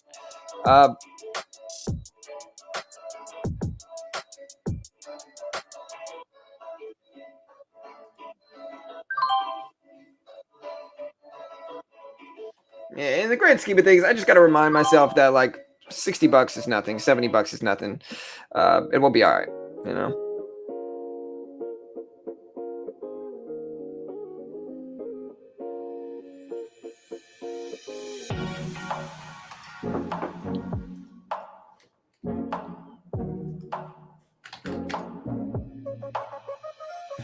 Short SPRT. I don't know about that, bro. Maybe next time, dude.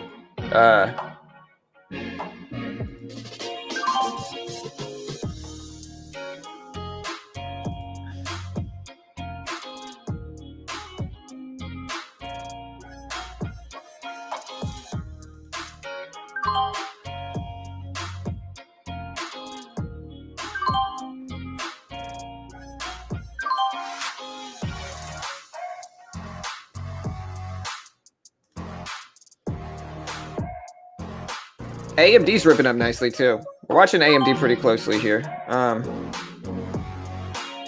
Scalping a little bit on Apple here, a little bit.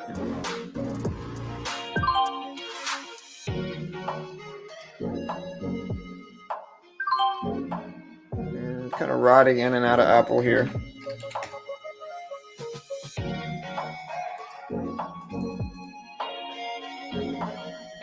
Trying to grind this up. We'll see what we get with it. We're trying to be patient.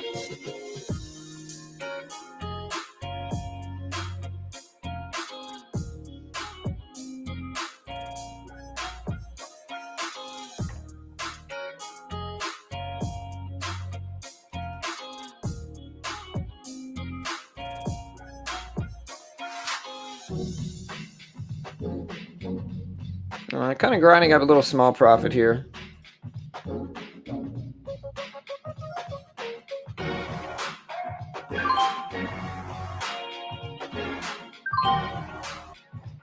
Riding up Baba as well, or I was riding up Baba. So we're in Baba with a little share size here, but we're going to let this last 25 shares hopefully work a little bit more for us. We might even add some to it. If we can get a new candle that opens up over 160s, then we're going to be a lot more bullish in this one.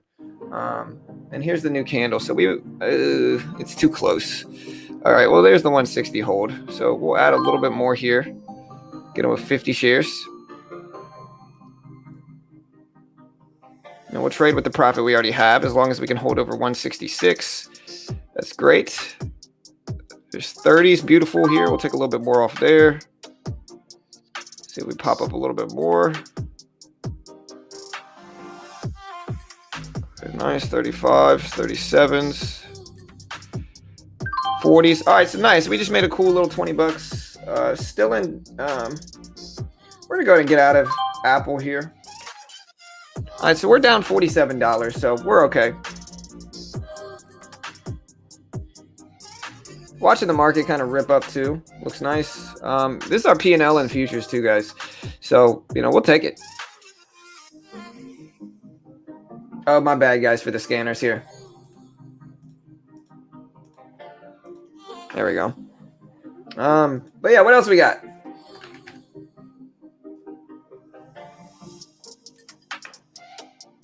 All right, so we got AMC that's trying to come back. And I'll show you guys the P&L here. Oh, wait.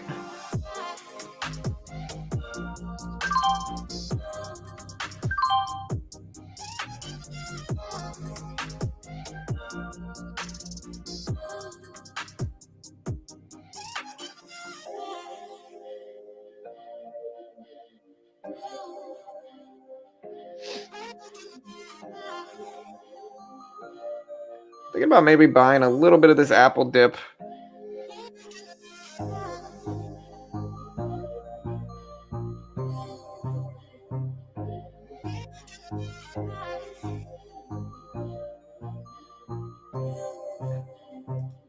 Yeah, we'll get in a little bit on this Apple dip. Small.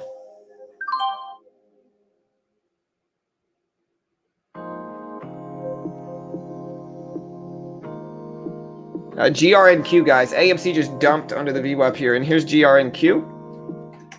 There we go. GRNQ ripping up, getting halted on the way up. All this craziness going on right now for GRNQ. Hey, thank you, Moon. Hey, nice. Congrats, brother. We're currently going long in Baba here. We got 25 shares left. Letting it break highs up here. So Baba's been trending really nicely here. We're only holding 10 shares left. And we'll go ahead and get out there. Some good gains in Baba.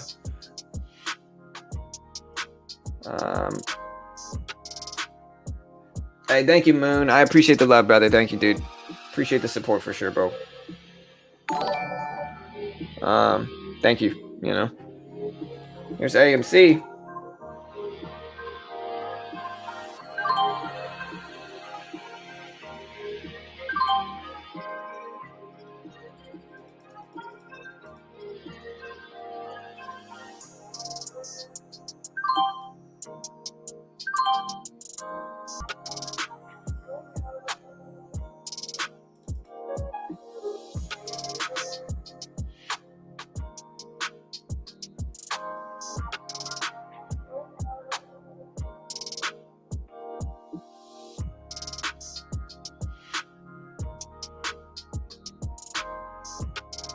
Hey, nice, bro. Yeah, and the consistency will get there, brother. It just takes a little bit of time. You know what I mean?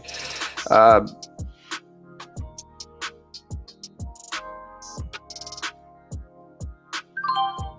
right, so we're in Apple here, and I'm showing you guys the Apple trade we're in. It's pretty small. Just trying to ride this up. 100 shares, you know, and we're... Let me get this back to where it's 50 in and out. We're trying to let this ride up. AMD's ripping up nicely. Should have taken that, I guess. But we're in 100 shares of Apple. We're just trying to let it get up like to 75, where we can be content and happy with the profit we're in, you know?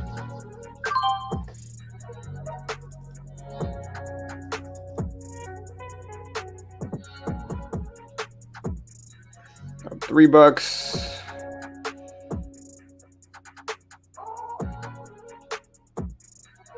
Kind of break even in this now.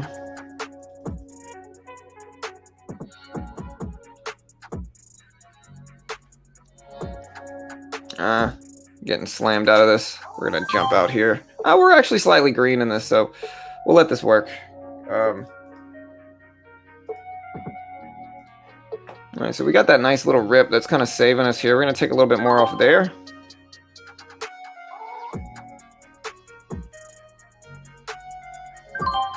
Beautiful rip, and finally, at least we got the rip here.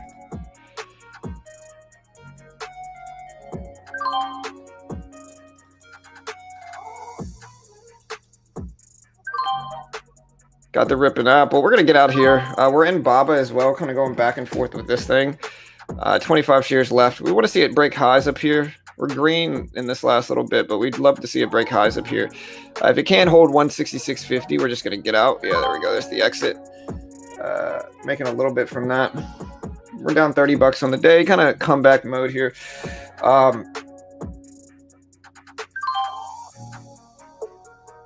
Poking around on AMD currently. See if we get a little mini pullback down here that we can add into like this. And then anticipate a rip over this high if we can. And then just use 150 as our risk. Which we're getting pretty close to now, I guess. This is our risk right here. Of course, we want to see it hold over 150. That pullback happened way faster than I was expecting it, though. All right, we can let it battle 150. We don't want to get faked out here. So we can let it battle, but...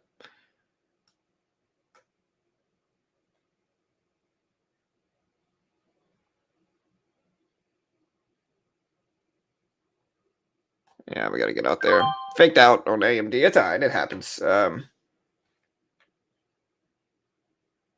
Let's see what else we get.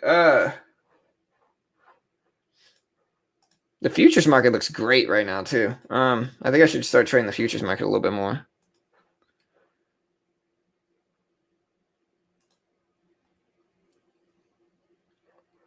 Let's see if we can. We'll go to the micro, buy a little bit here. Try to ride this up. Hey, it happens, bro. Maddie, for sure. All right, so we're scalping this a little bit here. See if we can ride the markets rise up here.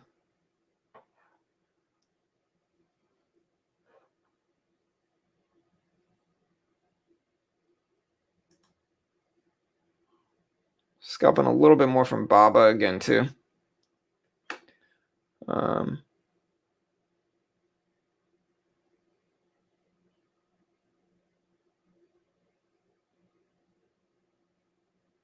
All right, there we go. We're going to start covering into this now.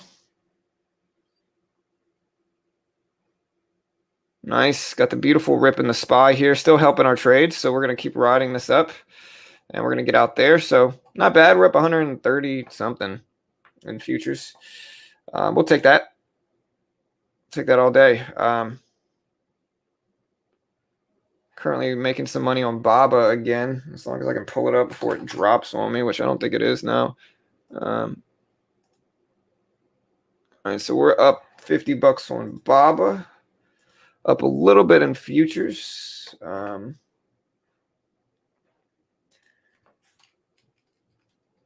Here's Apple, the one that's given us the most trouble today. Here's the SPY, though, and this is really what's helping us in the futures market is when everything's just ripping up like this. This is the strongest thing for it, you know, and so that's really what we're trying to capitalize on.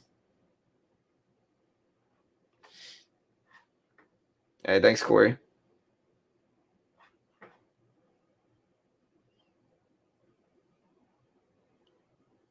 Man, beautiful movement here for the SPY. Just huge movement here. Kind of getting out of AMD again. If we could find a good little pullback, we'll attack, you know, futures again if we find something.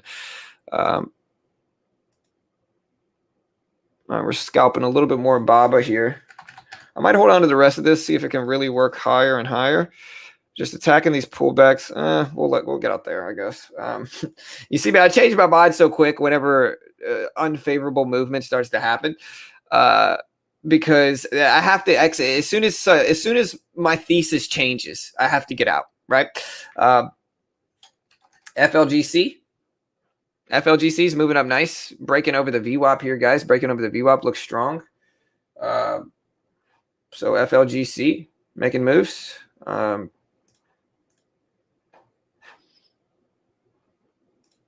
see what we get now from that.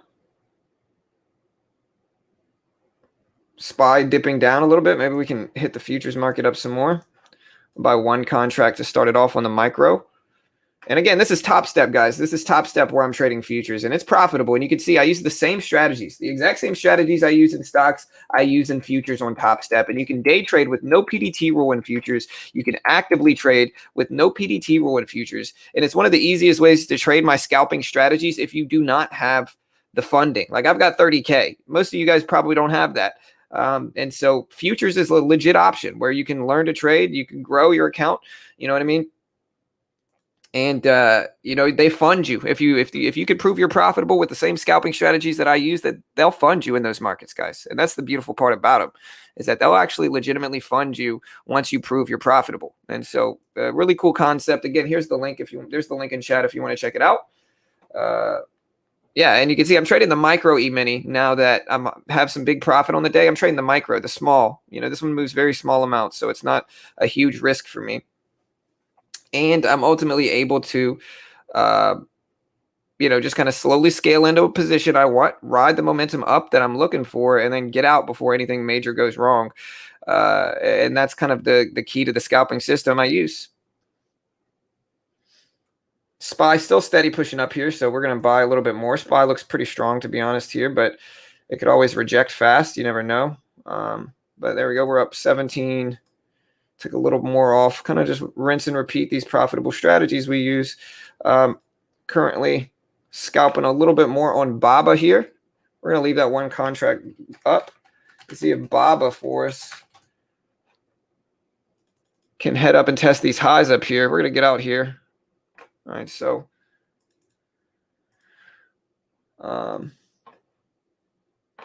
still in the futures contract here. Apple's still sideways. AMC down, weak, looking rough on the day. Still in this one futures contract. You can see here, guys.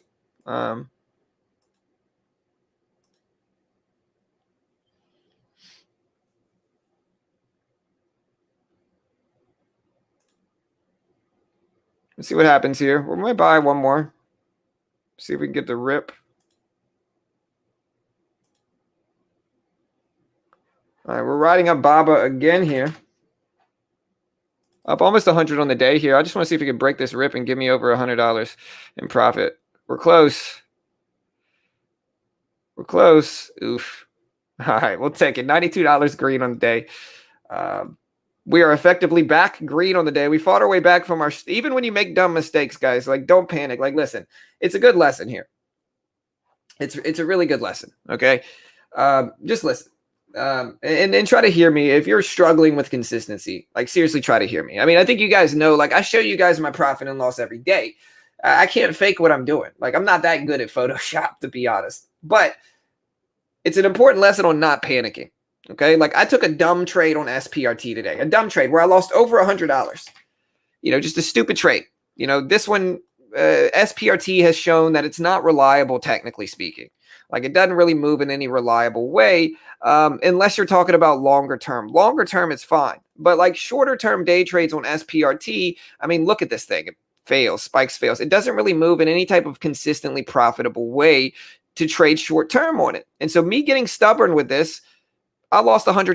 Definitely my largest loss of the day. But I didn't panic because I understand, like, listen, man, if I have enough, if you let me trade enough, I can end green. And I'm not taking huge risky trades to end green. I'm taking small, steady $10 here, $20 here, $12 here, $5 here, $7 here. And I can end green over and over again. So if I take a stupid trade, and it's going to happen, guys, like, y'all are going to take dumb trades sometimes. Everybody does. Warren freaking Buffett takes dumb trades sometimes. All right. But if you panic, that's worse than taking the trade.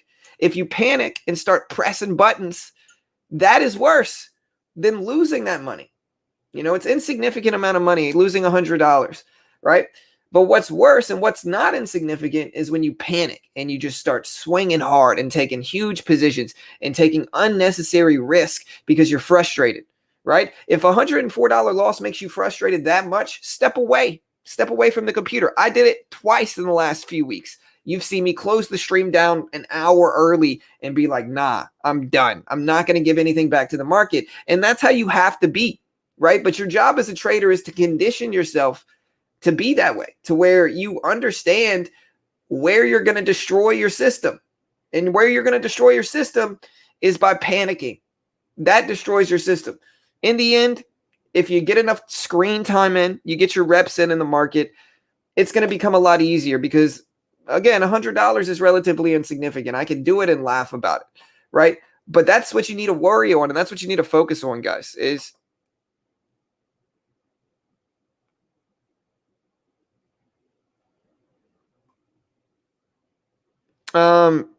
I mean, Thaddeus Phillips. I mean, to be honest, methinks thou doth protest too much, sir. If you don't know what that means, it means that you're making way too big of a deal about something small. I think it's a pretty logical assumption here in a channel called Beginner Trading. Beginner Trading is the name of this channel. I think it's a pretty logical assumption that most people here don't have 25K, 30K to trade with. And again, we can solve this right now. I think that's a pretty logical and reasonable assumption.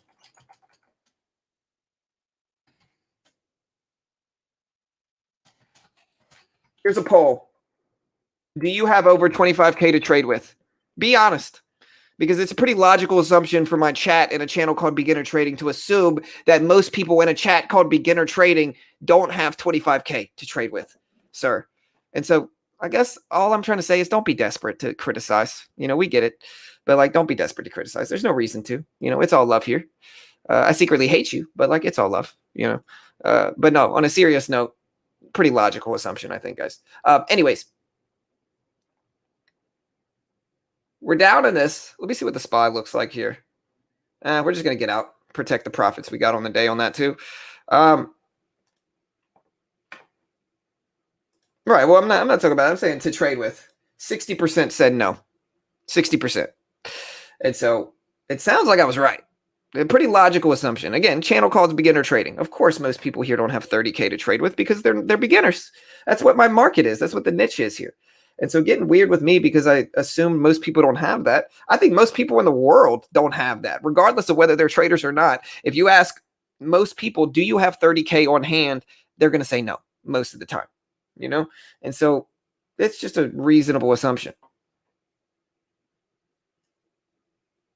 Yeah, average American doesn't even have $500 in their freaking bank account, bro. You're mad at me for assuming they don't have 30K? Come on now. All right. Anyways, we're going to play some music. The music stopped, so we're going to get it started.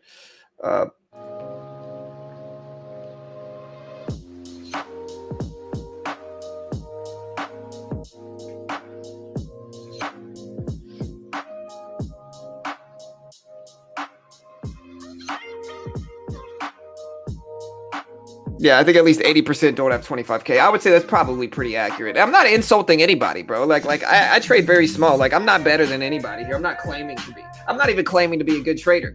All I'm trying to say is that most people don't have 30K, and that's a reasonable assumption. You can't get mad and act like I'm just dissing everybody for assuming most people don't have 30K, bro. I think, again, that seems a little desperate to criticize. And again, you might want to get those issues checked out, Thaddeus. You know, that's all I'm saying.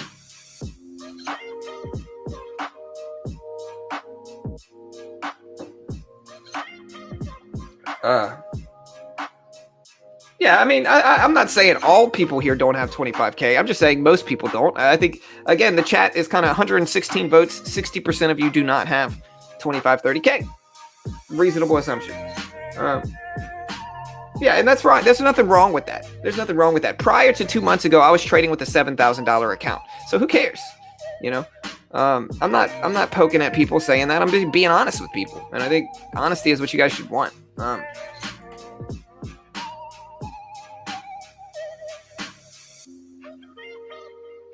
Yeah, I read something that said 50% of the U.S. doesn't have 1,000 in savings. 100%.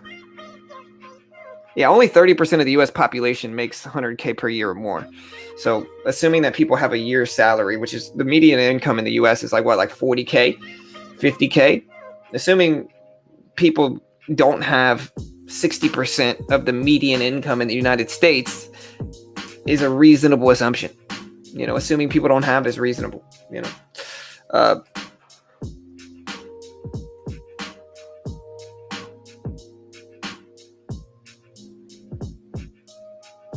Yeah. Hey, happy to help, Salvadin. Hey, 100%, brother. Yeah, 100%, Aldred. Thank you, brother. Hey, thank you, Jocelyn. Hey, I appreciate the love, guys. Appreciate the support for sure. Like I said, I'm just trying to be real. Like, most people don't, and that's the truth. I didn't up until 3 months ago, man. So it's like, I'm not saying I'm better than anybody, you know? Again, I'm gonna say it like I tell my daughter. Like, sometimes when I'm trying to teach my daughter things, she gets mad at me because she doesn't want me to teach her things because she's got her pride all up in the way. She's got her ego, and she doesn't want to learn things because she wants to know it all. right? And what I tell her is like, look, put your pride aside, put your ego aside and just listen. Just put your pride and ego aside and just listen. If you can't do that, you'll never learn anything. You'll fight with anybody that tries to teach you anything, and you'll pretend in your head that you know more than everybody else. And that's just not true, for anybody. And so in the end, guys, listen.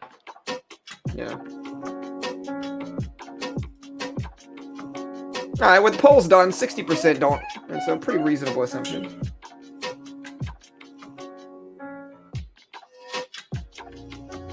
Yeah, and that's a reasonable thing, Cal.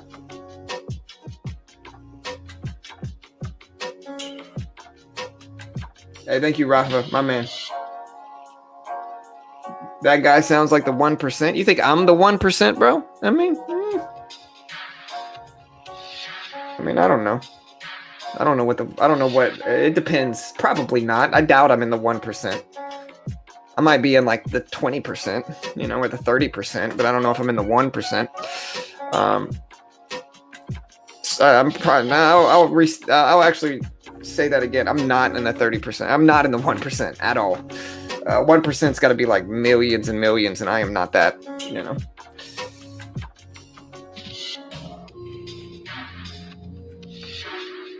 Yeah. Okay.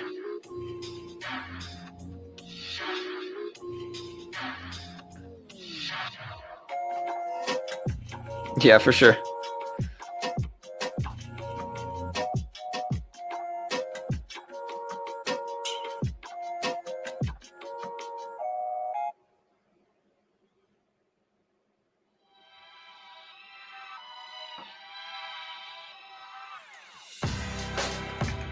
But listen, we shouldn't pick on Thaddeus. He was defending the chat, and so I'll give him credit. Thaddeus, you're cool, bro. We like I said, man. You guys know me. Like, I'm very passive, man. So you're good, Thaddeus. If I came at you too hard, my bad, bro. You're good, bro. I get it. I get what you were doing. You were trying to be like, hey, don't insinuate or don't, assume that everybody here's broke. I get it. I get what you're saying, bro. All I'm saying is that you know what I'm saying. Anyways, it's all good, Thaddeus. If you're still there, I don't even know if you are. What are you guys watching right now? I'm watching CATB. GRNQ. Trying here. FLGC showing up in the scanner. So I think FLGC is like one of the biggest penny stocks moving.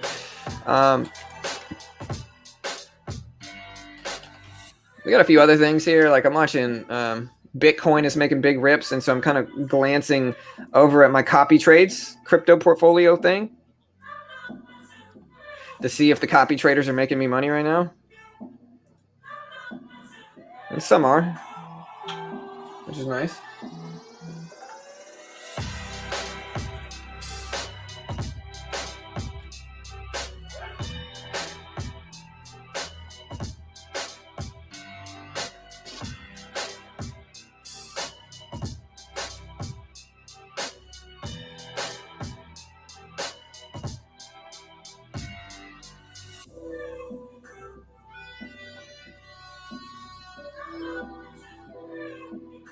Yeah, I mean, Thaddeus, like I said, bro, I'm not trying to re-spark the argument. I was trying to let it slide and let it go. But I don't think I meant it in any type of derogatory way. I think assuming that most people don't have 30K and trying to teach people an option to where they can trade without 30K and practice and learn in futures is a reasonable thing. I don't think it's a mean-hearted thing, and I think it's pretty obvious my intent behind it. And so, to be honest, it feels like you're just kind of picking bones to just criticize. Like I said, you get some people that are just weird. Like anytime somebody else says they have money, or anytime somebody else says they make money, or anytime somebody else says anything, they just get bitter and insecure. And I'm not saying that's you, Thaddeus, but it's sure coming across that way to me, brother. You know what I mean? Like I'm not, again, like you're good, but it shouldn't be that big of a deal, I don't think. And at this point, I'm probably talking about it too much, Anyways. In the end, you don't want to hate on people that have money. That's dumb. You'll never have money if you do that. Like if you really want to make money, you need to listen to the people that have it, and listen to how they got it and learn from those people. You know what I mean? You can't get mad at somebody for talking about how much money they have to trade and how much money you need and the different options for those that don't. Like, that's not a reasonable thing, you know. Anyways.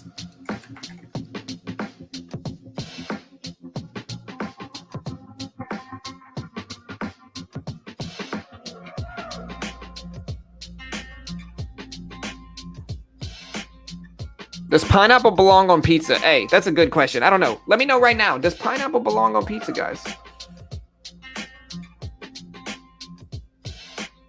Let us know in chat how you feel about it. I believe it's atrocious that pineapple is put on pizza. It's not natural, okay?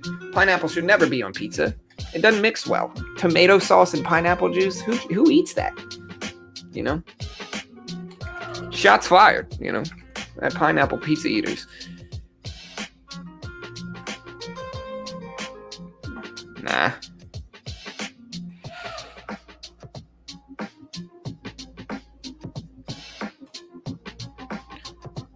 Yeah, it's probably 6.2 mil. I mean, if that's what you showed, that's probably what it is. For, what did you say it was for GOVX? I know it's small, just based off of the momentum it had.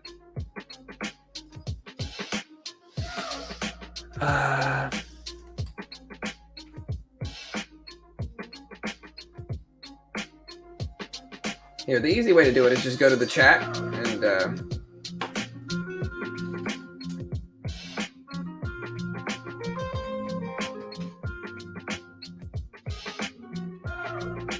the float of GOVX is 5.8 million on one of my platforms. That's what I'm showing.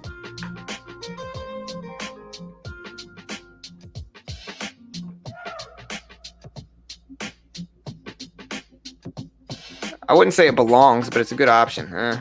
I don't know. I'm just messing around. I mean, I'll eat it if I have to. Wait, can I short Baba right now? Ooh, it is. It's ETB. Dude, if this starts to reverse, I'm going to short this thing like crazy, bro.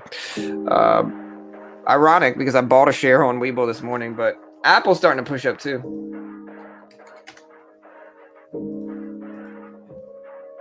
SPY ripping up, testing highs here. We're still up $119. So we'll take that. And we're short in Baba. We're going to try 25 shares of short here. I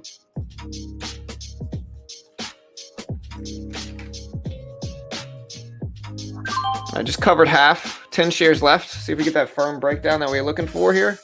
Break the $100 level. Let's get the breakdown there. 70s. Nice.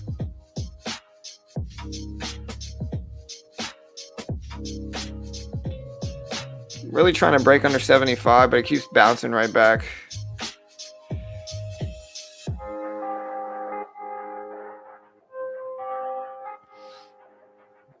We're gonna get out. I'm not gonna let my quest for $100 exactly OCD affect my trading today, guys. I also just bought AMD with 25 shares, and this is gonna be a little bit longer term trade here. We're up $6.50 today, you know?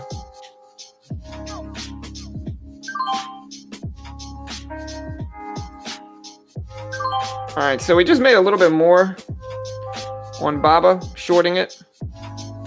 We're gonna add a little bit more here, and then that's gonna be it. 35 shares is it.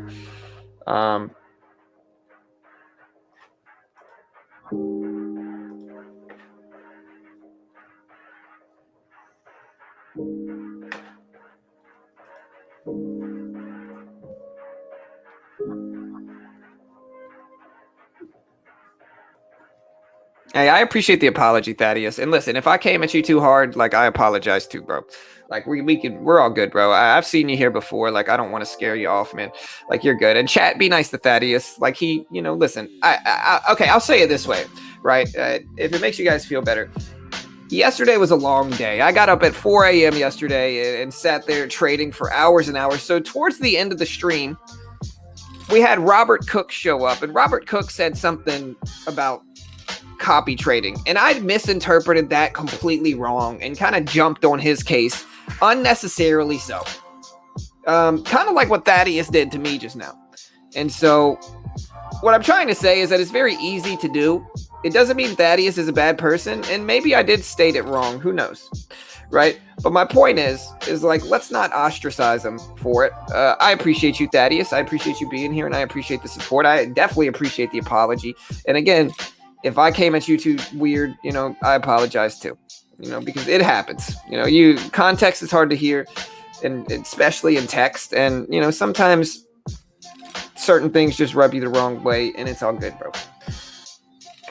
Anyway, yeah, but Robert, there you are. I was trying to find you in Discord yesterday, and I was like, I think I went into Robert a little bit too hard. Robert's been here a long time. I was kind of a jerk to Robert. And I tried to message you and apologize, Robert, but I didn't see, but I couldn't find you in Discord, bro. So I'll tell you now, I'm sorry for yesterday, Robert. I kind of jumped to conclusions there for a minute, and completely my fault. My bad, bro. But anyways.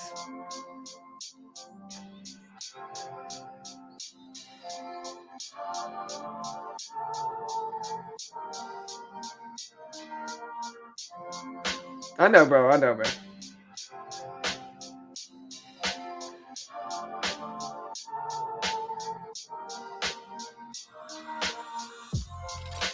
All right. Well, AMD, you're dead to me, bro. You're dead to me. I'm gonna get out here. How dare you not work, AMD? Anyways, we're still great on the day. We're up a whopping 323. And so if there's any guy that's definitely verified to give stock advice, it's the guy that's made $3 today, all day, after being here for, I don't know, 4 hours. I see HUIZ. It's up to 250s. Yeah, I got you, Robert.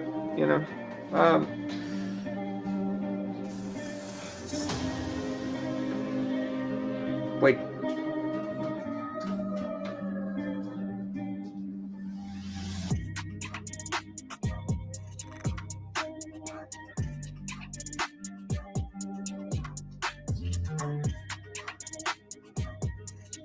Wait, are you trolling me, Thaddeus? Did I put Thaddeus down? He's got to be trolling me now, bro. I literally thanked him for the apology. Maybe he might be behind in the stream, maybe? I don't know. That's the only reasonable thing I could conclude from that, I literally apologized back to Thaddeus, even though I don't necessarily think I was wrong, but like sometimes that's what you do.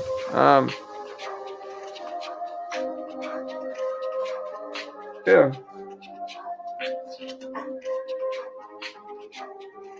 Yeah, he's got to be trolling now for sure.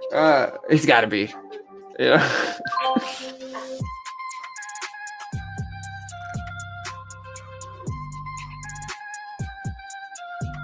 I thought I handled that in the mature way. Like I said, I literally brought up a story of me doing the same thing that Thaddeus did, and then apologized to Robert for it because, and the whole overarching point was that it happens, and that it's all good.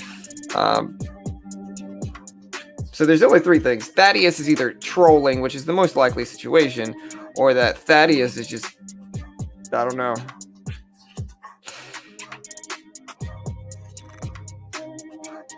Yeah. Yeah.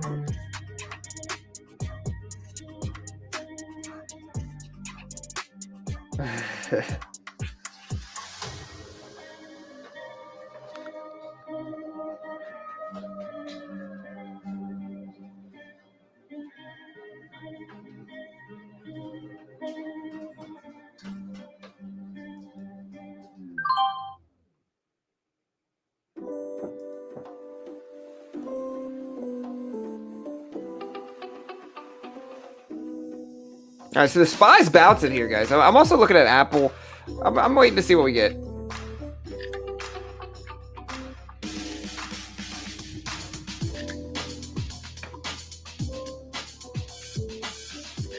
My name is John Gill. I appreciate it, sir. Yeah, I got it, Slim. My bad. I forgot to get back with you, brother. But no, that sounds good. That works, bro.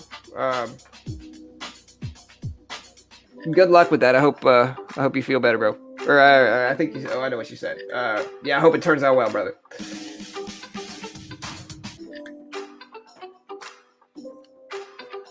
But yeah, that time works fine. Daniel.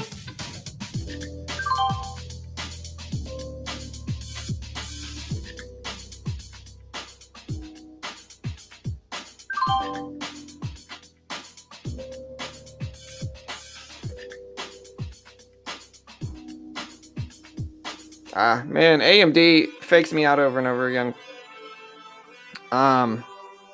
SPRT eventually did come back around though, so I'm kind of mad at that. Hey, thank you, Gil. Thank you, John, for this channel, and your courteousness is respected and appreciated. Thank you, man. I appreciate it.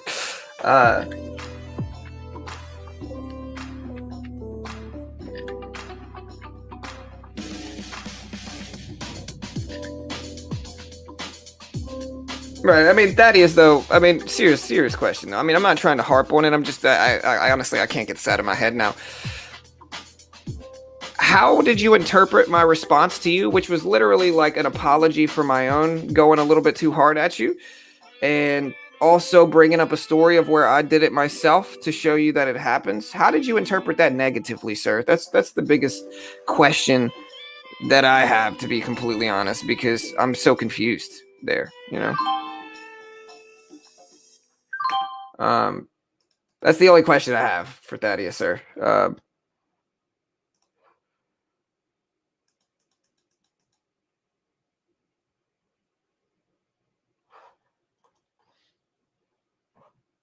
What's up, Juan? Oh, he was responding to Wall Street Beats. Oh, my bad, bro. I do like the name Thaddeus, bro. Let's be positive. Everybody say something positive about Thaddeus here, okay? I think the name Thaddeus is dope. I really do. I think that Thaddeus is a cool name. So everybody say something positive about Thaddeus. Say what you like about Thaddeus in the chat right now, guys. Okay, I got you. Yeah, Thaddeus is a dope name, bro. Like, I mean, let's just be real here. Thaddeus is cool, you know? I think it's biblical, is really what I think it is. And he could correct me if I'm wrong. I'm pretty sure it's biblical. I think there's a Thaddeus in the Bible. Let me look this up.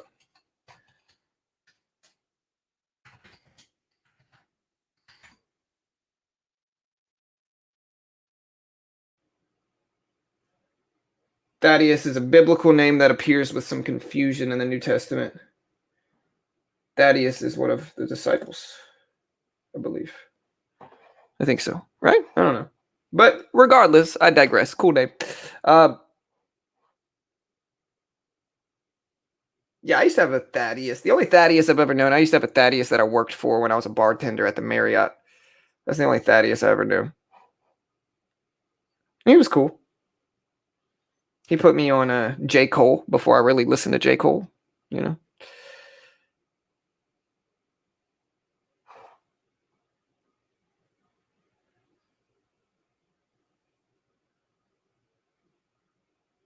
I like bourbon. I like scotch, you know? We're going to buy AMD here. And we're going to try to let this ride for the bounce up. I don't know where it came from. All right, let's see. Dang it, man. AMD's just got my number today, bro. Every time I try to trade this thing, it just is like, nah.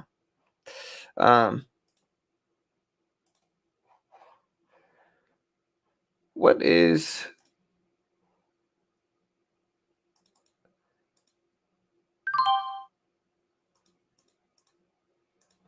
All right, so we're nailing a short on Baba here. So screw you, AMD. We don't need you today because Baba is our papa today. Look at this thing move. You love to see it. Catching the breakdown. We're going to get out there. Up $111. And AMD did work out. So, I mean, now she's trying to come back. Let's see. All right. So we are up a cool $20 today, guys. You know, not a huge day, but I mean, we made some money on futures.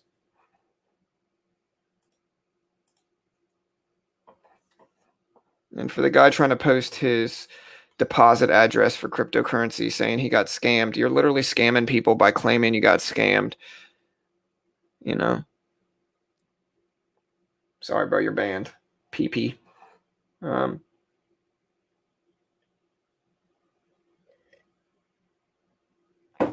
mean, Thaddeus, I'm going to be honest here for a second.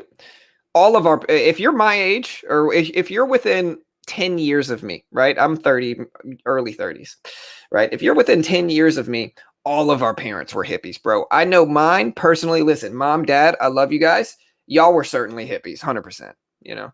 I've heard some crazy stories from my parents. I'm an adult now, and so I'm old enough for them to tell me their crazy stories. But there were definitely some crazy ones, you know. Dang it, AMD, man. AMD just doesn't want to freaking hold. But yeah, all of our parents were hippies, 100%, you know. If you're a millennial, a large majority of our parents are hippies.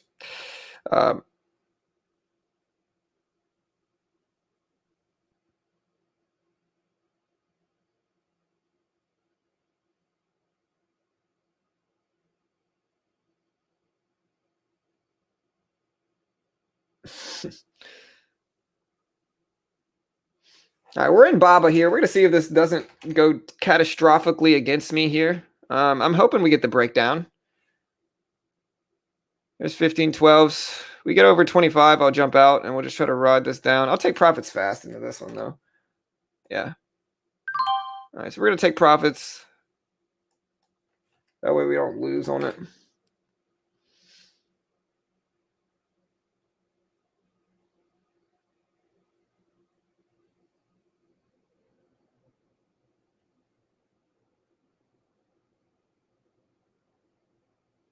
Yeah, I know, but here's the thing, bro, okay? Growing up, my parents were strict, you know, not politically conservative, but strict conservative in their views, not politically speaking, but like everything else basically. And they were very strict on me until I got older and I realized they were hippies and, you know, back in the day. But just because they're conservative now or you know, strict now, I guess, doesn't mean they weren't hippies back in the day, I guess is what I'm trying to say. Because my parents certainly were.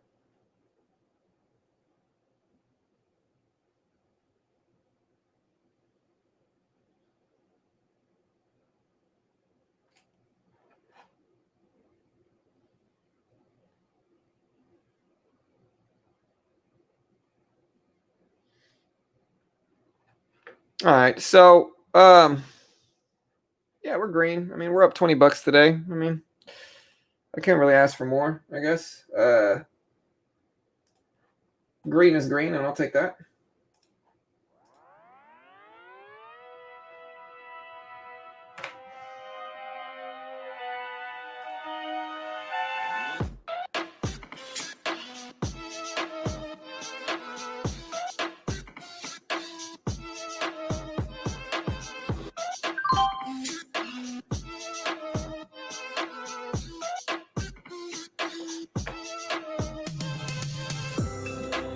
All right, we're scalping a little bit more here. Let's get the breakdown. Come on, man. Just break down. Baba.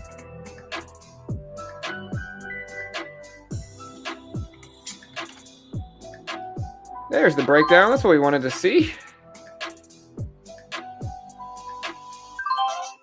All right, well, we're holding 5 shares now.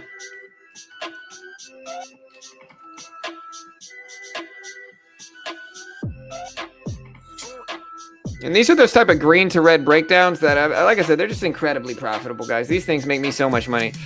Add a little bit more into this, see if it holds. If it breaks over the whole dollar of 164, we're just going to jump out, which just happened. And we can get out pretty close to break even on the rest, so that's fine.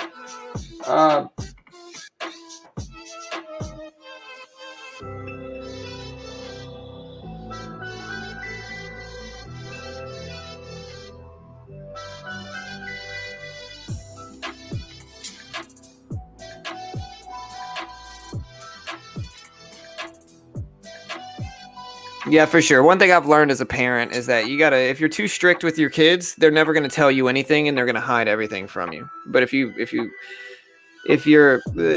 psychologically speaking, as parents, we're supposed to be what's called authoritarian, right? And what authoritarian really means is firm but fair, right? Like you're strict, but you're also fair with it. Like you're not putting them in timeout for nonsense reason or being overly strict or overly harsh with them.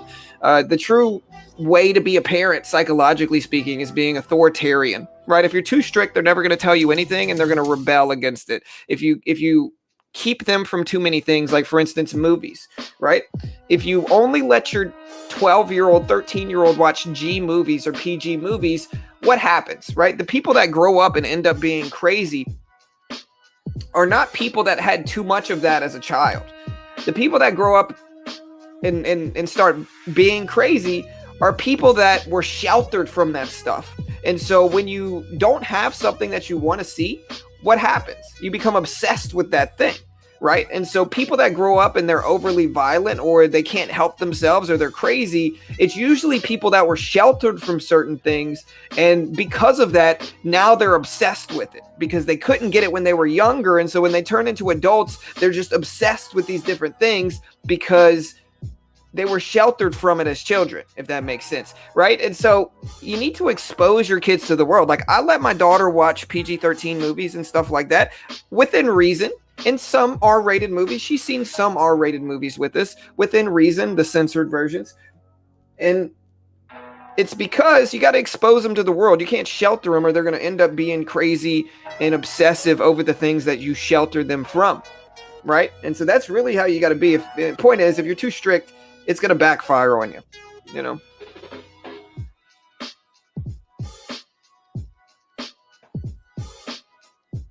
And this is, listen, parenting lessons from John, you know?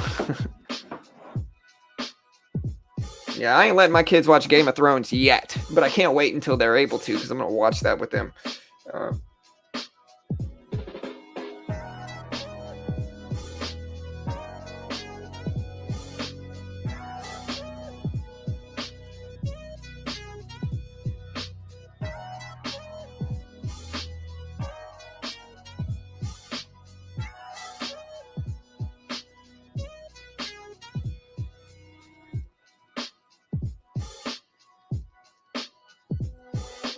It depends on what the movies are. Like, for instance, like my daughter and I and my wife recently watched Alien 1, 2, and part of 3, right? 3 was a little bit too much for her, so we didn't let her watch that. But we let her watch 1 and 2, Alien 1 and 2, which are R-rated movies, but they're 80s R-rated movies. So, like, are they G? No, but they're 80s R-rated movies. So it's like, you know.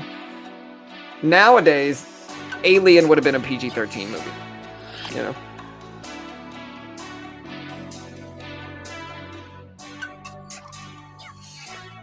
Yeah, beginner parenting, the sippy cup balance strategy. Hey, coming soon, sir. Coming soon.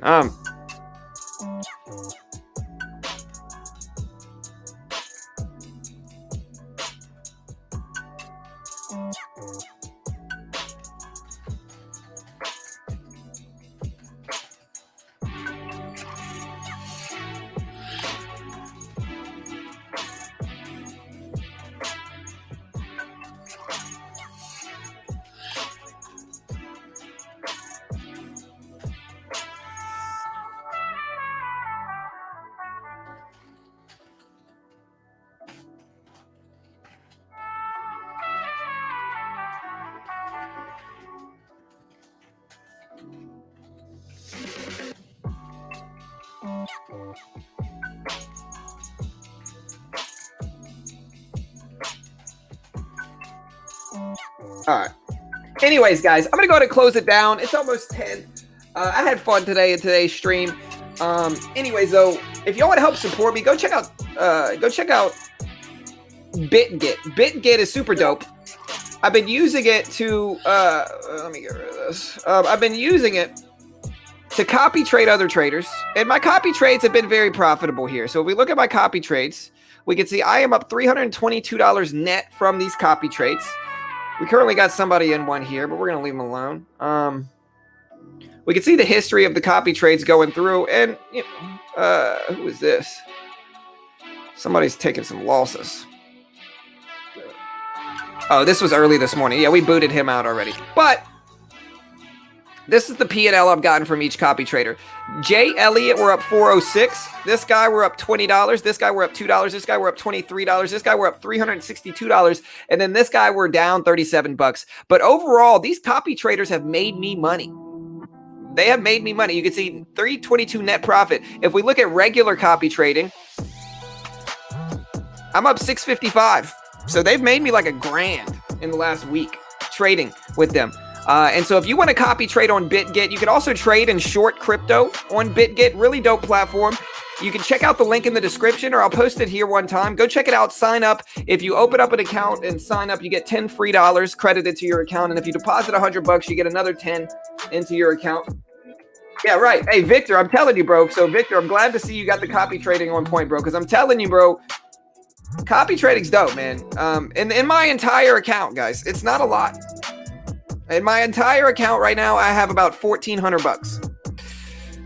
And so there, I'm giving each of them about $200 to work with is what I'm doing. So I'm giving, again, I've diversified into 5 different traders. And I'm giving, look, here's my traders. I've diversified into, it'll show you, like, look.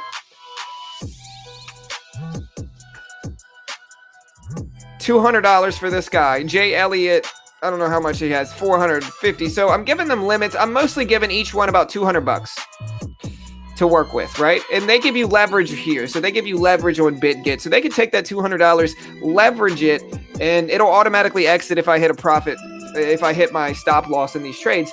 But again, check it out, guys. Here's the link. It's in the chat. You can also find it in the description. Another way to help support is, again, I know a lot of traders are trying to trade my scalping strategies. Trading the futures market will enable you to do that. I use a platform called Top Step. They fund you in the futures markets, right? So they fund you if you can prove you're profitable, and they'll give you a demo account. The base one's $50K, right? So they're going to give you a $50K demo. If you can hit their profit target in that demo while following their rules without hitting their max loss, then they fund you the same amount. So if you get the $50K package, which is $165, but you can also get 20% off if you use my link that I'm about to post in chat, and you pass that $50K challenge, then they fund you $50K with an 80% profit split. And this is a company that's regulated and located in the US, and they pay out millions every year. This year, they've already paid out over $3 million to their profitable traders in withdrawals. They fund thousands of traders a year, and they're legit. And you can check them out. Oh, wait, that's BitGet again. Hold on. And you can check them out. I'll post this link here. The difference between these two is one's crypto and one is commodities. So trading the E-mini is basically trading the SPY. And so you can see I'm up in Top Step. I'm up $125. And again, I mean, if we look at my stats from this week, again, this is a demo account technically because I'm trying to get funded too. But if you look at my stats from this week, it's very similar to my stats when I'm scalping. Like, this is my graph from this week. We're up $356 this week, and this is only in a few days, right? So this is my graph when I'm scalping. We're profiting on 72% of the trades. So my point is that, yes, this is a demo because you get a demo until you're funded. I have to hit the profit target. I got to make 3K on this demo. I'm currently up 600, so we still got a long way to go, but we're growing and we're working it. But again, you can check it out here. I certainly appreciate all the support. And yeah, we're going to close it down, guys. It's Friday. Not a lot of stuff going on in the market anymore. We've been shorting Baba like crazy. We're up small on the day, and we'll take the day. We'll take the green day, guys. But I love you all. Good luck. We'll see you guys later. Don't forget to check out Trade Ideas. Trade Ideas, the legit best scanners in the game right now. For whatever type of niche you are, Trade Ideas has the scanners. Super helpful in finding a lot of these big runs at the opening bell and identifying trades for me to get involved with. And so check out not Trade Ideas, Benzinga, my bad. Benzinga, there's the link. Good luck, guys. Love you all. We'll see you guys later. Have a good weekend. We're going to be live streaming some crypto trading. We're going to be making a copy trade video this weekend as well. We're going to be doing a lot of good stuff. So hit the subscribe button if you haven't already. Hit the notification bell if you want a notification anytime we go live, which we should be going live this weekend. So hit that notification bell right now. Good luck, and we'll see you guys later.